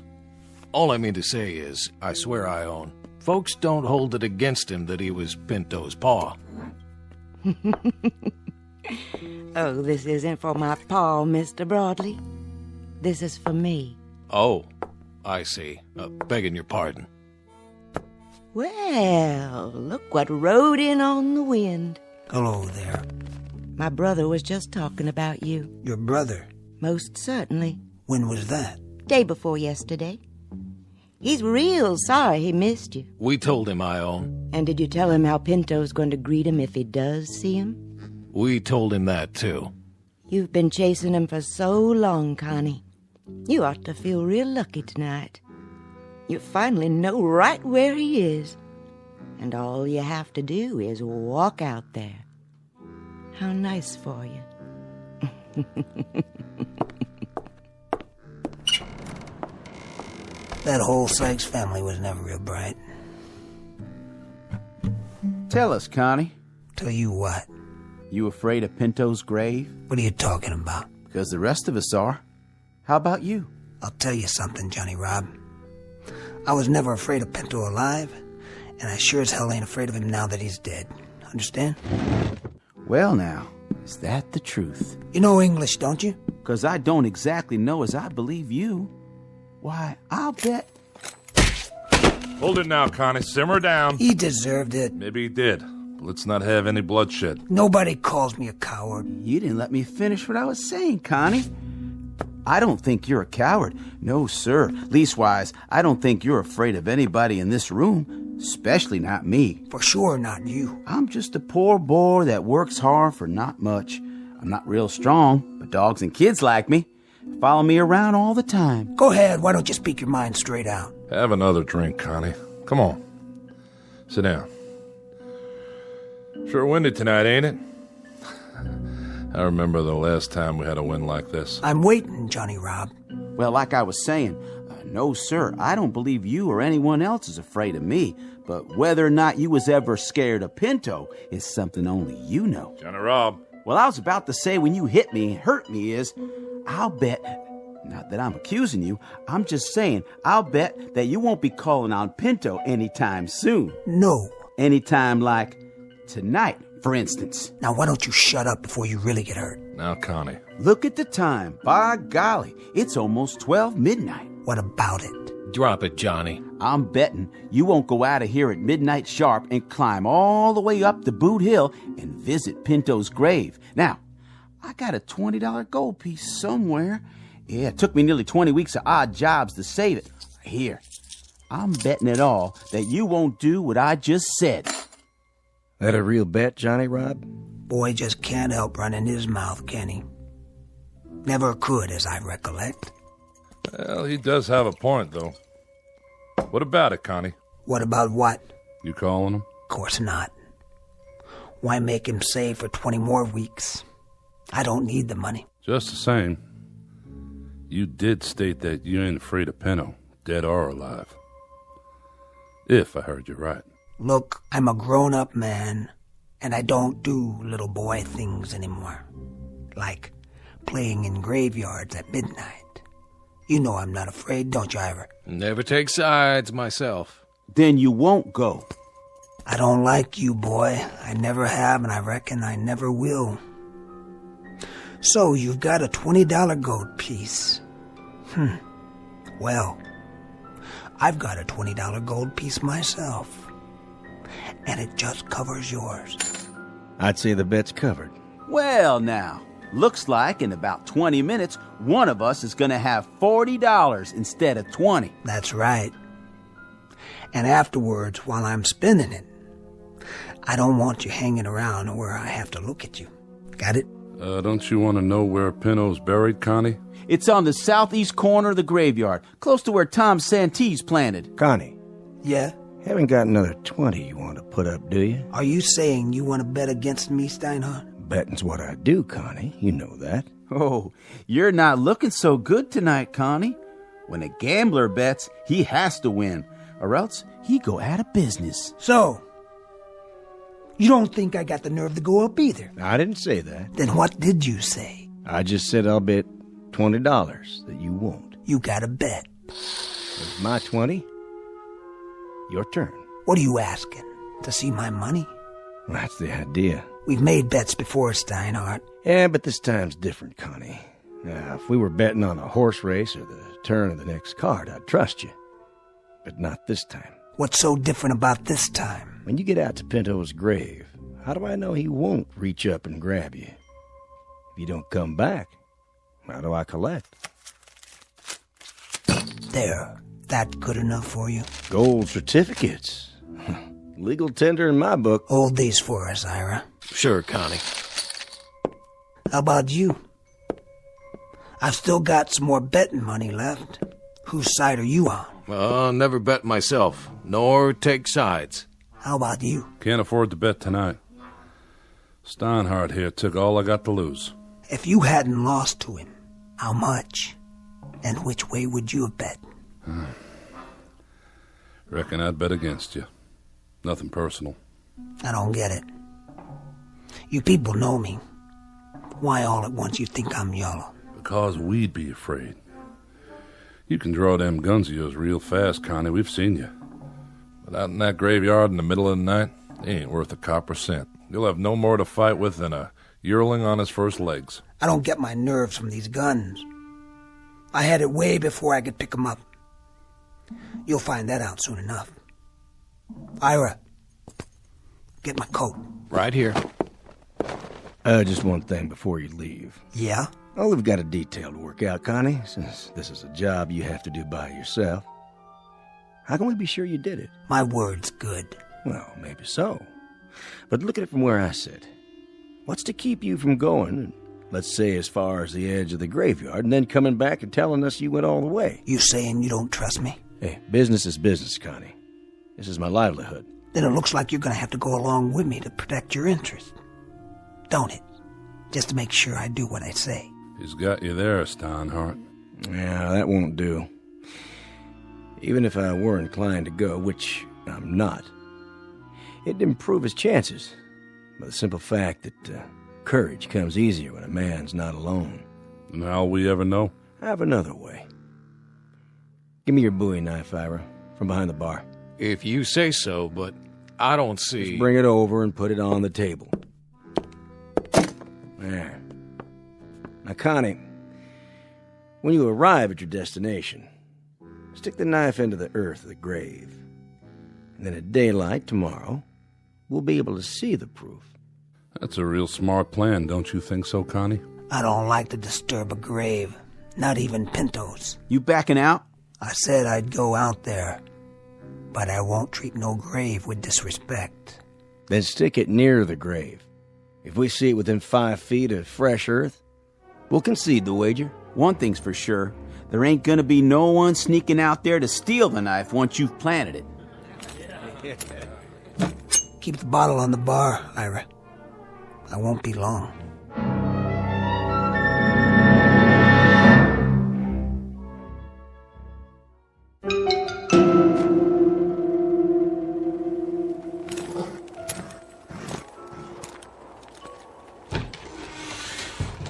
Well, who'd have thought?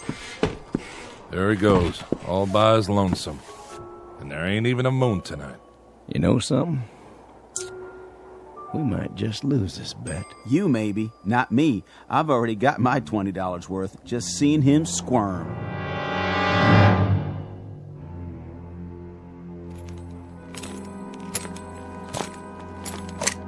Who's there? Just me. That Connie Miller again? Jason, I told you once, don't be lurking around in the dark. A man could get his head blowed off. Yeah, same as in daylight. Gonna stay a while? What do you care? Well, that's your horse, ain't it? Tethered up by the saloon? A man shouldn't ought to leave his horse.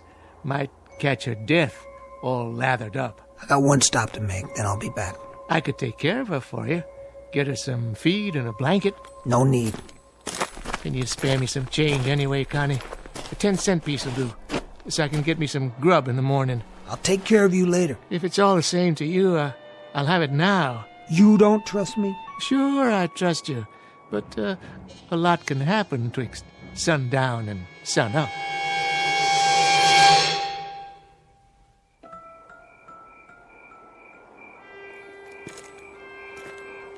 East side. Right about there. Now all I have to do is...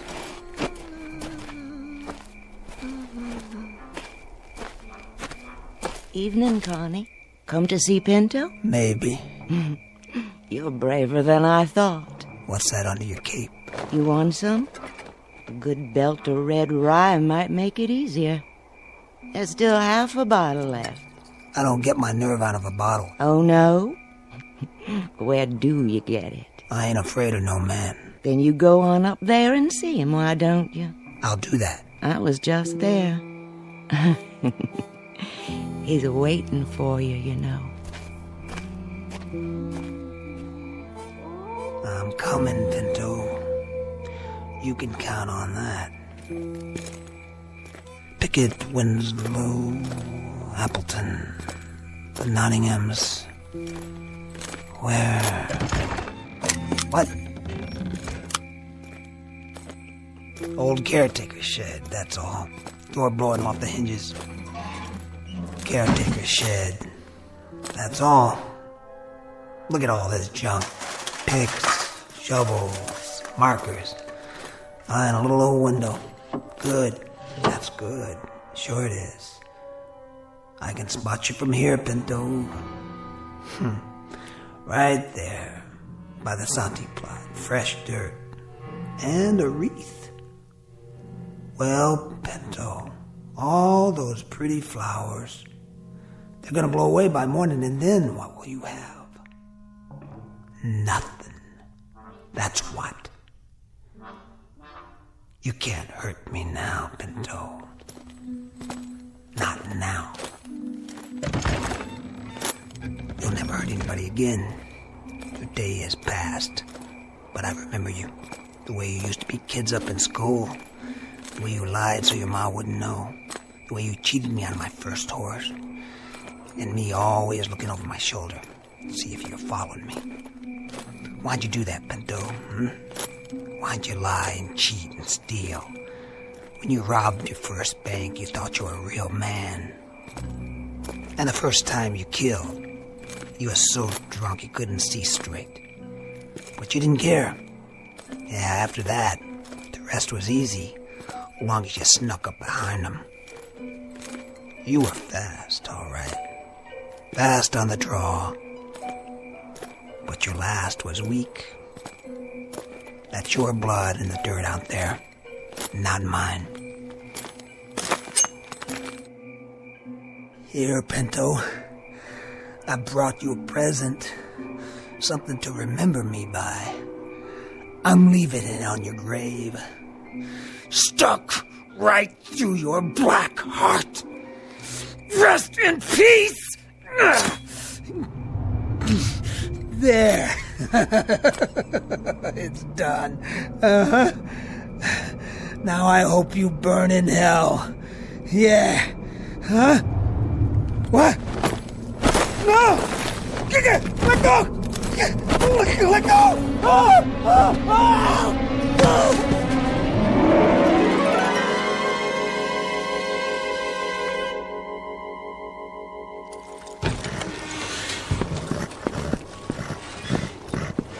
You seen him, Johnny Rob?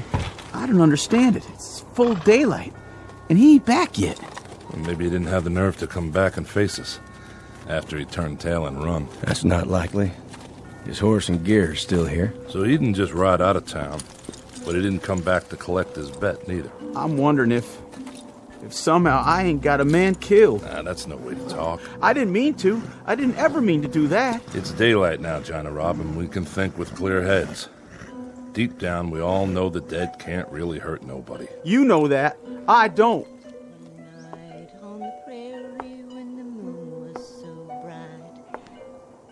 Morning. Morning, Ione. And what brings you out so early, Miss Sykes?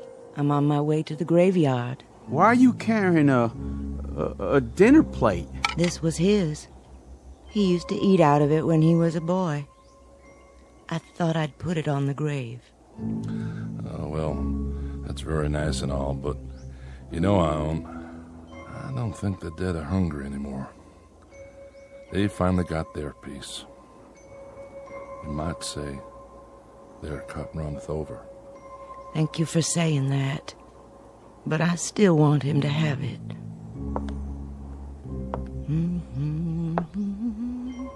I'm going with you. Do you mind? You may, Johnny, if you like. Gotta see what happened. Well, reckon we can't spend the rest of our days being afraid of a dead man. I'll come too. I guess this is one hand I'll just have to play out.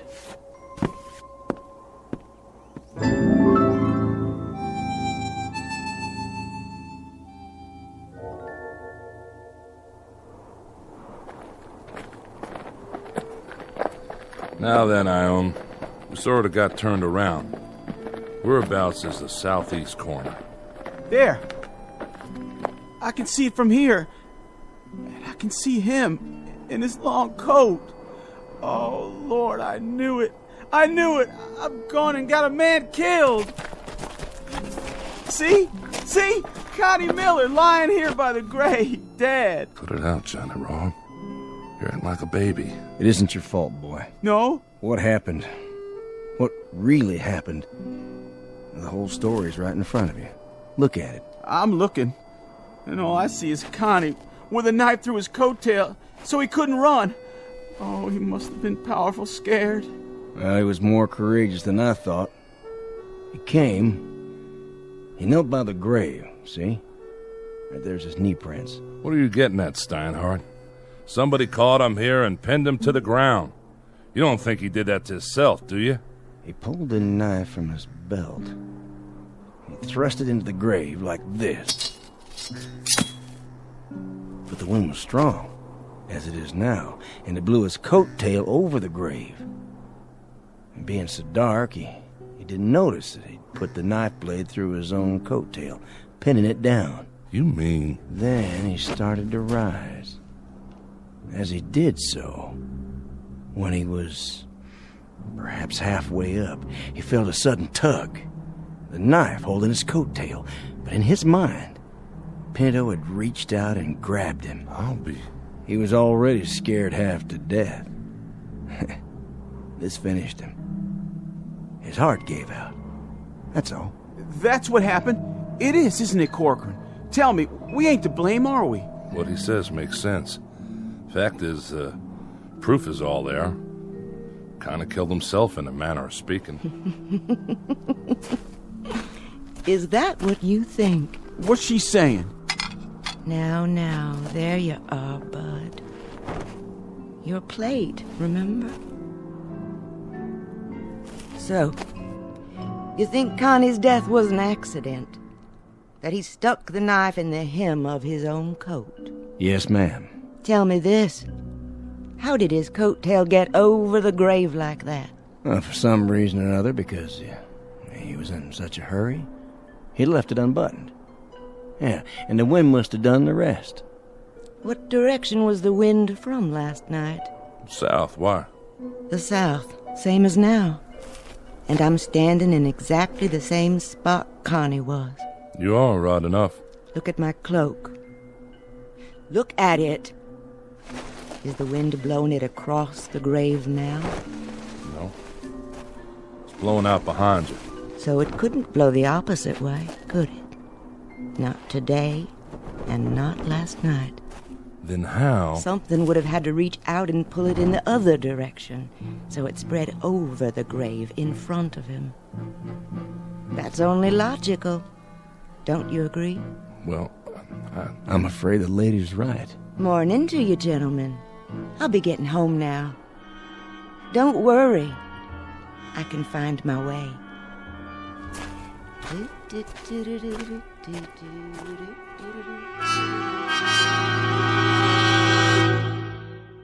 Final comment. You can take this with a grain of salt or a shovelful of earth, according to your preference, as either shadow or substance. We leave it up to you. And for those who are interested in a further search for truth, one suggestion. You might begin by checking under G for ghosts in the Twilight Zone. More from the Twilight Zone after this. Hi, this is Carl Amari, producer of the Twilight Zone Radio Dramas. I'd like to take a moment to tell you about our official website at twilightzoneradio.com, where you'll get the latest news and information on these Twilight Zone Radio dramas. Plus, at twilightzoneradio.com, you can digitally download 3 free episodes or any of our episodes for only $1.95 each. In this age of ever-changing technology, we've decided to make these episodes instantly available to you by making the Twilight Zone Radio Dramas a digital download-only series. This means that this series will no longer be offered on CD. The CD collections at our website are now being offered, while supplies last, at buy one, get one free. So be sure to get your favorites before they're sold out. Be sure to visit us often, and I'll see you in the zone.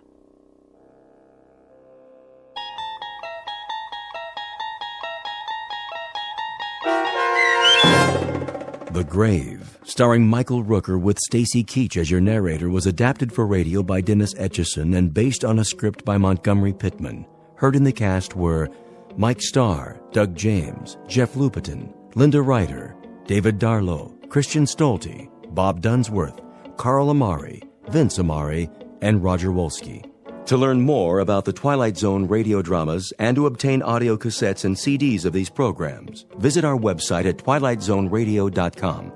The producers of The Twilight Zone wish to thank CBS Enterprises, Carol Serling, Dennis Etchison, Dick Brescia Associates, Claire Simon Casting, Terry Jennings, XM Satellite Radio, Sirius Satellite Radio, our sponsors, and our radio affiliates for helping make this series possible. This copyrighted radio series is produced and directed by Carl Amari and Roger Wolski for Falcon Picture Group. Doug James speaking.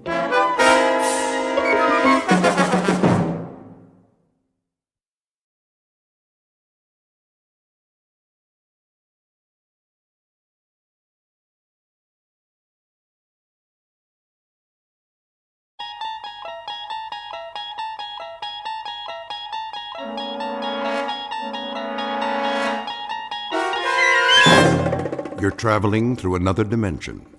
A dimension not only of sight and sound, but of mind. A journey into a wondrous land whose boundaries are those of imagination. Your next stop, the Twilight Zone.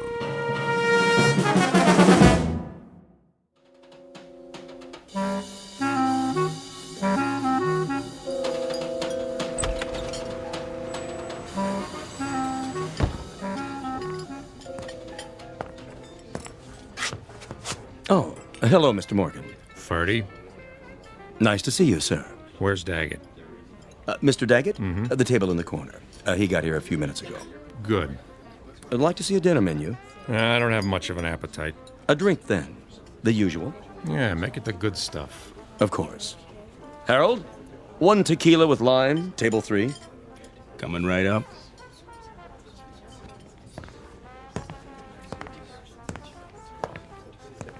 He's here, boss. Well, well. How you doing, Dane? You wanted to see me? Yeah, sure. You know Ben and Jimmy. Dane. Hiya. Boys? And Iris and Sherry. Hi. Hello. Pull up a chair. No thanks. Go ahead. Take a load off. I thought you wanted to talk. I do. Mr. Daggett wants you should sit down. I'll stand. Now listen. That's all right, Ben. If he doesn't feel sociable. I don't have all night. Well, we can't talk here. How's your drink, sweetheart? What? Oh, fine, Bernie. Order another one. Make it champagne all around. Ooh, champagne. Are we celebrating? That's right. A regular celebration. What's the occasion? The 6-month anniversary of a wonderful partnership. Come on, Dane. We'll go to my office. You too, Jimmy. Ben, stay here and keep the ladies company, like I told you. Okay, boss.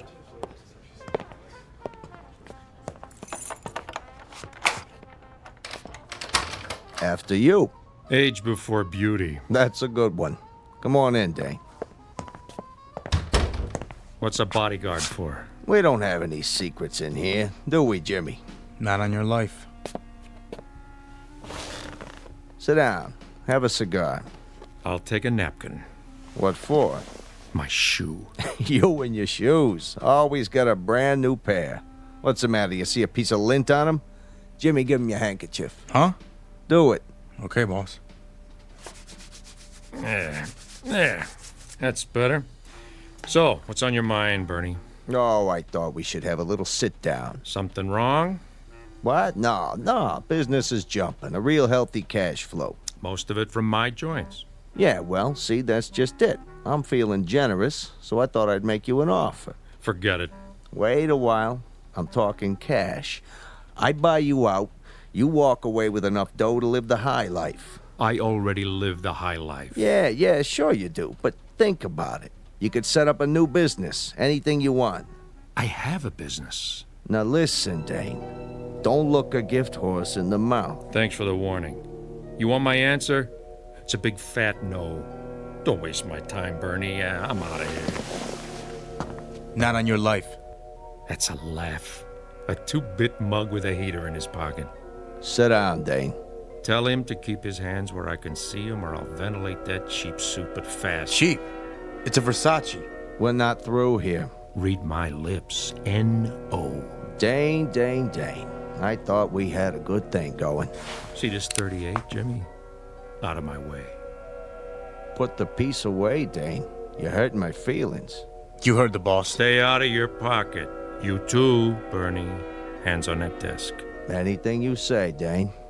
I'm backing out the other door. I see this mug stick his head in the alley. I'll blow it off. Clear?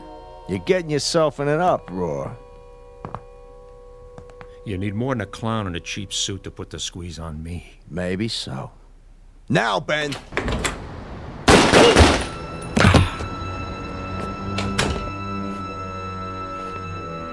You should have looked behind him. Good shooting, Ben. Just like you told me, Mr. Daggett. Now, get this punk out of my office. What do you want we should do with him? Dump him with the rest of the garbage. Jimmy, clean up the blood. He's leaking all over my Persian rug. Right, boss. You got it, Mr. Daggett. Meet Bernie Daggett, a successful West Side businessman. He's just concluded a merger with a partner who has certain investments and a preference for two-tone footwear.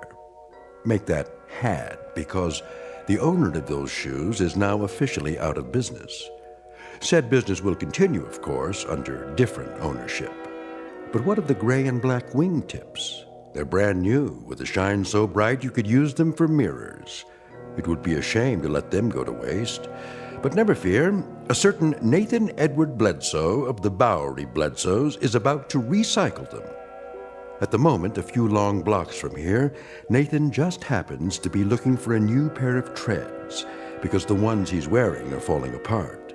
He doesn't know it yet, but his search for a warm place to sleep and a bottle of forgetfulness is about to end.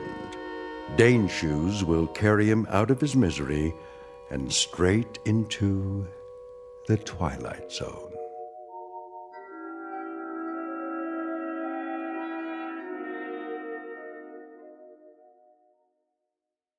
And now, The Twilight Zone, and our story, Dead Man's Shoes, starring Bill Smitrovich, with Stacy Keach as your narrator.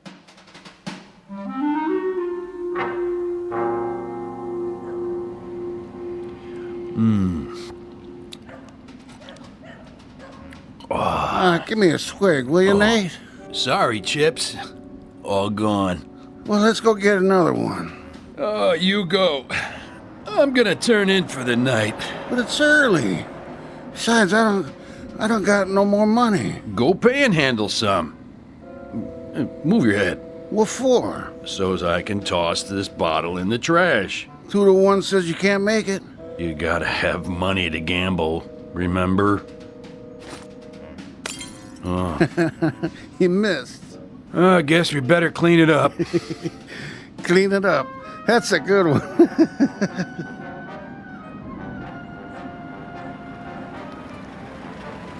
Now you done it. Somebody called the cops. Wait. That ain't a cop car. Okay, Jimmy. The coast is clear. Dump him. Where?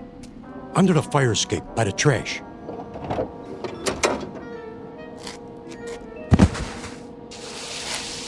What you got in the bag? Quiet. Keep your head down. Okay, Ben. Done it. Let's go. Mr. Daggett said to come right back. So long, Dane. Good riddance to bad rubbish.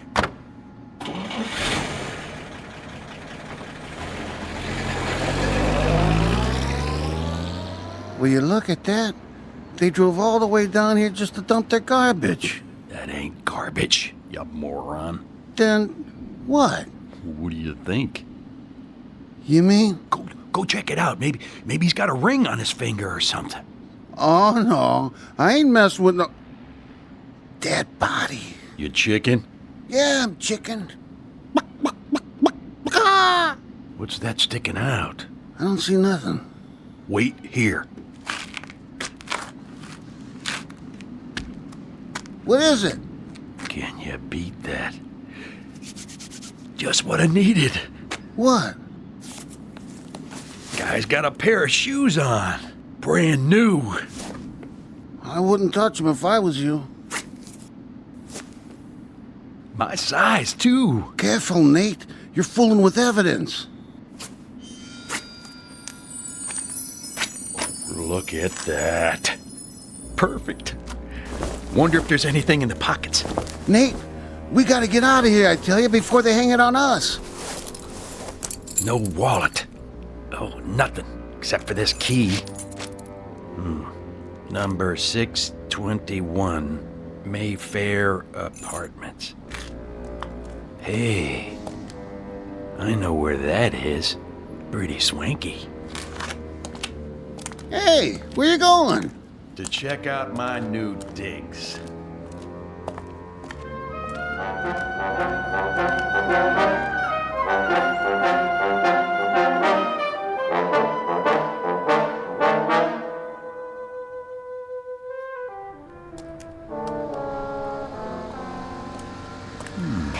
Mayfair Apartments.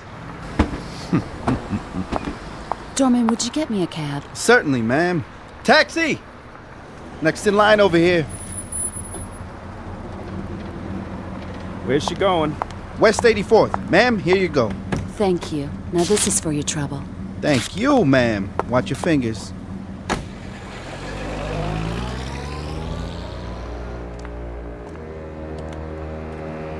Hey, fella, where you going? This building is for residents only. Yeah, sure, pal. So sue me.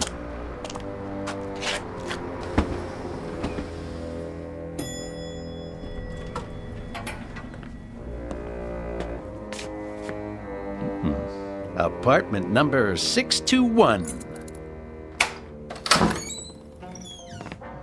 Nice place. Dane, I'm so glad you're here. I was just painting my toenails. Where were you? Who are you? That's rich. Who am I, she says. What do you want? Not you, that's for sure. You better get out of here, Buster. I'm not kidding. Now, where's the liquor? Right over there. That's Dane's tequila. If he comes back and finds out you touched his stuff, he'll kill you.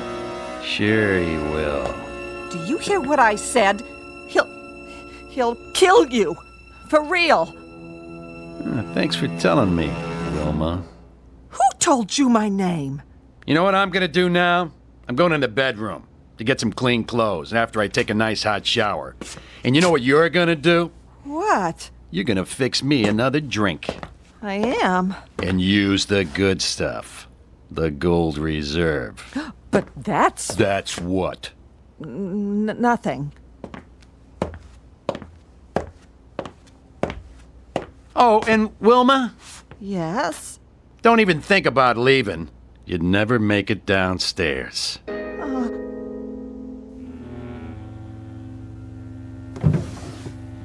Shirt, socks, and a suit. Think I'll try the pinstripe.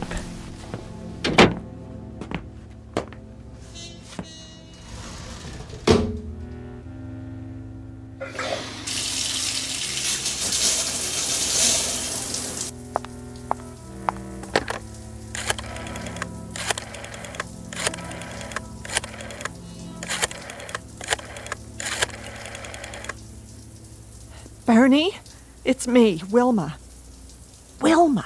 No, I can't talk any louder. Listen, is Dane there? Well, where is he? What do you mean you don't know? All right, do me a favor. Call me as soon as you do. Thanks, Bernie.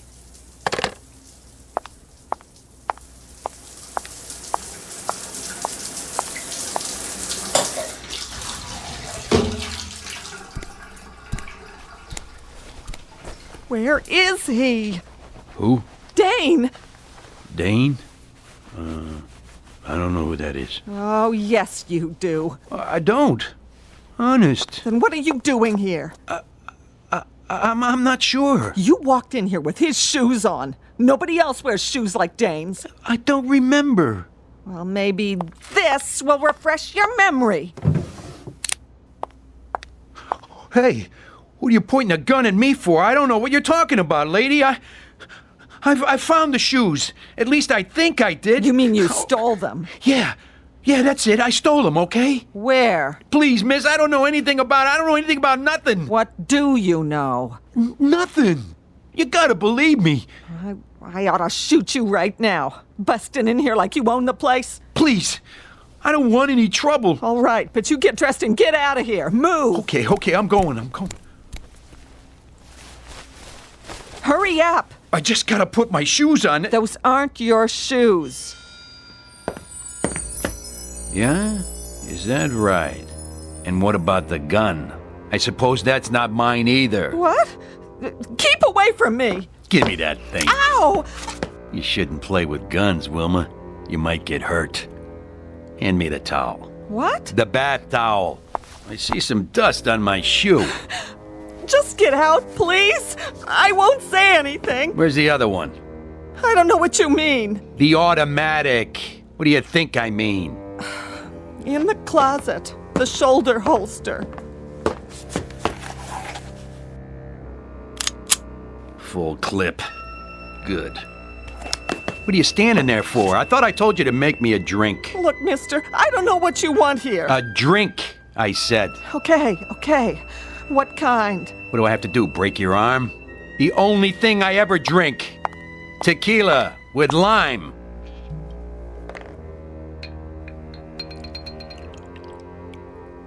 Dane's due back any second.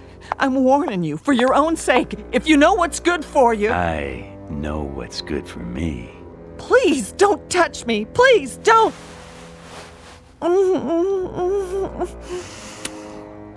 Oh. Who am I, baby? Oh, it's not possible. No?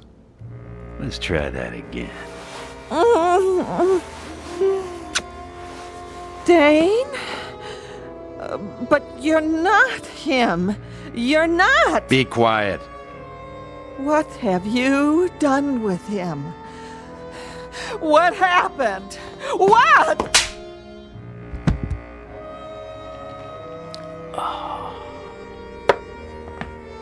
Wait, you gotta tell me, please! Tell you what? I have to know! Later. Where are you going? I got a little unfinished business to take care of. Where's Bernie? Bernie? Bernie Daggett. At the club. That's what I thought. You wait here. I'll be back after it's over. And don't answer the door. For your own good.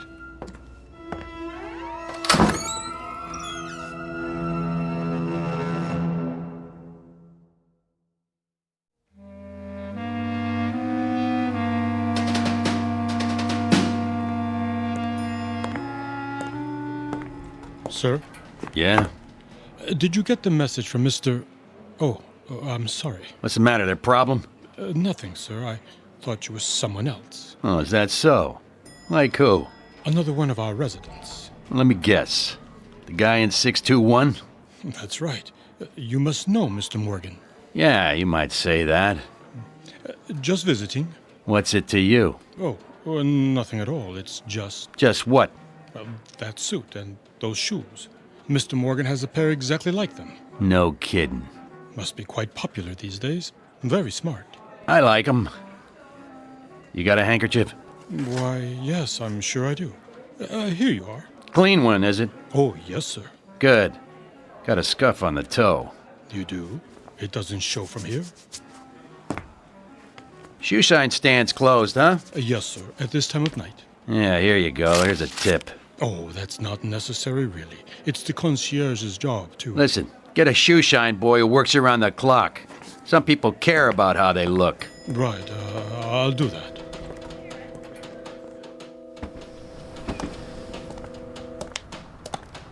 Hey there, Mr. Morgan. Get a cab for you? No thanks, Tommy. Oh, begging your pardon, you're not Mr. Morgan. Well, you sure about that?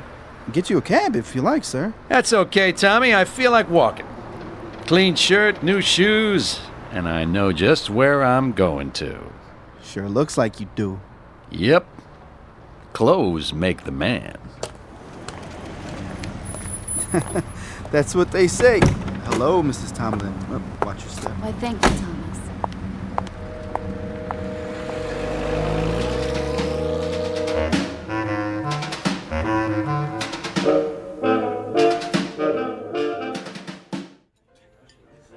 Yes, sir. May I help you? I'd like a table. You have a reservation? How about that one over there? In the corner. Next to Daggett. I'm afraid that table is reserved. It is, huh? If you would care to wait at the bar, perhaps something will open up. Well, here you go, Ferdy. This should take care of it. That table open now? Yes, sir. Thank you, sir. Well, I should have known a man like you would have a reservation. Yeah, must have slipped your mind, huh? Right this way.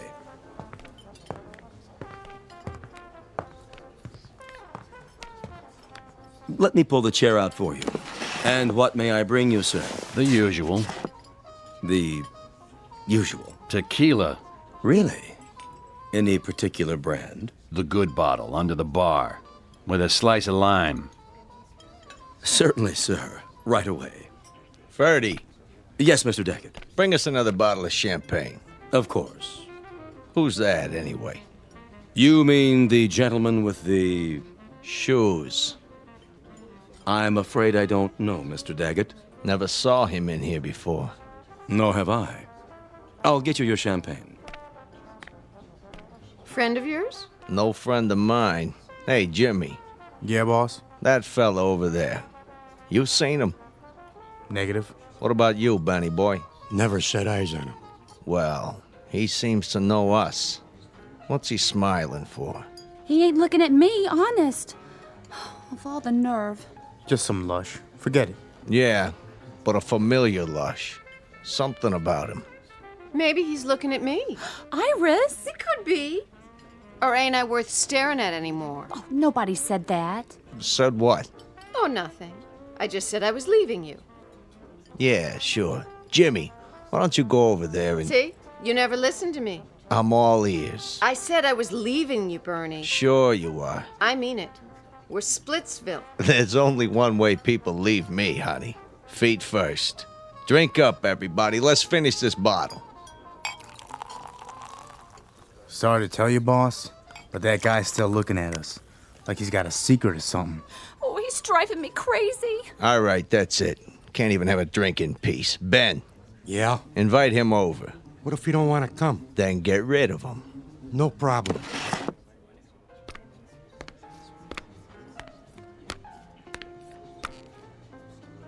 Hey, you talking to me? Mr. Daggett wants you. Oh, isn't that nice? Makes me feel all warm inside. He wants you should join him. Well, what do you know? An invitation from the great Bernie Daggett at his own personal table. Are you sure? He loves you should join him. Oh, I don't know what to say. Don't say nothing, just do it. Well, if you put it that way, I accept.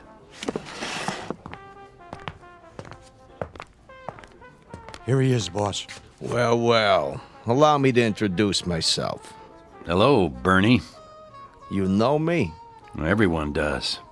By reputation. Oh, I get it. Sit down. Thanks. Get the man a chair. You, celebrating something? You might say so. Big business deal? Who told you that? Friend of mine. That right. What are you drinking? Tequila. With lime. What did you say? Something wrong with that? No. It's just kind of funny. Is it? coincidence is all. I had a friend, drank the same stuff. Well, no kidding. What happened to him? What do you mean? Well, you said had. Say, what's your name? Kilroy? Look, buddy, when Mr. Daggett asks you a question... Easy, Jimmy. I'm sure he didn't mean no disrespect. What line are you in? Restaurants. Just like Dane. Isn't that something? But tonight, I'm a messenger boy. And I've got a message for you, Mr. Daggett. Well, go ahead. Let's have it. Oh, I'm sorry, no can do. What do you mean? I have instructions to deliver the message personally. In private. It's kind of a touchy matter. You understand? And who's this message from? Afraid I can't say. Here you are, sir. Another bottle of champagne on ice and 1 shot of tequila with a slice of lime.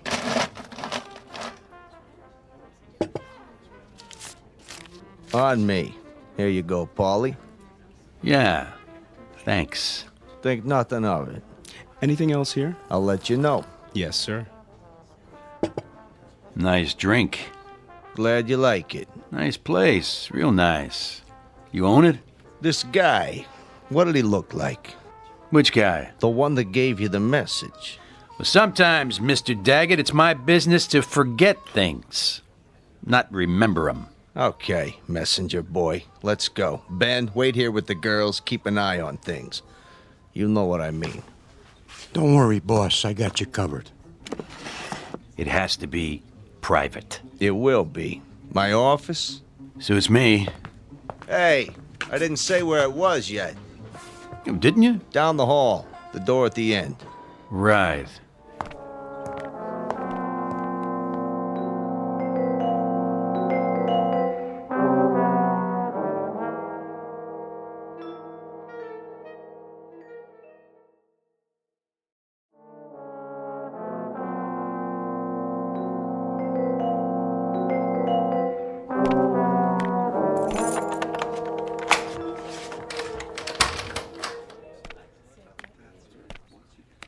Nice place you got here.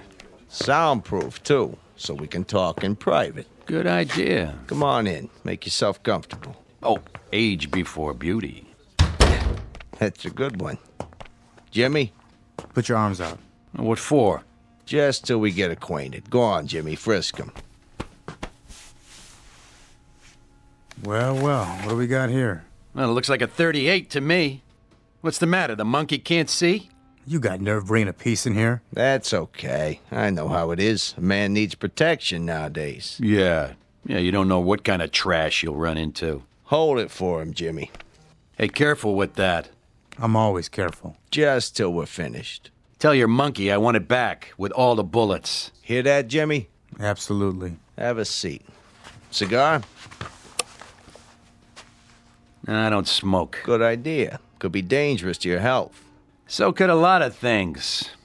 Yeah, looks like you got a good thing going here. I get by. Win some, lose some. I bet you don't lose very often. I try to keep my hand in the game. And what game is that? Oh, you know. Little of this, little of that. I got a string of restaurants now. That right. Strictly legit. Must be doing pretty good. Nice digs, mirror on the wall, big desk. They call it Danish modern. Hey, real oil paintings. Cost me plenty, let me tell you. See that picture there? Thomas Kincaid original. No kidding. Of course, I got a special discount.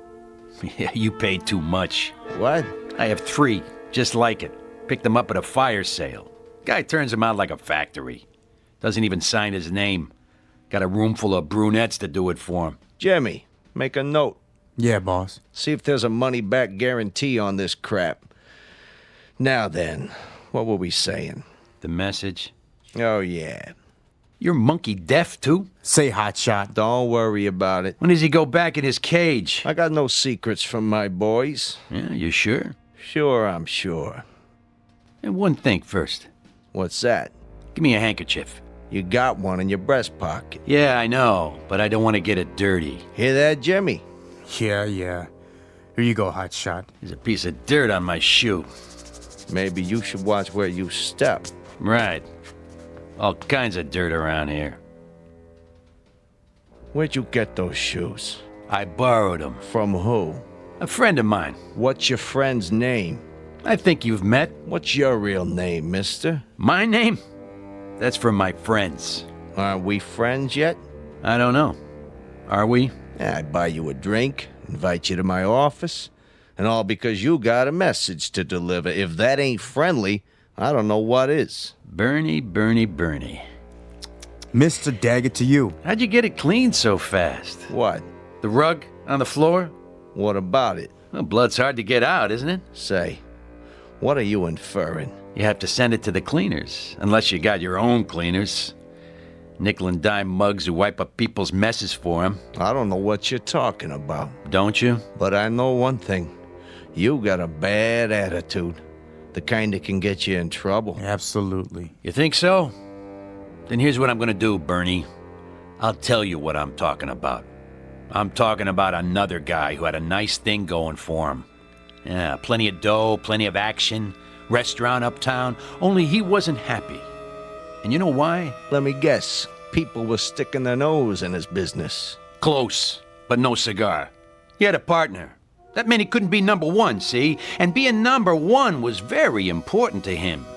So he offered to buy the partner out, and when the partner refused to sell, this guy, he brought him in his office, and he killed him. Blew him away. Just like that. Or rather, he had his monkeys do it so he wouldn't get his hands dirty. It happened right here, and nobody was the wiser. Oh, it was one slick job. You're out of your mind. Only not slick enough. You didn't get it all up. Take a look. There's still some little bits of blood on the rug around the edge, see? Geez, I hope you didn't wash it in hot water, Bernie. That makes the stain set, so it'll never come out. There'll always be traces. You know, the cops come in, put the stuff on it, the luminol, then they shine a purple light, and whatever was there, bing, there it is. Who are you? I told you, a messenger. And here's the message. Look out, boss. He's got another piece. I thought you said he was clean. He didn't check behind my back. Anybody but a monkey knows to do that. Now take the gun out of your pocket and set it on the desk. Real slow. Better do what the man says, Jimmy. Okay. Now take the other one, the 38 you took off me, and put it down on the floor. And kick it over to me, nice and easy. Can't we talk this out? And don't go for your own gun, Bernie. Keep your hands where I can see them. That looks like you got the drop on me. You heard the man, Jimmy. Nice and easy. I'm doing it, see? But you're not doing it right, you big monkey. You put it down so the barrel's pointed at me. You're gonna go for it, aren't you, Jimmy? You just can't help yourself. So I better do something before you make a play. Are you nuts? You shot Jimmy in cold blood. That's right. And now it's your turn. You won't get away with this. Not unless I take care of Ben, too. What are you talking about? There's nobody else here. He's outside in the alley. Come on, drawing a bead on the door right now. As soon as he opens it, I'm history. Unless I shoot first. What are you doing shooting holes in my door? Didn't think it would work for a second time, did you, Bernie? Ben waiting in the alley before I can back out, huh? You're crazy. Open it. Take a look. Bet I drilled him right through the stomach. At least I hope so. Takes longer to die that way. There's nobody out there, I tell you. Oh, and by the way, where's the other 38, Bernie? The one you took off me the first time. In the desk? Huh? I'd like to have it back. Dang. You are him. But it ain't possible. Say goodbye, partner. Vaya con Dios. Now, Ben! You remember the door to the alley, smart guy. Only I never do the same thing twice. You didn't think about the mirror. A two-way mirror to the next room. Too bad, Bernie. That means 7 years bad luck. Got him. Nice and clean. Good shooting, Ben. You cut that pretty close. I wanted to take him out with one shot, the way he got Jimmy. Bernie, Listen to me. Listen good. You want I should finish him? Wait. I'll come back, Bernie. And I'll keep coming back. Again and again. And sooner or later, I'll kill you. So help me. I'll kill you. Get him out of my face. Right.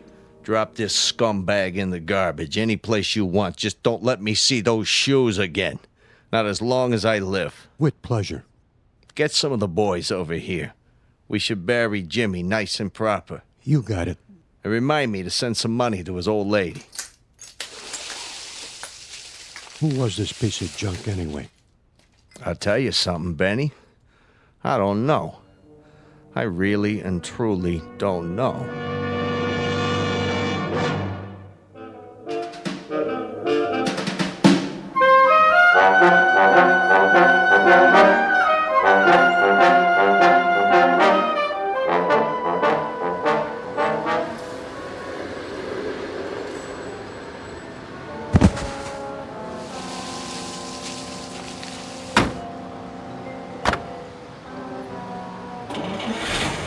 Go, the boss is waiting.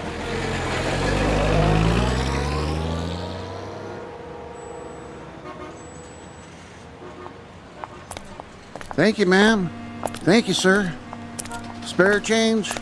Bus fare? Something to eat? Hold on. What in the...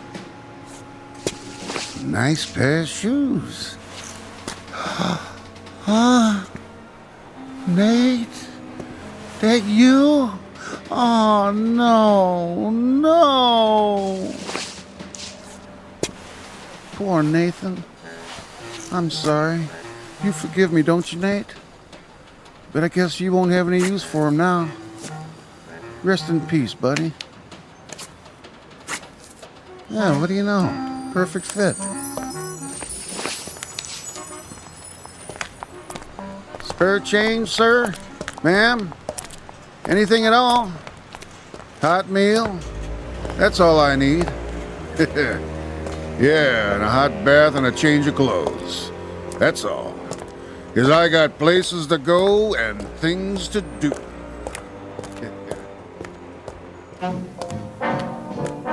There's an old saying that goes, clothes make the man. And another one that says, if the shoe fits, wear it. Keep both phrases in mind should you ever find yourself on a lonely street at night. Because nothing comes without a price. And if you happen upon a pair of expensive black and gray loafers, size 9, be very careful. Because they just might have a mind of their own. Try them on, and chances are you'll find yourself on a long-distance trek into the Twilight Zone. More from the Twilight Zone after this. Dead Man's Shoes, starring Bill Smitrovich, with Stacy Keach as your narrator, was adapted for radio by Dennis Etchison and written for the Twilight Zone by Charles Beaumont and O.C. Rich. Heard in the cast were Meg Falcon, Christian Stolte, Rick Arthur, Alex Sopener, Fernette Lebo, Amber Lake, Doug James, Dale Rivera, Roger Mueller, Rich Komanek, Eddie Martinez, Tony Castillo, and Carl Amari.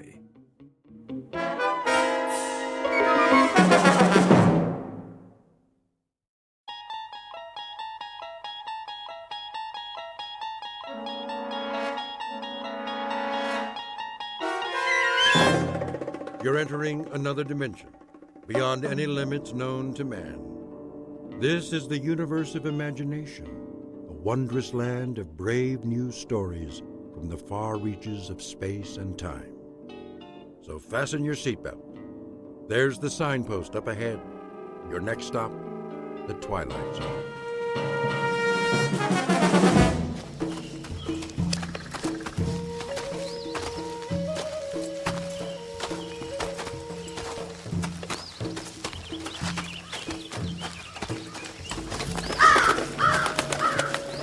Man, what was that?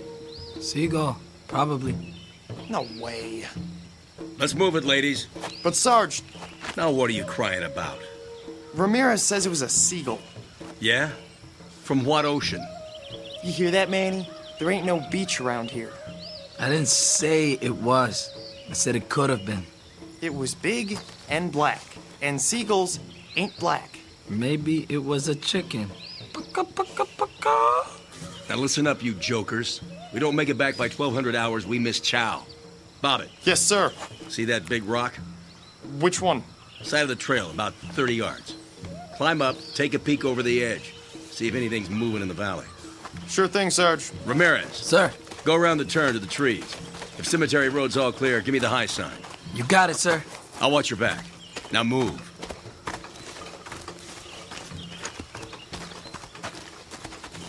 Sarge wants to take a break. What about us? This ain't no democracy. You hear that? Artillery. Could have been thunder. I don't see any clouds. You see any clouds? The weather's crazy around here.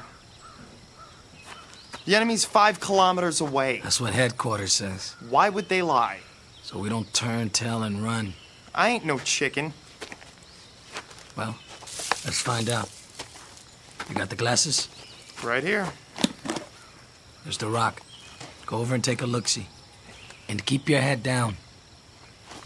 Here goes nothing.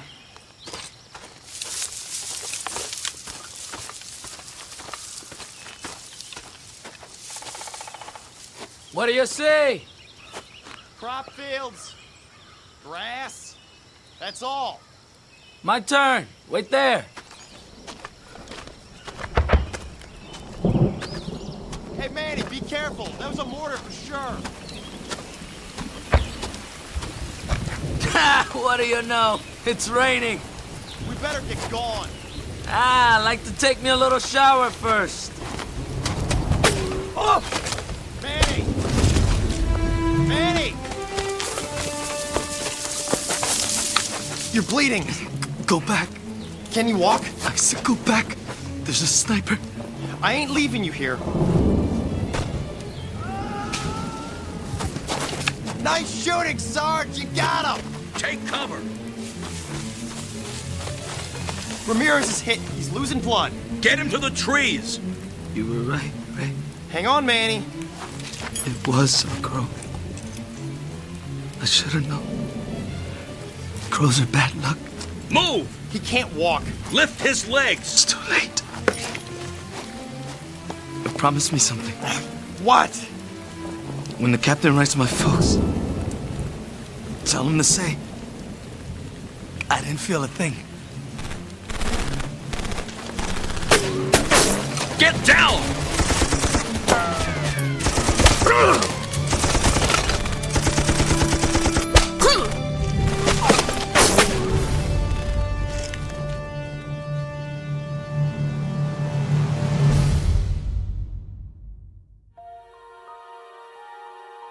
3 men on patrol, a mile from camp. A simple reconnaissance mission. Or it should have been. The year? Take your pick. The place? It might be any on a very long list.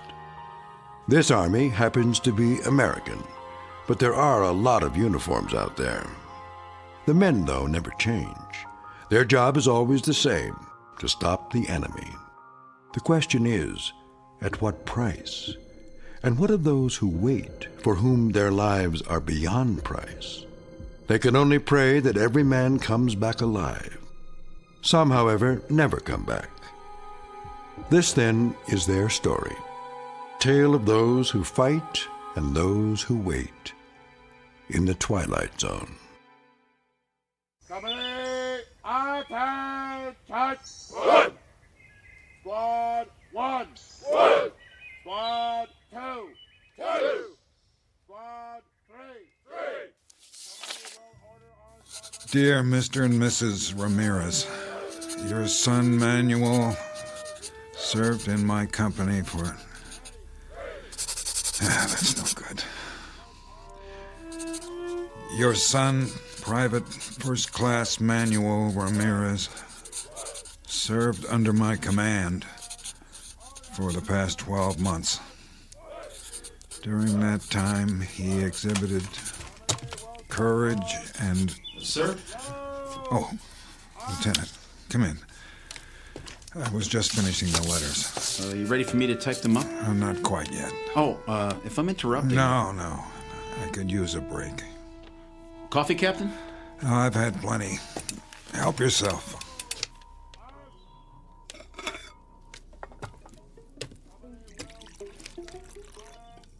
How many is it now? What? The letters. Too many. One for every man we've lost. I always thought... What's that, Eddings? Isn't it the Pentagon's job to... Officially, yes. Then why... They were under my command. That makes it my responsibility. I see. Every one was somebody's son, or husband, or brother. They deserve more than a form letter. Frankly, sir, I don't know how you do it. Sitting here, writing? That's the easy part. Just the same time, I've been meaning to thank you. For what? I'm only the typist. Something I was never very good at. How many to go this morning? I've written Miller's family, Bobbitt's. Rough drafts, at least. That leaves Ramirez. I'd hope to have them done before the truck gets here. Well, you can always dictate. That wouldn't work. Why not? I'm pretty fast. I know you are, but I seem to be running out of words. At least the kind that mean anything. Well, let's give it a shot, sir. If you draw a blank, I'll make suggestions, and then I'll read it back. You have final say, of course. I'm afraid I'd drive you crazy. I tell you, we can do it. Just sit me down, give me some paper. You don't know what you're in for. All right. Okay. Ready when you are, sir. All right, this is what I have so far. Dear Mr. and Mrs. Ramirez, your son, Private First Class Manuel Ramirez, served under my command for the past 12 months. During that time, he exhibited courage and, Dedication? Good. It was not a tip of your tongue, sir. I don't know what's wrong with me. Nothing's wrong with you. The fact that you took the time to write, believe me, Captain, that says a lot. His loyalty and motivation were an example to the entire company. It is therefore with the deepest regret that I write today to inform you.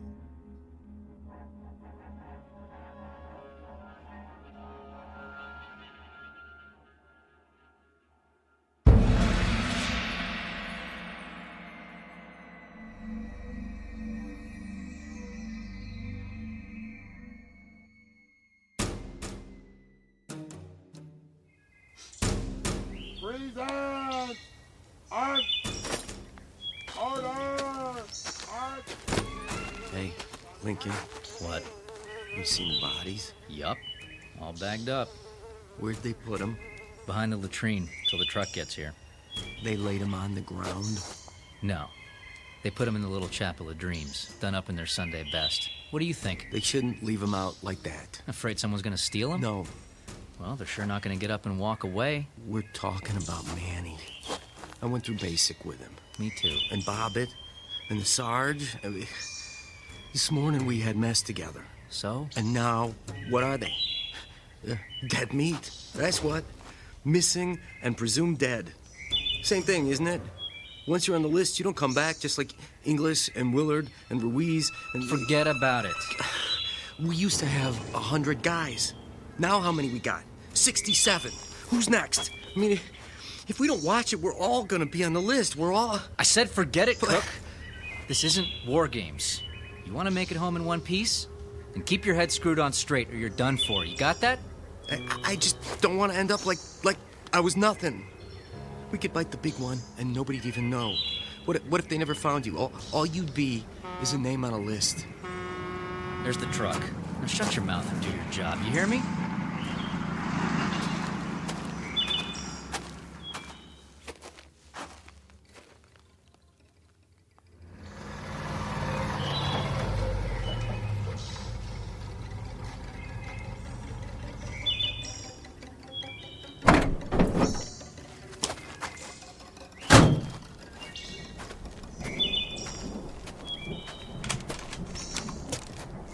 Gorman? Captain? How are things at battalion headquarters? 5 by 5, sir. Can't complain. How nice for you. The general says he got another pickup. How many this time? 3. Cemetery Road? That's right. No mystery why they call it that. No, there's not.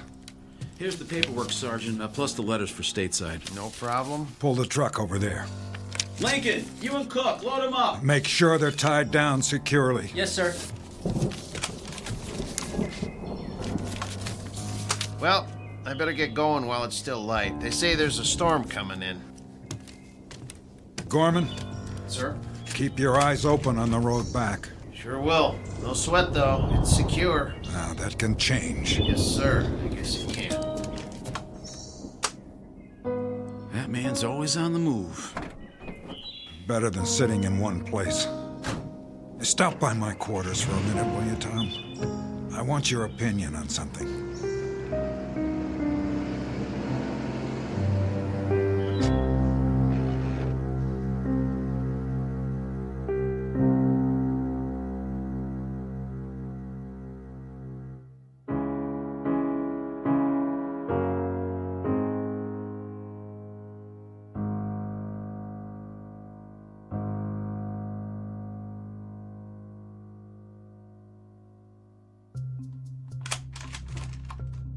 What is it, sir? Take a look at this. A map of the mountain? And the surrounding area. Now, here's our position. The black circle to the north belongs to the enemy. Roughly everything from there to there. How roughly? The last flyover was 8 days ago. When's the chopper go up again? It's hard to say. According to command, it's too risky. The weather? The pilot would have to come in low because of the cloud cover and then pull up before he hits the peak. There's no room for error. You could call in a blanket airstrike. On what? Everything inside the black circle. We don't know their present location. If they've moved, the locals may have come back. Headquarters doesn't want to bomb civilians, and neither do I. So until the weather lifts, all you can do is send out more recon. And keep adding names to the list. Missing, presumed dead. A terrible, terrible waste. It doesn't make sense. It does to the general. But Cemetery Road is a shooting gallery. Give me an alternative. Pull back for now, until we know more. Somebody has to hold this side.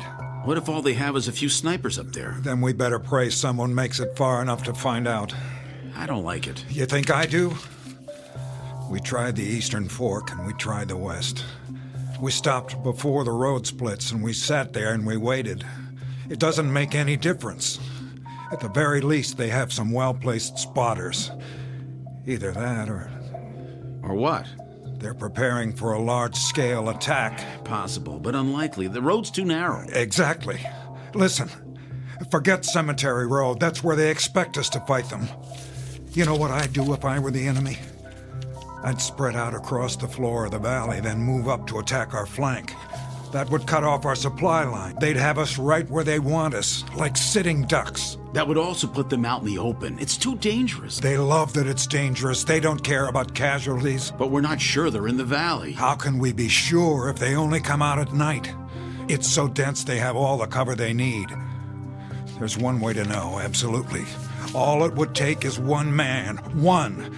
Say he climbs straight down from the camp, away from the mountain, with a night vision scope and a camera. Then command will have all the proof they need, because if I'm right, you know what he'll see? The entire floor of the valley alive in the dark, like ants moving leaves. It just might work. Of course it would. Can you imagine how many lives that would save? It's not worth wasting any more. My men aren't pawns, they're flesh and blood. Oh, forgive me, Tom. For what, sir?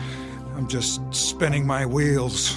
We both know that that's not the way the Army thinks. Forget I said any of it.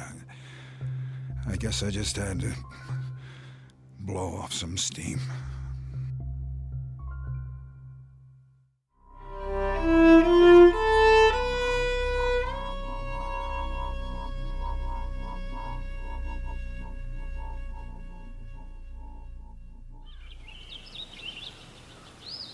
That ain't the way that women are over here. They have women here?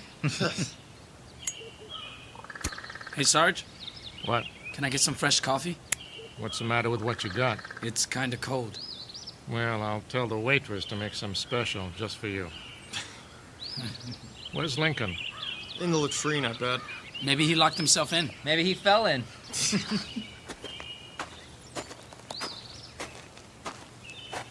Well, it's about time. Sorry I'm late, Sarge. Where you been, Private? Looking for the lieutenant. Yeah? Where is he? Search me. Sit down, Jack, before you fall down.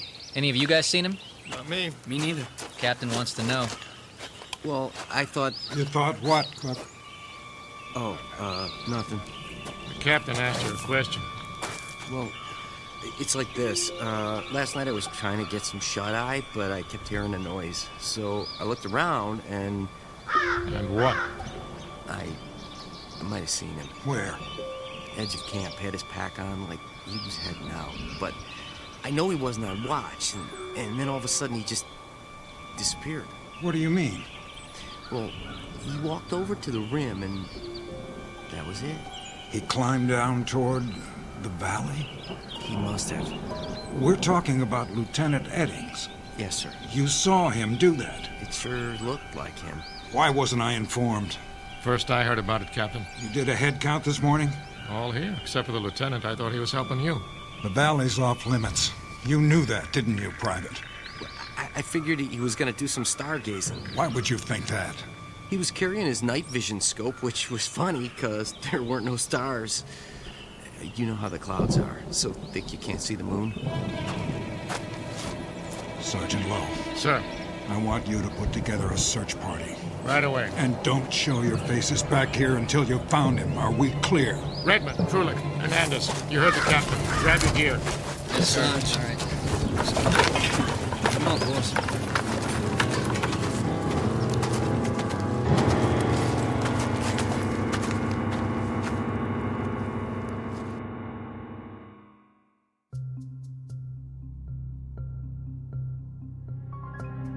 General?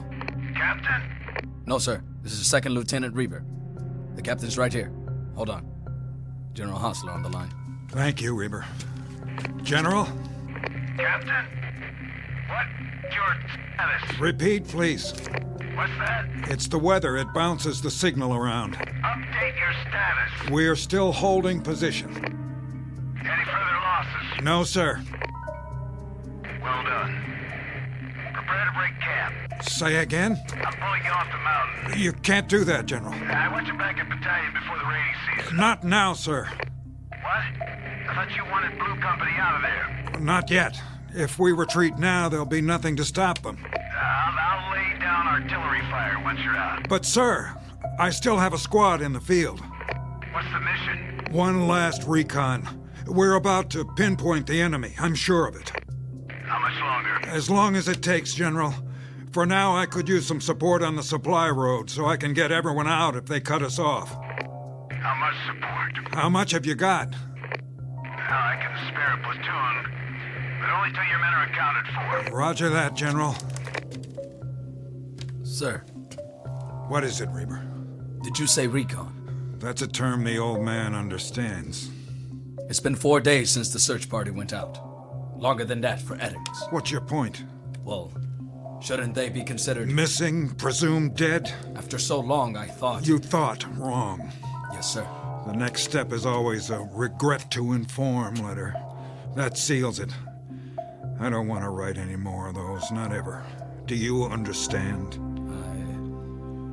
I suppose I do. With a little luck, maybe just this once, I can buy them enough time for a second chance.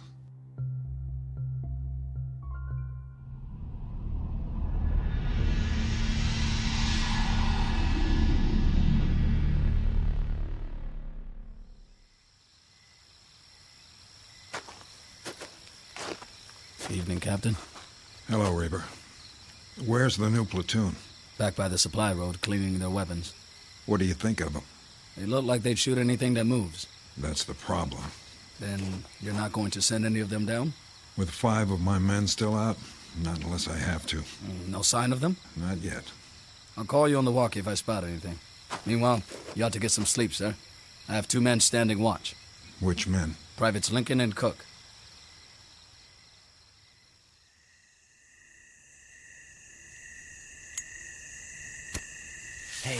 Watch it. What's the matter? Somebody might see you. Like who? Somebody out there. Oh yeah, I forgot. The boogeyman? You want one? Nope. Might help calm you down. I don't need to calm down. Maybe you do, boy. All I need to do is fast forward my butt out of here before... What was that? The wind. There ain't no wind tonight. Maybe you're hearing things. Douse the cigarette, soldier. Evening, Captain. You know better than to light up out in the open. Sir, yes, sir. Anything to report? Nothing, sir. No movement down below? Not as such. You seem uncertain. Well, sir, you know how your eyes can play tricks on you. If you're scared of the dark. Are you? Heck no. I always said the nighttime was the bright time. You know, Draco the Dragon. I don't believe I've had the pleasure. Oh, well, I used to look at the stars when I was a kid. Had me a map that showed the constellations. Big Dipper, Little Dipper, Belt of Orion. I know them all. Plus, the meteor showers, where they was gonna be. I just lay out in the backyard and wait. Zip, there goes another one. Sometimes I'd make a wish. Of course, the stars look different here. Art? Yeah. The captain doesn't want to hear your life story. Quiet. Huh? What was that? I didn't hear anything. Let's have a look with the glasses. You see something? I'm not sure. What was it? Some sort of movement in the tall grass. Yeah? Reber? Yes, sir. I'm going down the side for a look around. Wait, sir. It may be nothing. I'll send some men. Negative. But, Captain... No one else. Not this time. Stand by. We'll go with you. No. Maybe the captain's right. He can't go alone. Cover me from here. But, Captain... And don't shoot any uniform that might be one of ours. Here. Use my glasses.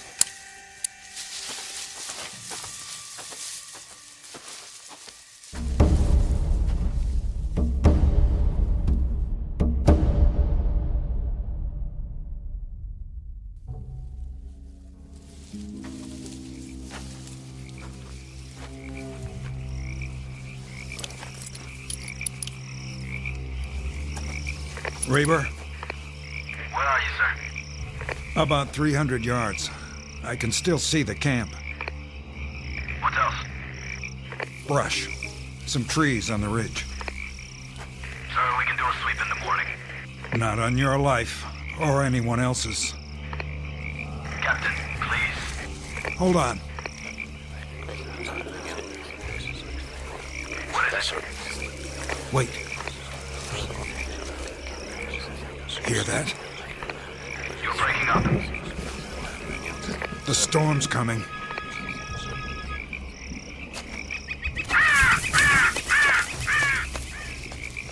And that's not all. I'm sure of it. I'm losing you, Captain. There! What? In the lightning. I thought I saw it. Who goes there? Identify yourself. Are you hearing this? Signal. That's a rain. Captain. Sergeant Lowe? Redmond, Hernandez, Krolik, did you find him? Where? What happened to you? Your uniforms and your faces. Sergeant, why don't you answer? Bring your men in. That's an order. Who's that behind you? Tom?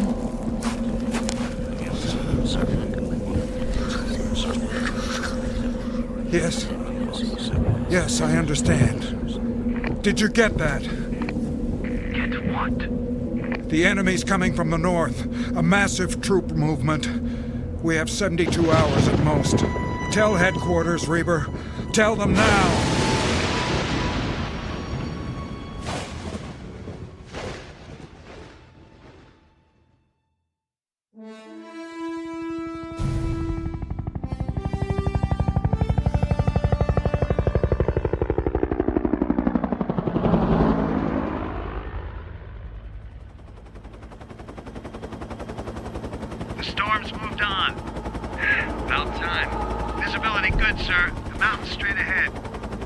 Take it higher.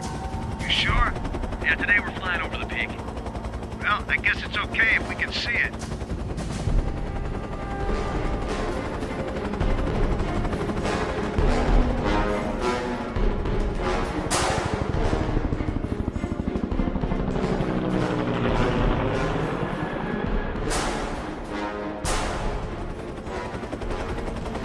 How's the trail look? West side's clear. The valley, too. You think the enemy pulled out? They must have. Their kind don't usually give up. Well, they could have reinforcements on the way. No ground troops in sight. The boys will be glad to hear it. There's Blue Company down below. Take her back now, Major? Maintain course. How far? North. A few kilometers. General's orders. How come? You think there's more coming? That's what we're going to find out. Increase altitude.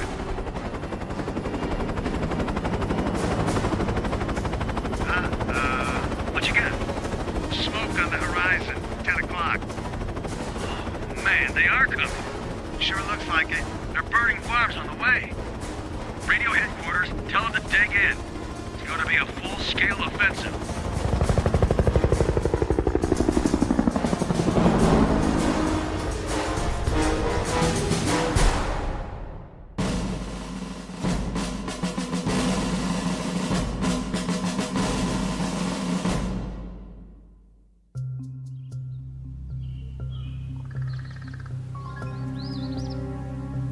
Jack? Yeah. You seen the captain? He'll be along. You can set your watch by it. That's the truth. Every 15 minutes. That's all he does, walking back and forth, checking the valley. Sentries ain't good enough for him. Still nothing down there. Then why aren't we moving out? Ask him yourself. Here he comes. Private Cook. Yes, sir? Report. Big fat zero. You're positive? Stone dead, Captain. What are we supposed to be? Be quiet. But, sir... Quiet. What is it? I thought I heard them. Who? Don't play dumb with me, Private. I'm not, sir. I mean... You know Sergeant Lowe, don't you? Know him? Why, sure. And Private Redmond? Yeah? And Hernandez and Krolik and Lieutenant Eddings? We know all of them, sir. Or we did. Then you should have no trouble recognizing them. Huh? They may have trouble getting up the side. It's still muddy. Let me know at the first sign. Yes, sir. He's losing it. Big time. Don't he know they're dead meat by now?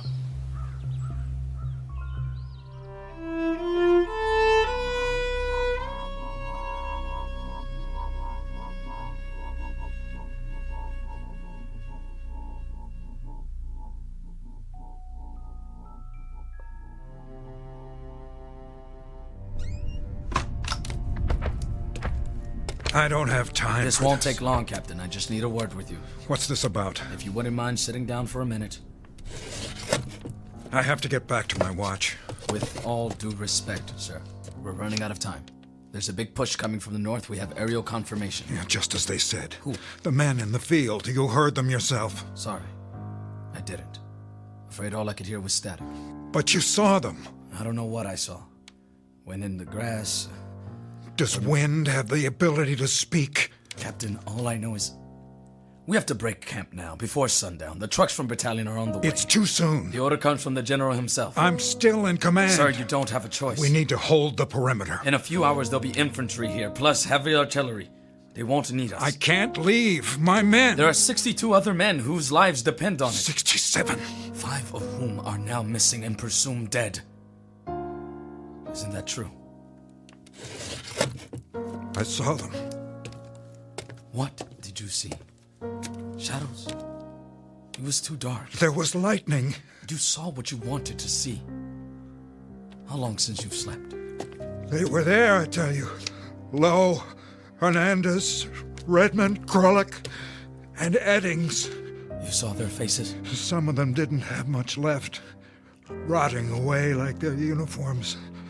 But in the lightning, I saw burned skin and wounds, horrible wounds. They could barely walk. They were trying to get back. They must have lost their way. Some of us went down, sir, to the place where you were.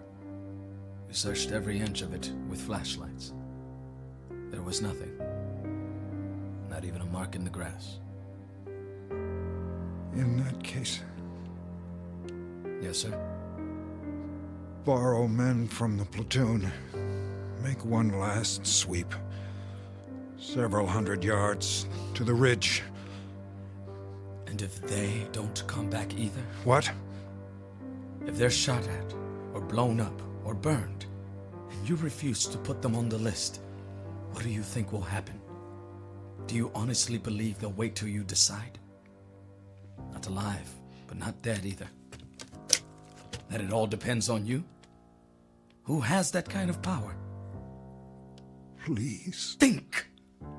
What if you never write another letter about another GI? Will they stay that way forever? The living dead? The undead? What if God Almighty goes on strike and nobody ever gets cut down again? For heart attacks or disease or old age or anything else? There'd be no room left on Earth. Is that really what you want? Then what? Listen to me. It's over. You can't save them all. They completed their mission. The time's come for them to rest. They've earned it. Then do one thing for me. If I can. Pray for them, Reaper. For the ones who didn't make it back.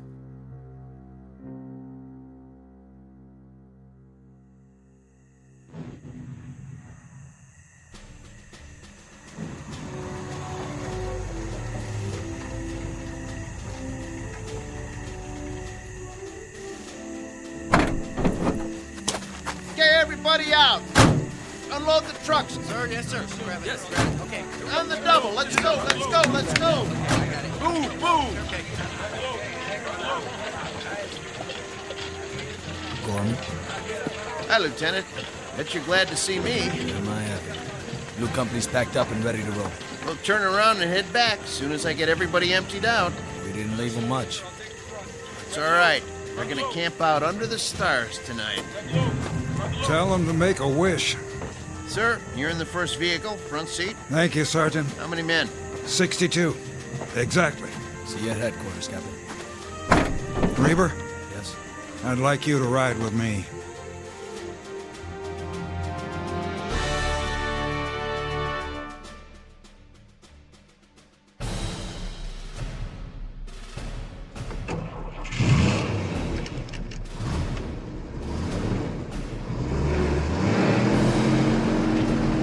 Now don't mind the road. It was made for cows and farmers. You're doing fine, Gorman. And I got a thermos full of coffee if you want. No, thank you. Maybe just a drop. Knock yourself out.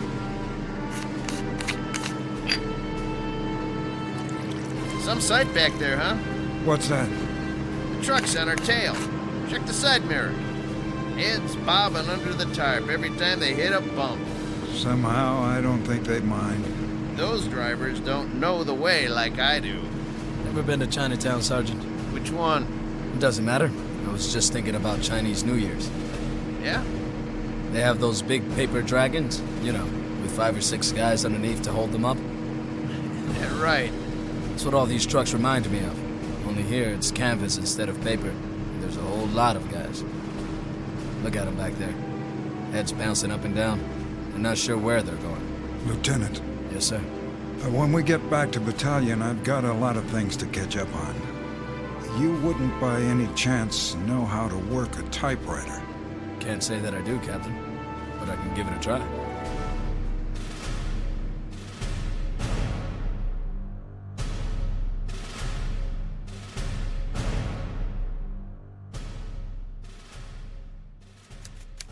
Dear Mrs. Eddings, in the course of my military career, I never had the privilege of serving with so promising an officer as your husband. Such intelligence, bravery, and commitment are rarely encountered in the Army, or indeed anywhere else. I considered Tom Eddings a fine man and an outstanding first lieutenant. It is therefore with profound regret that I write today to inform you of his last selfless act of courage during an incident under my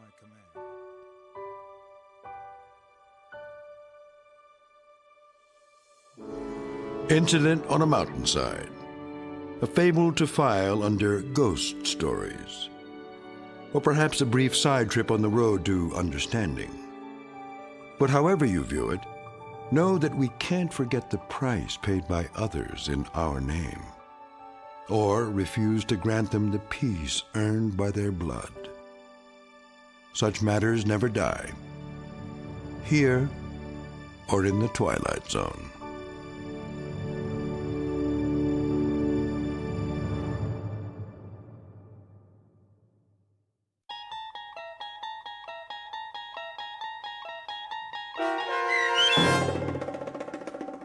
Missing, Presumed Dead, starring Danny Goldring, with Stacy Keach as your narrator, was written for The Twilight Zone by Dennis Etchison. Heard in the cast were Jeff Lupetin, Edgar Miguel Sanchez, Gary Tiedemann, Kurt Nabik, Patrick Cerny, Doug James, David Darlow, Joby Cerny, and Norm Woodell. The producers of The Twilight Zone wish to thank CBS Enterprises and the Rod Serling Estate for making this series possible. This copyrighted radio series is produced and directed by Carl Amari for Falcon Picture Group. Sound design, custom Foley effects, recording, and editing are produced in the Cerny American Sound to Picture Theater by sound designers Craig Lee, Bob Benson, and Tim Cerny. Music for The Twilight Zone is provided by CBS and American Music Incorporated, New York. To learn more about the Twilight Zone radio dramas and to download episodes, including 6 free episodes on our homepage, visit our official website at twilightzoneradio.com. Doug James speaking.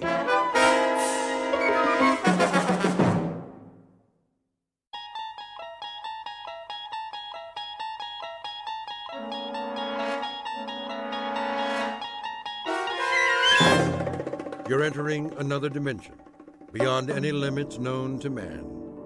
This is the universe of imagination, a wondrous land of brave new stories from the far reaches of space and time. So fasten your seatbelt. There's the signpost up ahead. Your next stop, the Twilight Zone.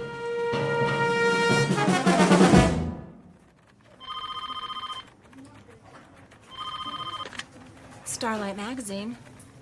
I'm sorry, Mr. Harris hasn't come in yet. Would you care to leave a message? Oh, hi, Christine. Lunch at the Cock and Bull? 12 o'clock. I'll remind him. Paula? Yes? Did you proof the feature story yet? Give me 20 minutes. Make it 10. I need to double-check the whole issue before pickup. Where's the center spread art? Nate's got it. Why isn't he here? He called a little while ago. He's stuck in traffic or something. Well, he can just get himself unstuck. If we miss deadline again... Rennie! Yo! How's the cover coming? Printing it out right now. Good. Don, did you finish the insert? What insert? The new line from Lady Lynbrook? I never saw it. They sent camera-ready copy yesterday. I'll have to repaginate everything. Then do it. They're a huge account. Okay, boss. And Rennie, add a teaser on the cover. Free inside a sample of Tempest Fugit. That's the name of the perfume. Will it fit? I guess it'll have to. That should be everything, except for the color separations. I'm sure Nate's on his way. I'm sure he better find another job. We need him, Cheryl. He's our graphics coordinator. Oh, I can hire interns who will do it for nothing. Well, how well would they do it? You have to admit his work is good, and it makes us money. It's the camera-ready ads that make us money. All the rest is filler. Call the messenger service and reschedule. When's the last pickup? 1 o'clock. Tell them we're running late. Maybe they can stretch it. I'll try. Sorry. I got hung up. Hi, Nate. Do you realize how long you've kept this staff waiting? What time is it? My watch isn't working. Your watch is not alone. You won't believe what happened. I stayed up all night to redo the art. Then the car wouldn't start, so I called the repair shop. You could have called a cab. It took 45 minutes for a jump start. Then, when I finally got here, the elevator quit and I was stuck between floors. I know I said I'd be here an hour ago. Make that 2. But it's not my fault, I swear. You can't beat the clock. The harder you try... Did you bring the disc? It's right here. Load it and print it. You can have your nervous breakdown after we go to press. Here, use my computer. What's the matter with her this morning? Another day in the cackle factory. Look at this first so I can sign off on it. What page? Center spread, the feature story. At night, our fair city glitters like the proverbial Christmas tree. Who wrote this track? Our beloved managing editor. Shirley thinks she's a writer now. That's because she won't pay real writers. Whose phone is that? At least put it on vibrate. Hello? Oh, hi, Chris. Oh, she called before about lunch. Yeah, we're still on...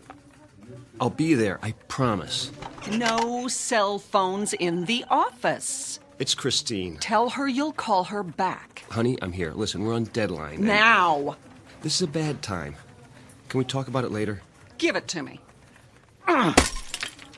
What did you do that for? So you won't have any distractions. Get back to work. You know what, Shirley? I don't need this. That makes 2 of us. I'm out of here. You can mail my last check. Don't let the door hit you on the way out. Yeah, box up all my stuff and leave it with Paula. If I have the time. Right now, some of us have a magazine to put out.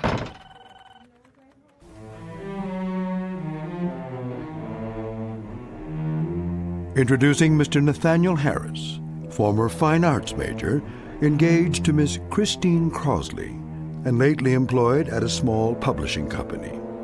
Very lately. Because this is a man whose hourglass has finally run out. He just learned one very important lesson, that he can't be in 2 places at once. But consider, how different might his life be were there but world enough and time. Every question deserves a response, and this one is about to be answered in the Twilight Zone. And now, The Twilight Zone, and our story, The 25th Hour, starring Mike Nussbaum with Stacy Keach as your narrator. Any dessert today? Just coffee and the check. Very good. What time is it? Mr. Harris, nice to see you. I have a reservation for noon. That clock, it can't be right. 1 p.m. exactly. Oh, no. Is she... Table 4.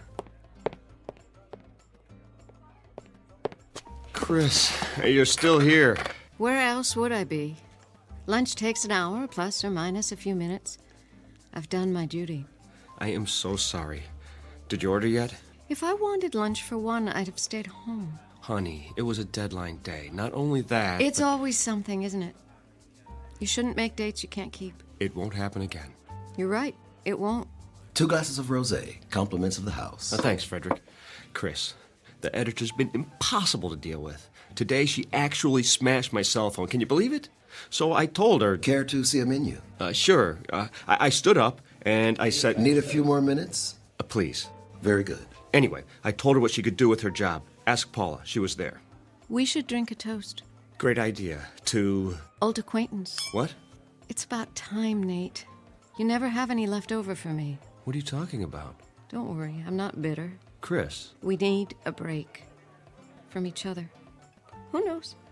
Maybe it's true what they say on greeting cards. If you love something, let it go. If it comes back, it's yours to keep. Chris, listen. Goodbye, Nate. I'm trying to tell you... It's all right. Think of how much more time you'll have now.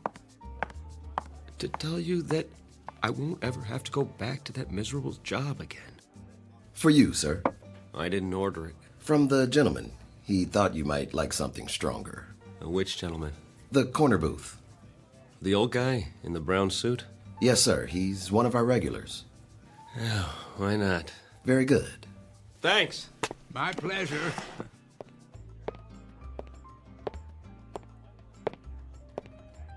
Can I buy you one? Oh, dear me, no. Not necessary in the slightest.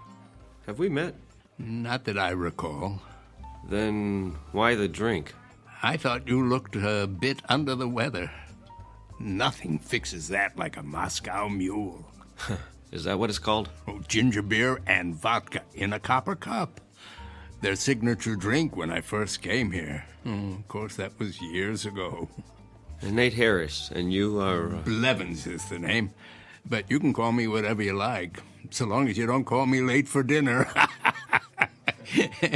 Please, sit down. I think I've seen you here before. Oh, most unlikely.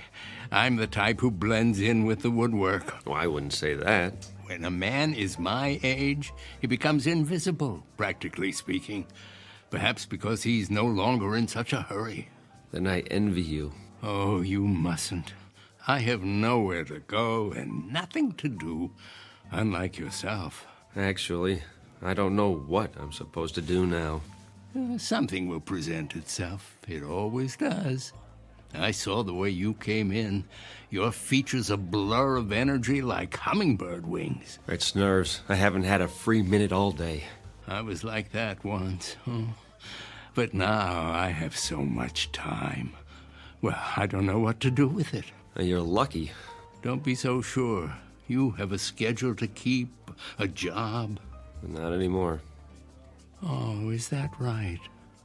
I was 2 hours late to work this morning. One time too many. And to top it off, my girl just walked out on me. So I guess I'm flat out of time. Pity. But now you've hit the nail on the head, haven't you? Time. There's an old saying that it's wasted on the young. In fact, it's wasted on people like me. I have all the time in the world, more than I can possibly use. Excess, you might say. Well, if you figure a way to bottle it, let me know.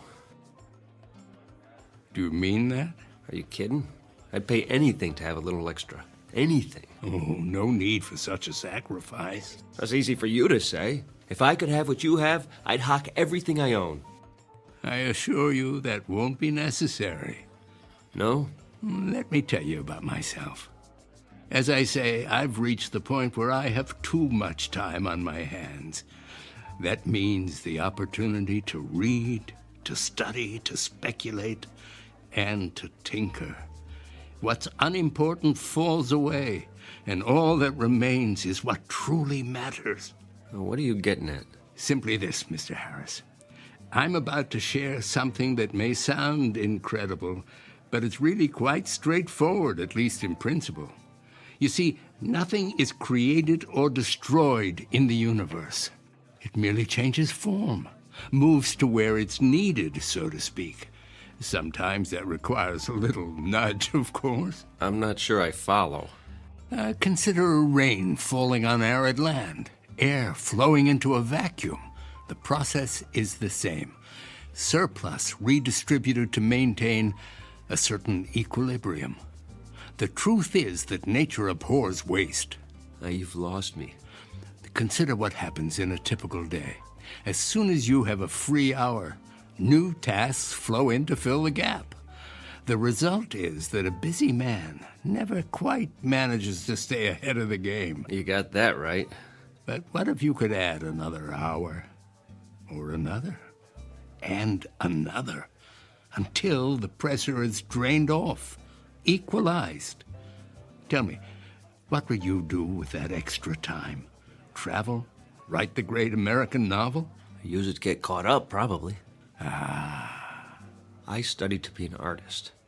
Now I'm a consulting graphics coordinator. You know what that means? I push ads around on a computer screen. Don't ask me how it happened. No real mystery. You needed to earn a living, and time got in the way. What you need is time that's off the clock, so to say, before what matters is only a memory. Don't tell me. You're selling a magic potion. What's it called? Time in a bottle? Nothing so fanciful. The product of my tinkering is purely scientific. I happen to have a prototype with me.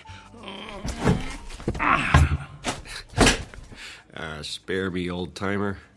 Thanks anyway, but I'm afraid I can't afford whatever you're selling. Oh, it's not for sale. It's still in the experimental stage. Oh, come on. I know what that is. I took music lessons. It's a variable rate device to mark the passage of time. Allow me to demonstrate. Congratulations. You've reinvented the metronome. Try to lift it. That's heavier than it looks. What did you do? Put lead in it? It's quite empty as far as the eye can see. Open the panel in the base. Oh, you have to lift the latch. Well, there's nothing inside. Are you sure? A pivot for the arm attached to some kind of bearing, that's all. But it feels like it weighs 10 pounds. That's because the little door leads to... Well, I wouldn't want to confuse the issue. Call it a storage chamber. Oh, it smells like stale air to me. Oh, it hasn't been tested in a while. The contents are flowing out now that the mechanism is activated. Well, what contents? That which is beyond price and invisible to the eye. Go ahead, examine it. There must be a layer of iron under that veneer. Only the thinnest of plywood. Oh, where'd you get it? From a magic supply company? It took me years of trial and error. This is the 81st and final model. Or is it the 82nd? If my calculations are correct, it possesses certain unique properties. Listed on eBay. You'll find a buyer. As I said, it's not for sale. But it is available on loan. What would I do with a thing like that? Put it on my coffee table? Well, I need someone to field test it. Test it? How? To be sure that it's ready.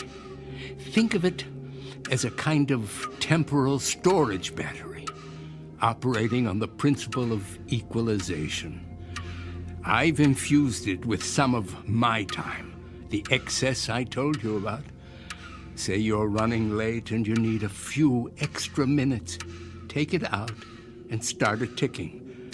When you've had enough, one touch stops the arm. Wouldn't that be something? Yeah, you almost had me going there for a minute.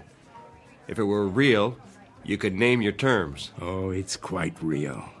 I suppose you can prove that? If I do, will you agree to a test? Here comes the con. Put it back in the case and take it home. Use it at your discretion. All I ask is that you return 1 week from today and report your experience in detail.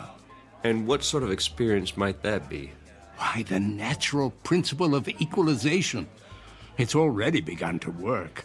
You asked for proof, What does the clock on the wall say? Oh, I can't see from here. Then feel free to stand up. Check it carefully. I don't have to. It was 1 on the dot when I got here, so it'll be around a quarter past now, maybe 1:20. My, how time flies. What's the matter? Don't you have a watch? Oh, that might be part of the trick. Go on, walk over to the clock. Take a good look. And what will I see? The principle of equalization at work. Temporal redistribution on demand. Proof positive that my time is now your time. You're on.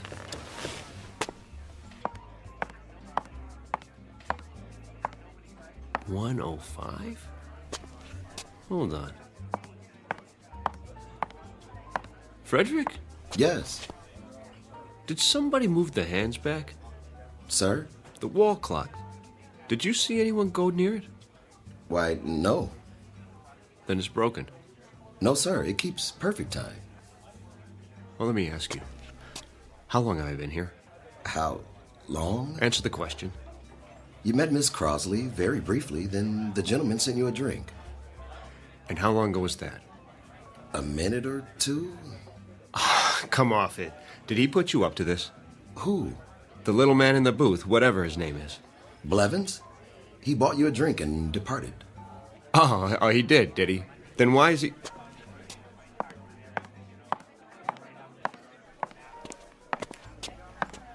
Why is he what, sir? Where'd he go? He was here. We had a conversation about time and his theories of... Did he leave that for you, Mr. Harris?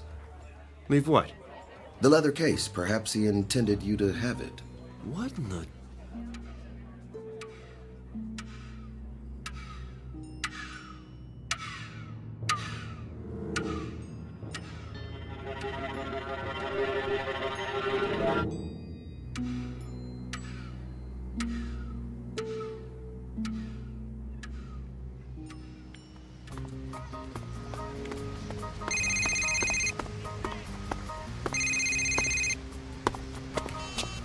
Hello? Nate? Hey, Paula. You finally got a new phone. Had to. I've been busy. You sound out of breath. At my morning jog in the park. You? I don't believe it. A man's got to get in shape sometime. Have you found another job yet? I've been going on a lot of interviews, about 10 a day. Whoa, take it easy. I have all the time I need now. It's like the more I do, the more I can do. You'll have to tell me your secret. I could use some of that. So, how's the magazine? Down the tubes without me? Well, give it time. Listen, Nate, I may have a lead for you. Mandible Publications is looking for a color supervisor. Mandible? Too big for me. They do a dozen titles a month. The pay is double what you made here. No more publishing. Surely you'll never give me a recommendation. She doesn't have to. I'll write it. Oh, you do that? Of course, what are friends for? Which brings me to my next subject. I talked to Christine. Why haven't you called her? The last time I saw her, she told me have a nice life. Do yourself a favor, Nate. Make the call. She's the one who walked out.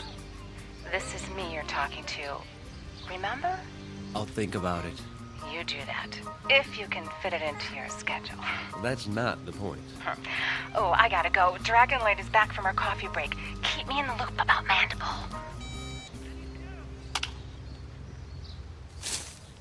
Hey! Hey, mister! Can we have our ball back? Oh, where is it? It's over there in the dirt. Sure. Here you go. Thanks. Oh, wait. Yeah? Can I see that bat for a minute? Okay.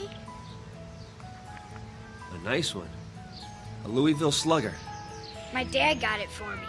Did he show you how to use it? Nah, he's too busy. Now look, when you hold it, be sure the trademark is pointing up. See the circle where it says Louisville? Otherwise, when you hit the ball, the wood might break. Gee, mister, you know a lot of stuff. And my dad taught me when I was your age. I wish you could show us. You kids play here every day? You don't have time. You're always running. Well, let me tell you something. Time is, well, it's, Yeah? I don't know what time is exactly, but I've learned one thing. We can all do a lot more with it than we do. It's a question of priorities. Okay, I guess, only... Yes? What are priorities?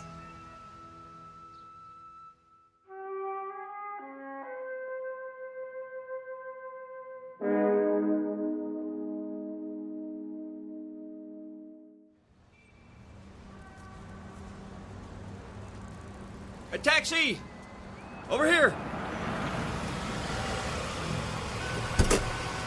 Where you headed? Uptown, the Mandible Building, and step on it. Sure thing.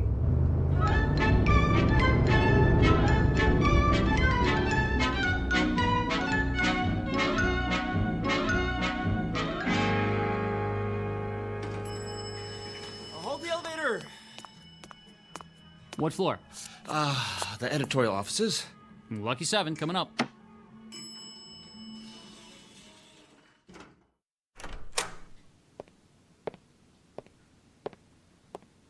I'm here to see the publisher, please. Do you have an appointment? Nathaniel Harris, 11:30. I'll tell him you're here.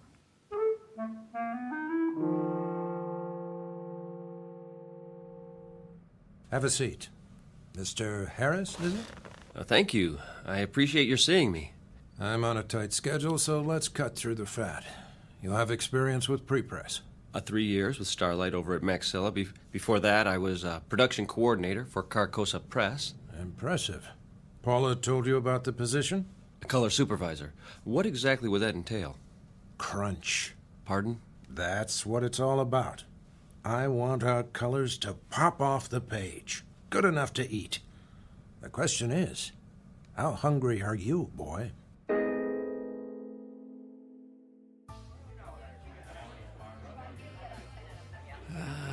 Right on time, Mr. Harris.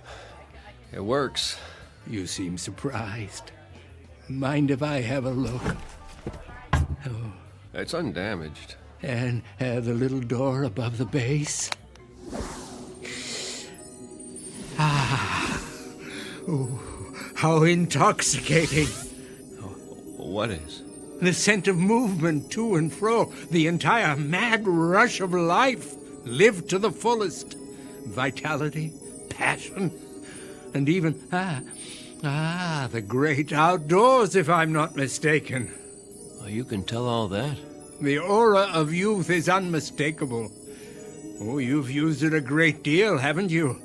The storage chamber is almost full. Why, I only did what you said. Started it ticking when I needed more time. And the result? Well, I got everything done, and then some. Over the last 7 days, I've been across town more times. I've gone on more interviews. Oh, have a drink of water. I could use one of those Moscow mules. Not a good idea. It might provide too much of a kick in your present condition. The device is extremely potent. You appear to have overdone it. Several times over. Oh, I'm a little run down is all. With a young man, desire knows no bounds. A kind of greed takes over for life itself. Well, what does it do, exactly? The device. Call it a doorway into the fourth dimension. Within it is stored unused time, which you have been permitted to tap. You're satisfied, I take it? Yes. Excellent. But there's something you haven't told me. What do you get out of it? Oh, I suppose a certain poetic justice, quid pro quo and all that. From each according to his ability, to each according to his needs. Nature's method of redistribution in its purest form, with a little help from the equalizer. Glad to have been of service. Oh, wait. Don't take it yet. You didn't find a job? I start the end of the week. I might need this for backup. Just in case. You're sure? Yeah, only in case of an emergency. I promise. Very well. 1 more week. But heed my warning. Be certain not to overdo it. I'm not responsible for the consequences.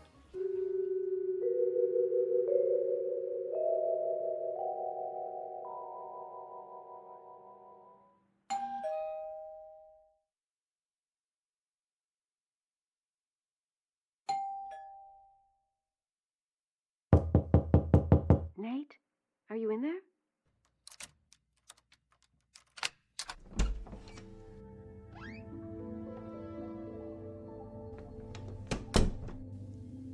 Nate? Is that you? Oh.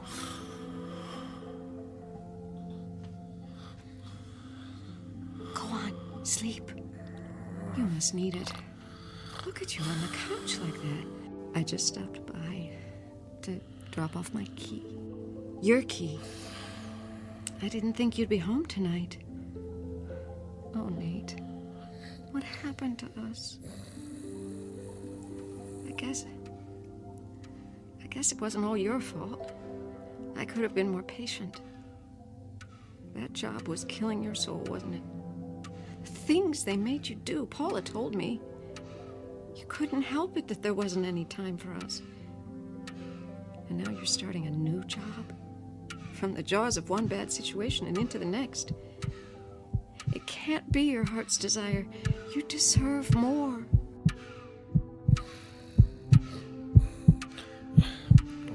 Shh, no.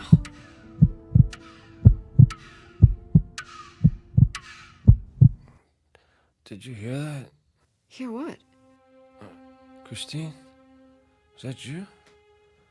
I must have dozed off. Why are you here? I thought you might want the key. You don't have to do that. I'll leave it on the table. Go back to sleep. Oh, please stay. I can't. Don't. I'll be back. Now sleep. You need your rest. Maybe I'll see you at lunch tomorrow. Our old place. Do you still go there? I'll keep up with you somehow.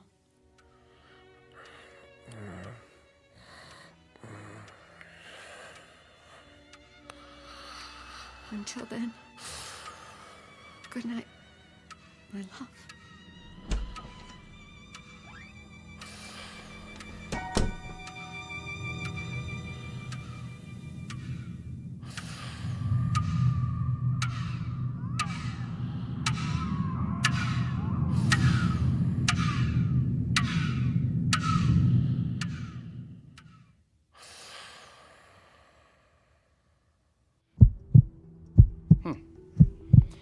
Any chest pains? No. Your pulse is a little fast. How about headaches? I wouldn't call it that. What would you call it?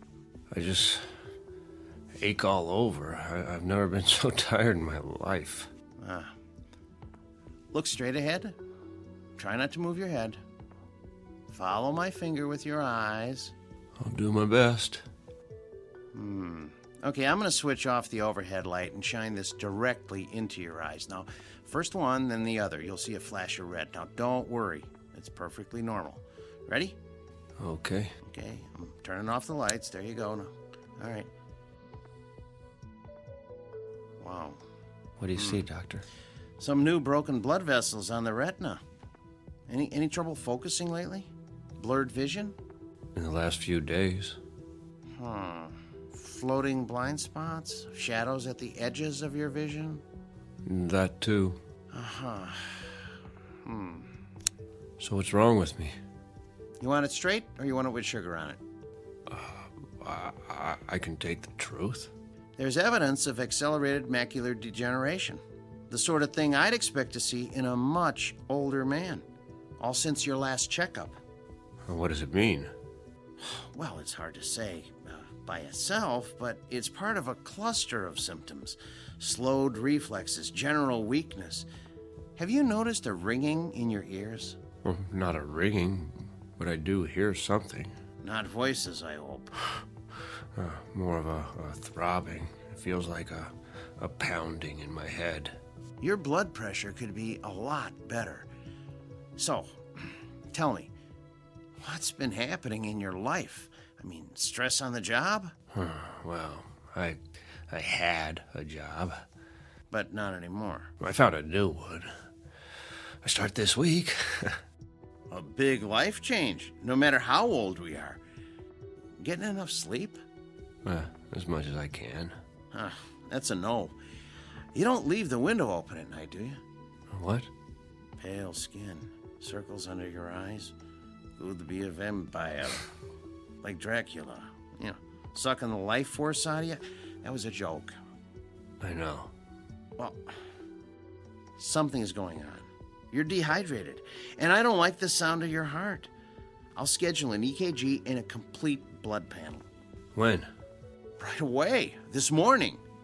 Is that necessary? I'd say so. I thought you could give me a B12 shot or something. I could, but it won't address the problem. That was all the running around. There was so much I could do with the extra time, but that's going to change from now on. Extra time? Where do you get that? In a vending machine? Don't ask. You wouldn't believe me anyway. Ready for my speech? Go ahead.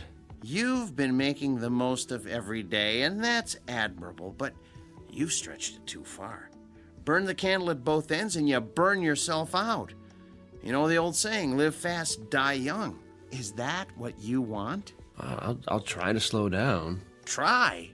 Not good enough. You're exhausted, Nathaniel. After the tests, I want you to go home, take your vitamins, and pull the covers over your head. 8 glasses of water minimum in the next few hours. Now, I'm going to call you when I get the results. Is there someone who can come by and cook you a healthy meal? I'm not sure. Well, let me know if you feel any worse. And cancel your appointments. Don't even think of going anywhere for the rest of the week. Well, that's not possible. You don't have a choice. The new job. You'll end up in the emergency ward. I told you. I'll take it slow. Famous last words. That'll have to do. Then I'm going to check you into a hospital room right now. No. I have something to do first. You're not listening. Do you want a myocardial infarction? How about a stroke? Not common at your age, but it can happen. Life or death, Nathaniel. It's up to you.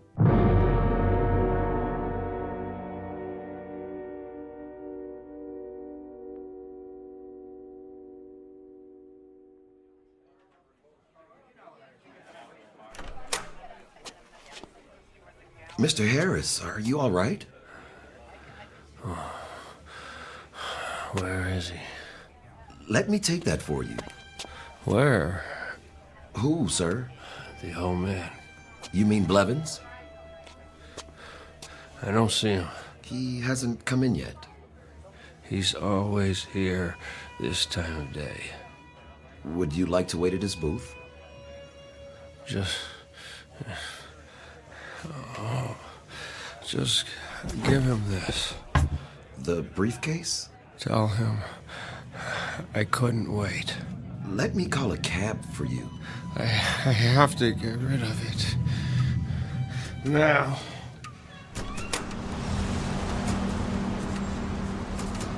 Hey, buddy, watch where you're going.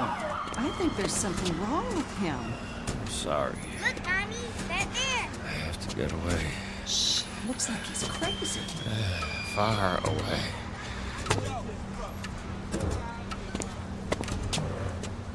Now, what have we got here? Been drinking, have you? Can you hear it? Move along. You do hear it, don't you, officer? Or I'll be running you in for drunk and disorderly. Where's the case? You'll have a case, all right, in front of the judge. I left it, but it won't let me go. On your way.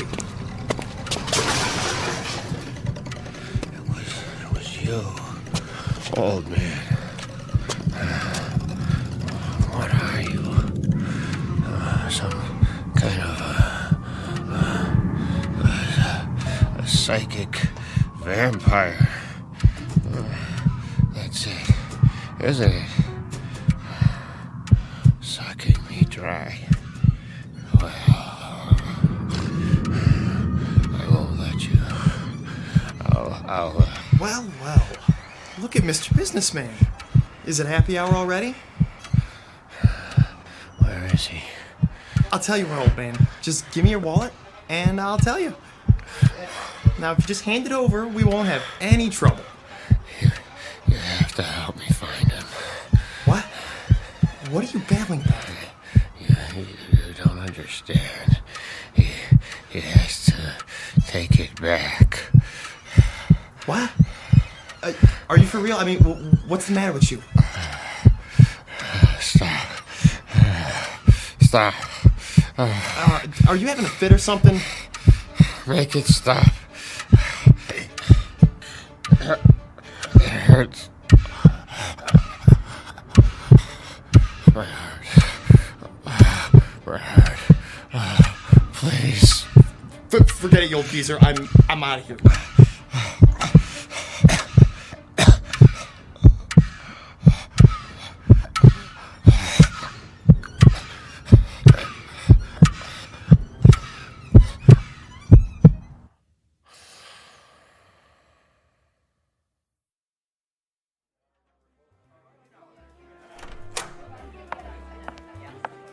Why, hello, Miss Crossley. Hi, Frederick. Is Nate here? Mr. Harris? He was, but then Where did he go? I didn't see, miss. I offered to call a cab. Why? Did he have lunch already? No, miss, he seemed, Seemed what? Is he coming back? I really can't say. Then I'll wait for him at the table. It needs to be cleared. Oh, take your time. I'm in no hurry.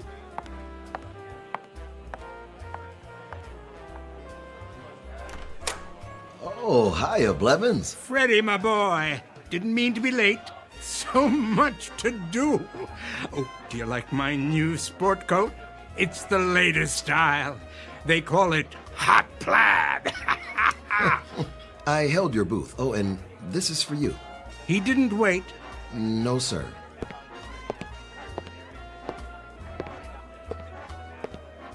Hello there.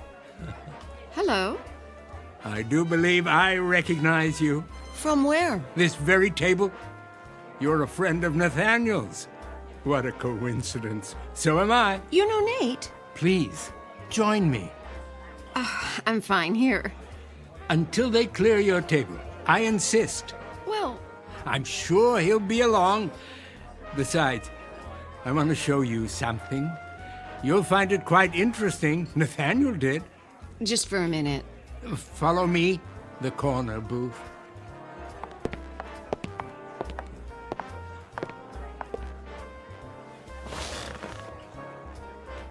What's in the case?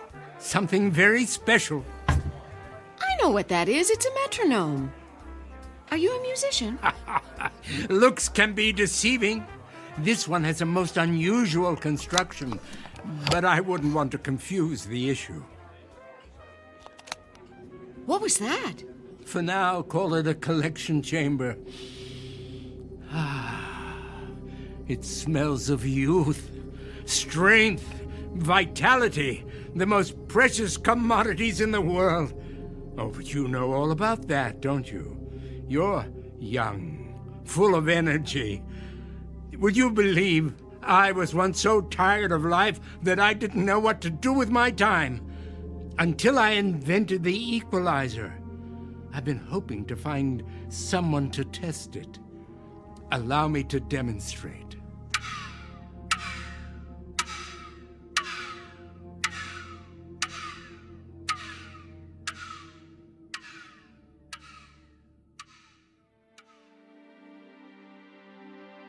A story about a man named Nathaniel, a victim of the adage that it's better to burn out than to rust. Unfortunately, everything has a price, and Mr. Harris learned too late just how steep that price may be. A man whose hourglass ran out to the last grain of sand. But consider, how different might his life have been had he lived it somewhere other than the Twilight Zone.